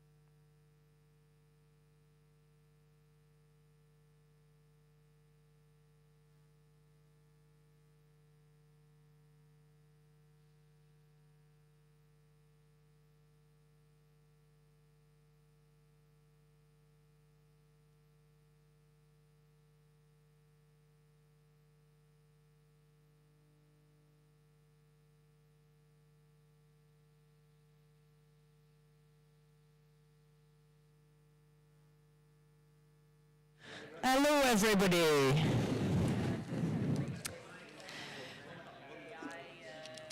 If you want to sort of finish your, couple of sentences and then maybe regroup.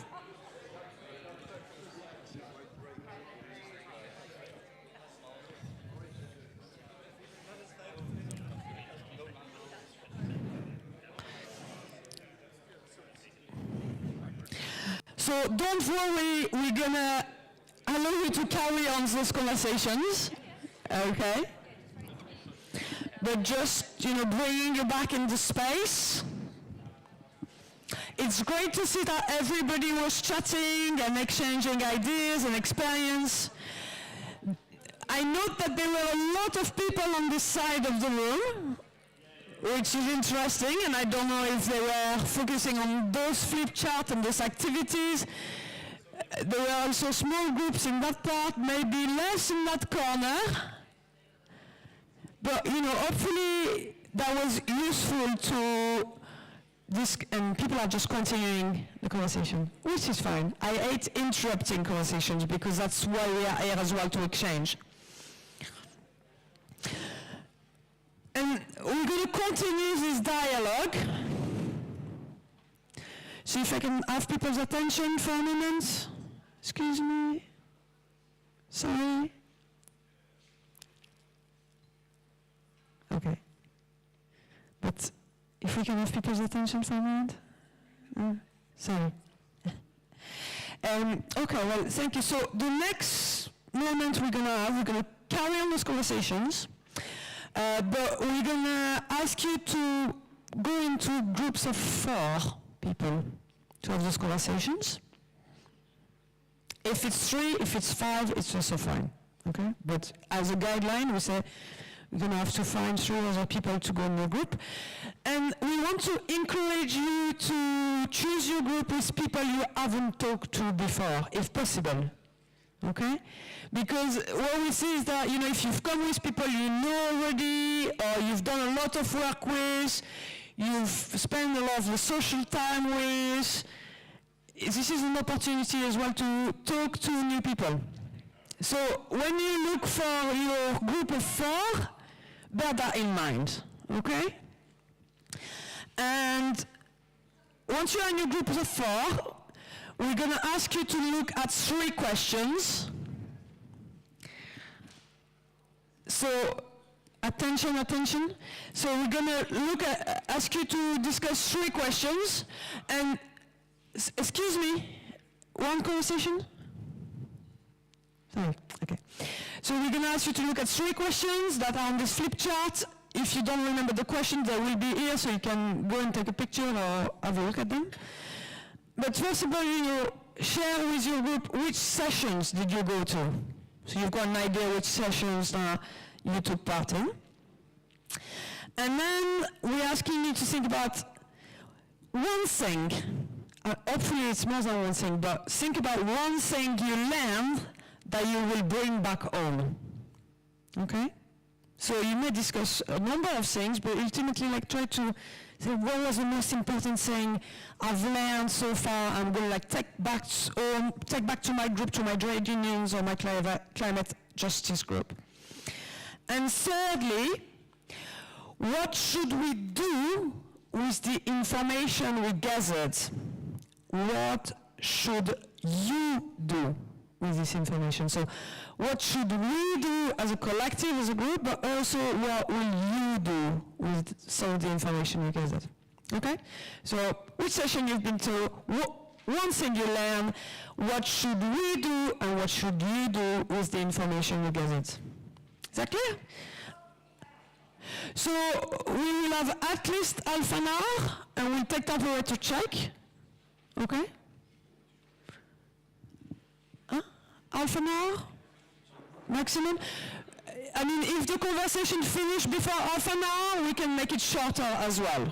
But we don't want to cut you short. Yeah?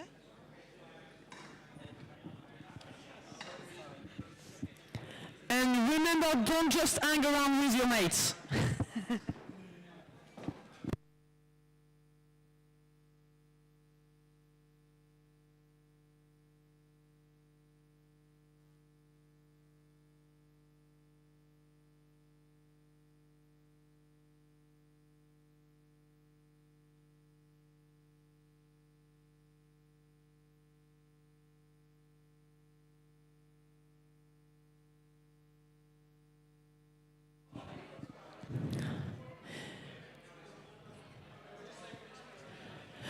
Okay, there's a group there that is looking for one more person.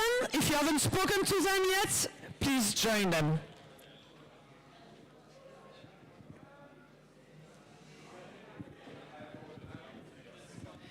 And if you just come back into the room, you're not sure what we're doing, you can come and speak to us to clarify.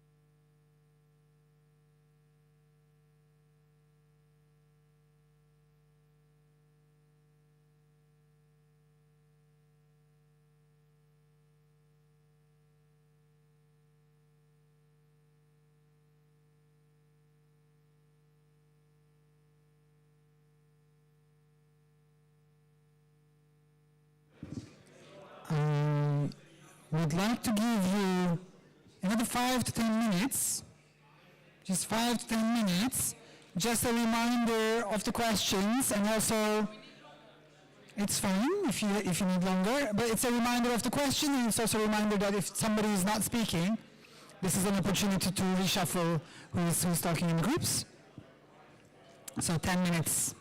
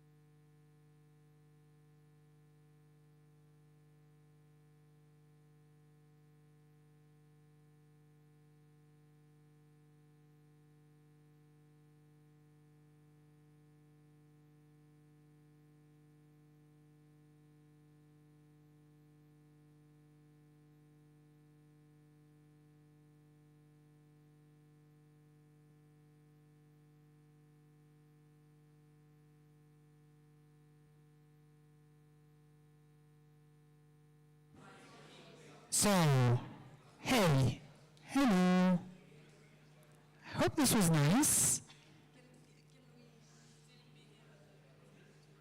You said I gave 15, actually 17 since last time.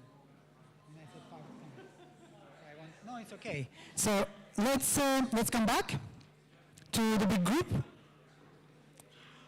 Let's come back to the big group, so in a way that we can, see each other or see what's happening here. Some groups became larger than 4 or 5, which is fine, but it also meant that maybe you're not satisfied with the conversation. Right, so what do? We are now passing, so we came from program, vision, what do we defend, to strategy, as in how do we win this shit, and now we're moving to tomorrow, and this the last question, what do we do with it and what should you do with it, was a prompt for tomorrow. It's a way of, okay, let's look at what's going on tomorrow, right? And so tomorrow we will have a plenary on narrative, on the narrative that we want to... I said panel, no? Oh, I said a panel at the beginning, in the morning. Thank you. And then we will have many parallel sessions, as many as we want, to follow up the discussions that were happening today and yesterday. So the idea is that the program, the organizers have been very attentive to the sessions, and they were also following up with each session to see if there were proposals. And it turns out, so yeah, this is the idea. We can immediately move to the list. So it turns out we have loads of proposals, or at least possible ideas of implementation sessions, which are 11 of them. Didn't we put 10?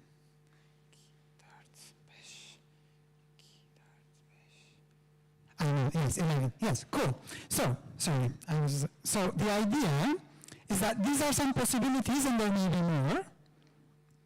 And maybe some conversations were not being absorbed by the organizers, in which case we can talk about that. But the idea is that the conference builds its own program, right? So we had some initial days which was already set, and now we will together do the program of tomorrow, at least partly. And I'd like to give the word to people to explain what these sessions are like. Some of them are relatively obvious, some might not be. So we will spend, so what's going to happen in the following half an hour, 40 minutes before dinner is we're going to hear what they are. We're going to hear what else could there be in terms of proposals. The problem, well, the condition, the constraint is that we have one session, so all of them will happen in parallel, which means we will see exactly which one is more viable, which one attracts more attention, and more people are actually interested in doing that. We will collectively decide about that, and then we will give this information to the organizing team, and they'll see what they can do in terms of logistics in relation to that. So that's the following half an hour, 40 minutes. We will collectively decide somehow, to some extent, what our next steps are. And I'll just pass the ball to folks. We're going to coordinate, me and Peter. Yeah. Yes. Hey. So thank you, Sinan, for the introduction to this. So yeah, as Sinan said, these are some of the proposals that we've been catching up with, and we're just going to give like a very, from also our understanding, what these sessions could look like, or like what would be the thing to take forward. Maybe we like go go alternating.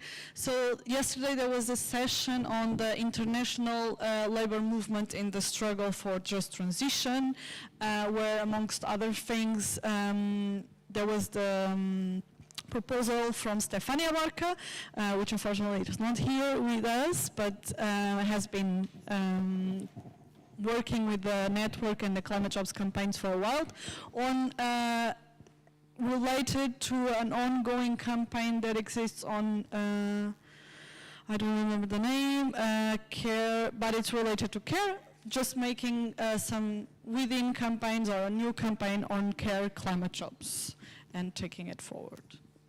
Yeah.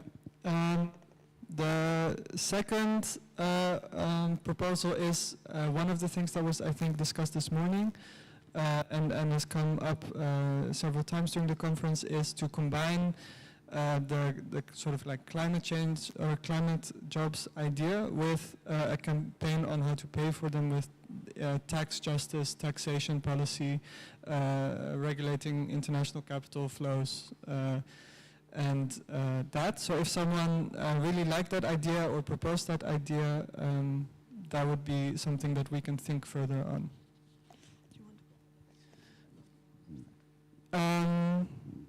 Yeah, this one I think is also something that came up in the panel this morning, is that sometimes it is difficult for to have the conversation between people in labor unions, schooled in labor unions, and people schooled in the climate justice movement, and that there should be a way to, it's a very practical problem. How do you speak the same language? What do you say? What are the things that you can connect on? And the idea was to develop maybe a tool around this. So this is also an idea. Yeah, then very important, and it feels weird that it's me and not you doing this, but there's obviously the idea of launching a climate jobs campaign in the Netherlands, so all those interested in taking that forward are obviously very much invited in taking part in that session. Yeah. One of the sessions today was with the workers from JKN, and that they are having a very urgent moment right now where there's a threat of the whole workforce being fired. And there's an idea to think about how can we organize solidarity with them. There are a lot of things that they need. What is the best way for us to support them? So that can also be a session. Support and take the example and forward, right? Then we have a session which would be a follow-up to the session on the 2024 European elections, what window of opportunity. So there was discussion on the session about possibility of running a joint campaign with several movement candidates at a European level. That was an idea that was already ongoing before the session, but we developed a bit more, and there's some folks interested, so that would be also a session of who would like to make that happen. And the other one, which has also been mentioned in several times, and actually it was already on top of my head, to be honest, before arriving here, would be the organization of coordinated political strikes, maybe at a European/international level. If some folks would like to give it a bit more thought and see how to take it further, yeah, that's another thing. The other idea, which was mentioned by someone in the opening panel, was the idea of supply chain actions. So, that in one single supply chain, for example, of an oil company, you have direct action where the extraction takes place, as well as where it is being sold and anywhere in between. So if you are interested in that idea. Yeah. For example, against Total. which was the mentioned thing. Then, a lot of folks heard today about the campaign in Germany with the common strikes with labor and climate justice movement. Unfortunately, the comrades from Germany had to leave, but a lot of you already learned a lot from them.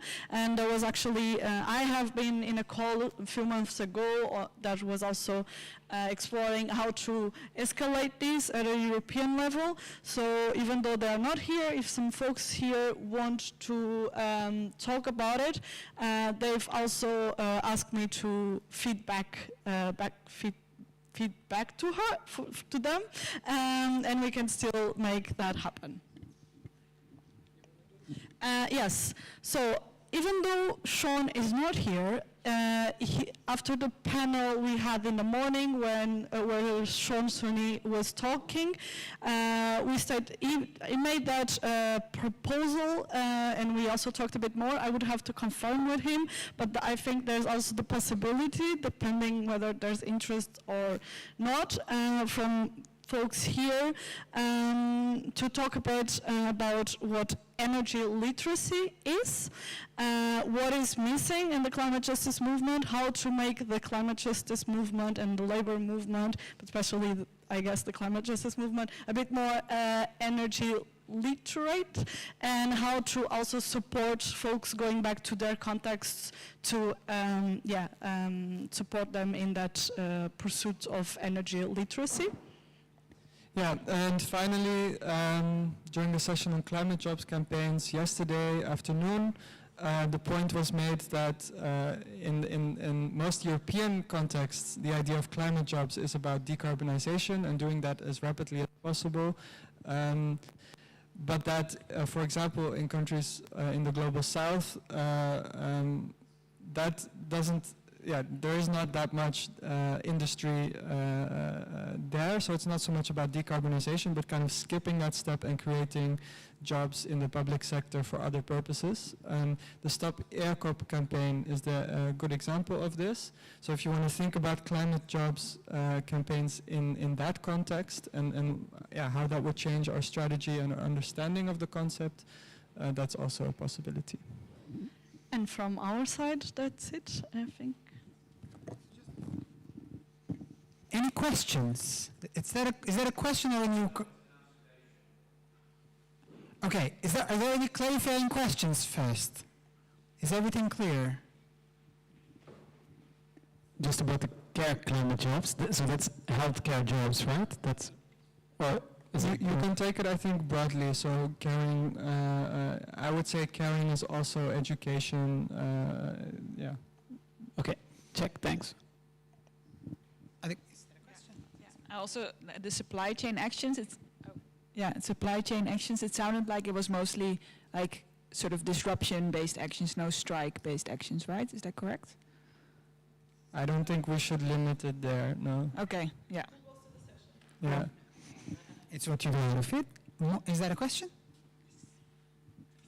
Regarding number 9, the European public transportation and climate strikes is a little bit maybe connected to number 7.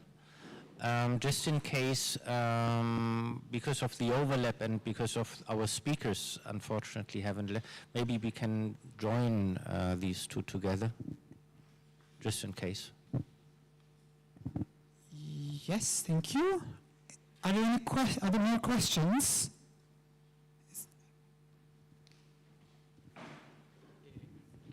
Gracias. Es que en nuestra sesión de trabajo se plantearon unas propuestas específicas para América Latina y se planteó una acción concreta de cara a la COP que se va a desarrollar en Brasil en el 2025. No la veo en el plan de trabajo que está aquí presentado. Yeah, so I can translate it. So in the session, I didn't get that feedback, so es que no recibí la propuesta, entonces gracias Moisés por la indicares. Voy a intentar de traducir. But in the session about Latin America and the energy sector there was a proposal of what to do about COP in Brazil. And Moisés, ¿puedes repetir la última parte? ¿La propuesta cuál sería exactamente? Dime. No. Me toca revisar también las memorias porque salió en construcción ahí en el ejercicio de diálogo. Claro, pero ¿me recuerda cuál es la propuesta? No la tengo en concreto, pero se decía que pudiéramos como América Latina organizar una acción frente al ejercicio de la COP que se iba a desarrollar en el 2025 en Brasil, pero la concreción ahorita la revisamos. Perfecto. Just a general idea, not very concrete, but of maybe in Latin America, several groups coming together to organize an action in regards to COP in Brazil next year. Thanks. Gracias. I think maybe this is a question about the process. I can see looking at that it is impossible that we come away from this meeting at the end of tomorrow saying that this small network will do these 12 things, some of which are more appropriate to a much bigger and different network. But so I think that at some point in the day, we're going to need bring these things together. And for instance, just as an example, how do we talk to climate justice movement, Dutch climate jobs campaign, European public transportation and climate strike stop, ECOP, and what happens in Latin America? In one way, these are all one thing in different places. And I don't know, do we have a process of bringing them together? Because we also need to decide, if we can, that 3 or 4 things are most important to us. Not most important to the movement, but where this network can be of the most help. Does that make sense? It's what's happening now. Yes. The idea that until dinner, this is what we are trying to do, and then we will deliver this information, that we will produce information, and we will deliver it to the organizers, and then they will make sense of it, and tomorrow morning they will come and say, here's a viable way of handling the situation. Yes. Are there any more questions? Now that we already started also gathering new proposals or new ideas, so I was wondering if there are other things that somehow came up during yesterday or today. They can come up in a session, they can come up over lunch, they can come up in a coffee, they can come up in small groups. Maybe they came up, but then they didn't show up here. So I was wondering if you have anything that you'd like to test the room. Is that a hand? Is that a hand? Sorry. I think for me is, what is this Global Climate Jobs network about? Are we trying to form new international party, deliver the revolution, coordinate strikes? For me, it's very ambitious, and I think it may be useful to say the Global Climate Job Network, what is it for? Because I bet that every single person here is involved in a lot of different groups, and possibly transnational, European groups, international groups, and so on. So what do we want the Global Climate Jobs Network to actually do moving forward? But maybe every session should sing about that. I don't know.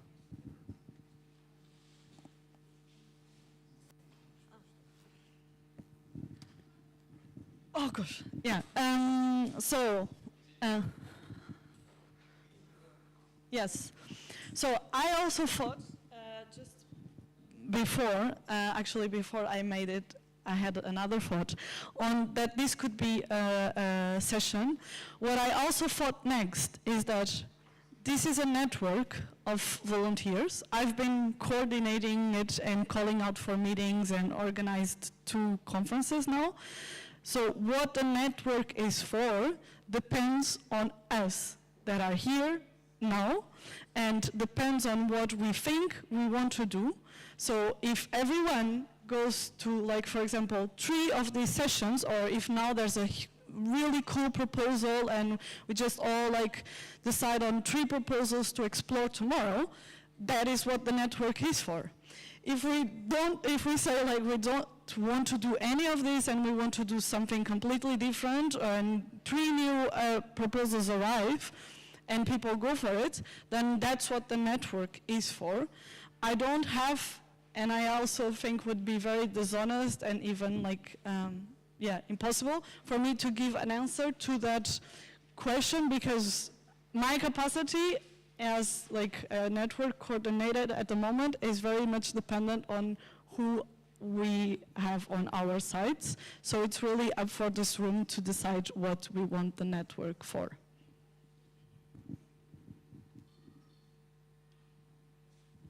So I think the answer is, that is not an implementation session. A network could implement stuff, but let's see first the capabilities in the room and availabilities in the room, and then maybe tomorrow at the end of the day, let's have a conversation of that kind. So that's,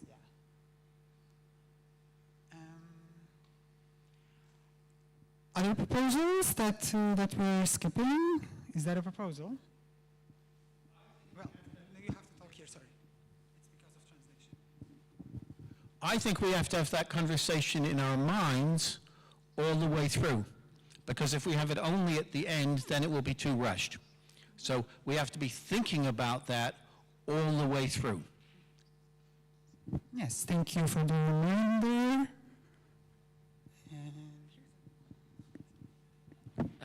Yes, thank you. Just bouncing back on something that we have discussed in our group and that I heard several times since yesterday is that we don't know what is going on in the countries around us in terms of struggles, in terms of victories, in terms of campaign that are going on. So maybe one of the things also that we could talk about is creating an international alternative media. I don't know how much we can go so far, whether it is just like a Telegram channel, YouTube channel, Twitch. I have no idea what our abilities are, but what I know is that I've learned of a lot of struggles that I didn't know about today and yesterday. And some I learned how they ended up, and we don't know that because the medias that we have don't give us the information about the struggles and how they are doing and how they are going. And that's also one way the ruling class is beating us. They know what is going on because they have medias talking about what they care, but we don't. Great, thank you. So now we have 13. As people were talking, I was also readjusting the space a little bit based on what I was hearing. And also we are adding the new flip charts and so on. So the idea, well, no. Any more proposals?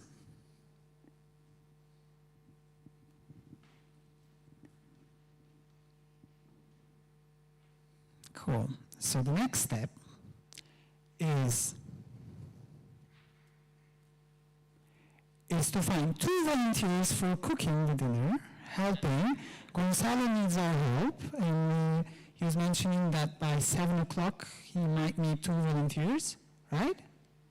Could there be 2 volunteers? That is 1 person, and that's the second person. Is that okay? Okay, and then you see. So what's going to happen now is all these proposals, all these 13 items are in single flip charts across the room. And as you were talking, some people mentioned those 2 look similar and so on. Now they are closer to each other than the original setup. So if you actually go to one and maybe you think of the other one, you will also get that notion. The problem is, tomorrow, if there was no convergence and nobody would do the political work of actually combining stuff, if there was no political work related to that, we would just split now, vote with our feet, and that would be the sessions. So it's not going to be exactly that, but I want to read the room a little bit, get the temperature of the room. what are the sessions that resonate better with you, that you have capacity to involve in, that your organization is related to that, and so on. So the idea now is that everybody would silently stand up, walk around the room. This is the list, but they're also in the room, and you would go. So there will be process questions, so please don't stand up now. I mean, apparently there will be. So, so the idea is that we will go, and then we will look at each other, and then we will start talking. So this is not the final activity. This is one activity to have some sort of temperature check in the room. And then we will see, okay, maybe this one we take it out, and how does it look like now, and so on. So we will spend, I mean, we have an entire hour until the dinner. We don't have to do until for 1 hour this activity, but let's listen to each other. There's a process question, I think. A process observation on the second point of the campaign of taxation. There is a European and an international network campaigning on just taxation already, tax justice. They are meeting Monday, Tuesday, and Wednesday in Amsterdam. So in Amsterdam, so those who want to talk on that rather than tomorrow with a small group of new people, it might be worth to check in with me, and I'll relay you to the organizers of the European network meeting already, so you can start from level 10 rather than level 0. Thank you very much. So, any other process questions? I understand that we may group some of them together at some stage, but I'm wondering if it's part of the process at some stage, it may be useful or not. But for me, I think it would be useful that at some stage, people can also like say, okay, the top 3 for me would be this, and put a little cross. So there is a sort of vote to decide which one we'll do, but maybe that comes a bit later. Does it make sense?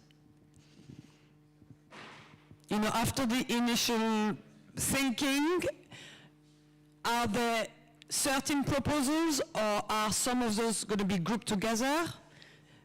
I think a little bit later it would be useful that each person can vote for the top 3. Because I think it's very important, given the number of people here, that we don't end up with 10 sessions, or it will be 4 people in each. So, but anyway, it's just a suggestion. Okay, let me see how I can handle that. So one important aspect is that this is not a congress, this is a conference. So we're not expecting at all that we decide what is important and what will go forward. What is much more interesting is the question, what will we do? So if people are engaged in if there is capacity, if there is viability for certain of these ideas to go forward, then we'll propose an implementation session tomorrow, and we'll see what comes out of that. Because people will have to choose, basically, for all practical purposes, tomorrow morning, you will have to choose one. For now, for the beginning, is that essential? Jonathan, is that essential? Yes, okay, then I'll give you. It's the process. Are we going to be able to hold everybody in this room until 8 o'clock? Or are people planning to leave by 7:30? I worry that we will run down to have too few people in the room. What do people think? I mean, the dinner is at 8. Is that Yeah, I definitely agree. I think I could last for half an hour more, but then I'm done. Yeah. Okay, cool. Yes, that's what I am trying to do also, right? Okay, so let's stand up, and let's go to one of these choices, please, in silence, so you can see all of them, and let's converge to whichever is your class.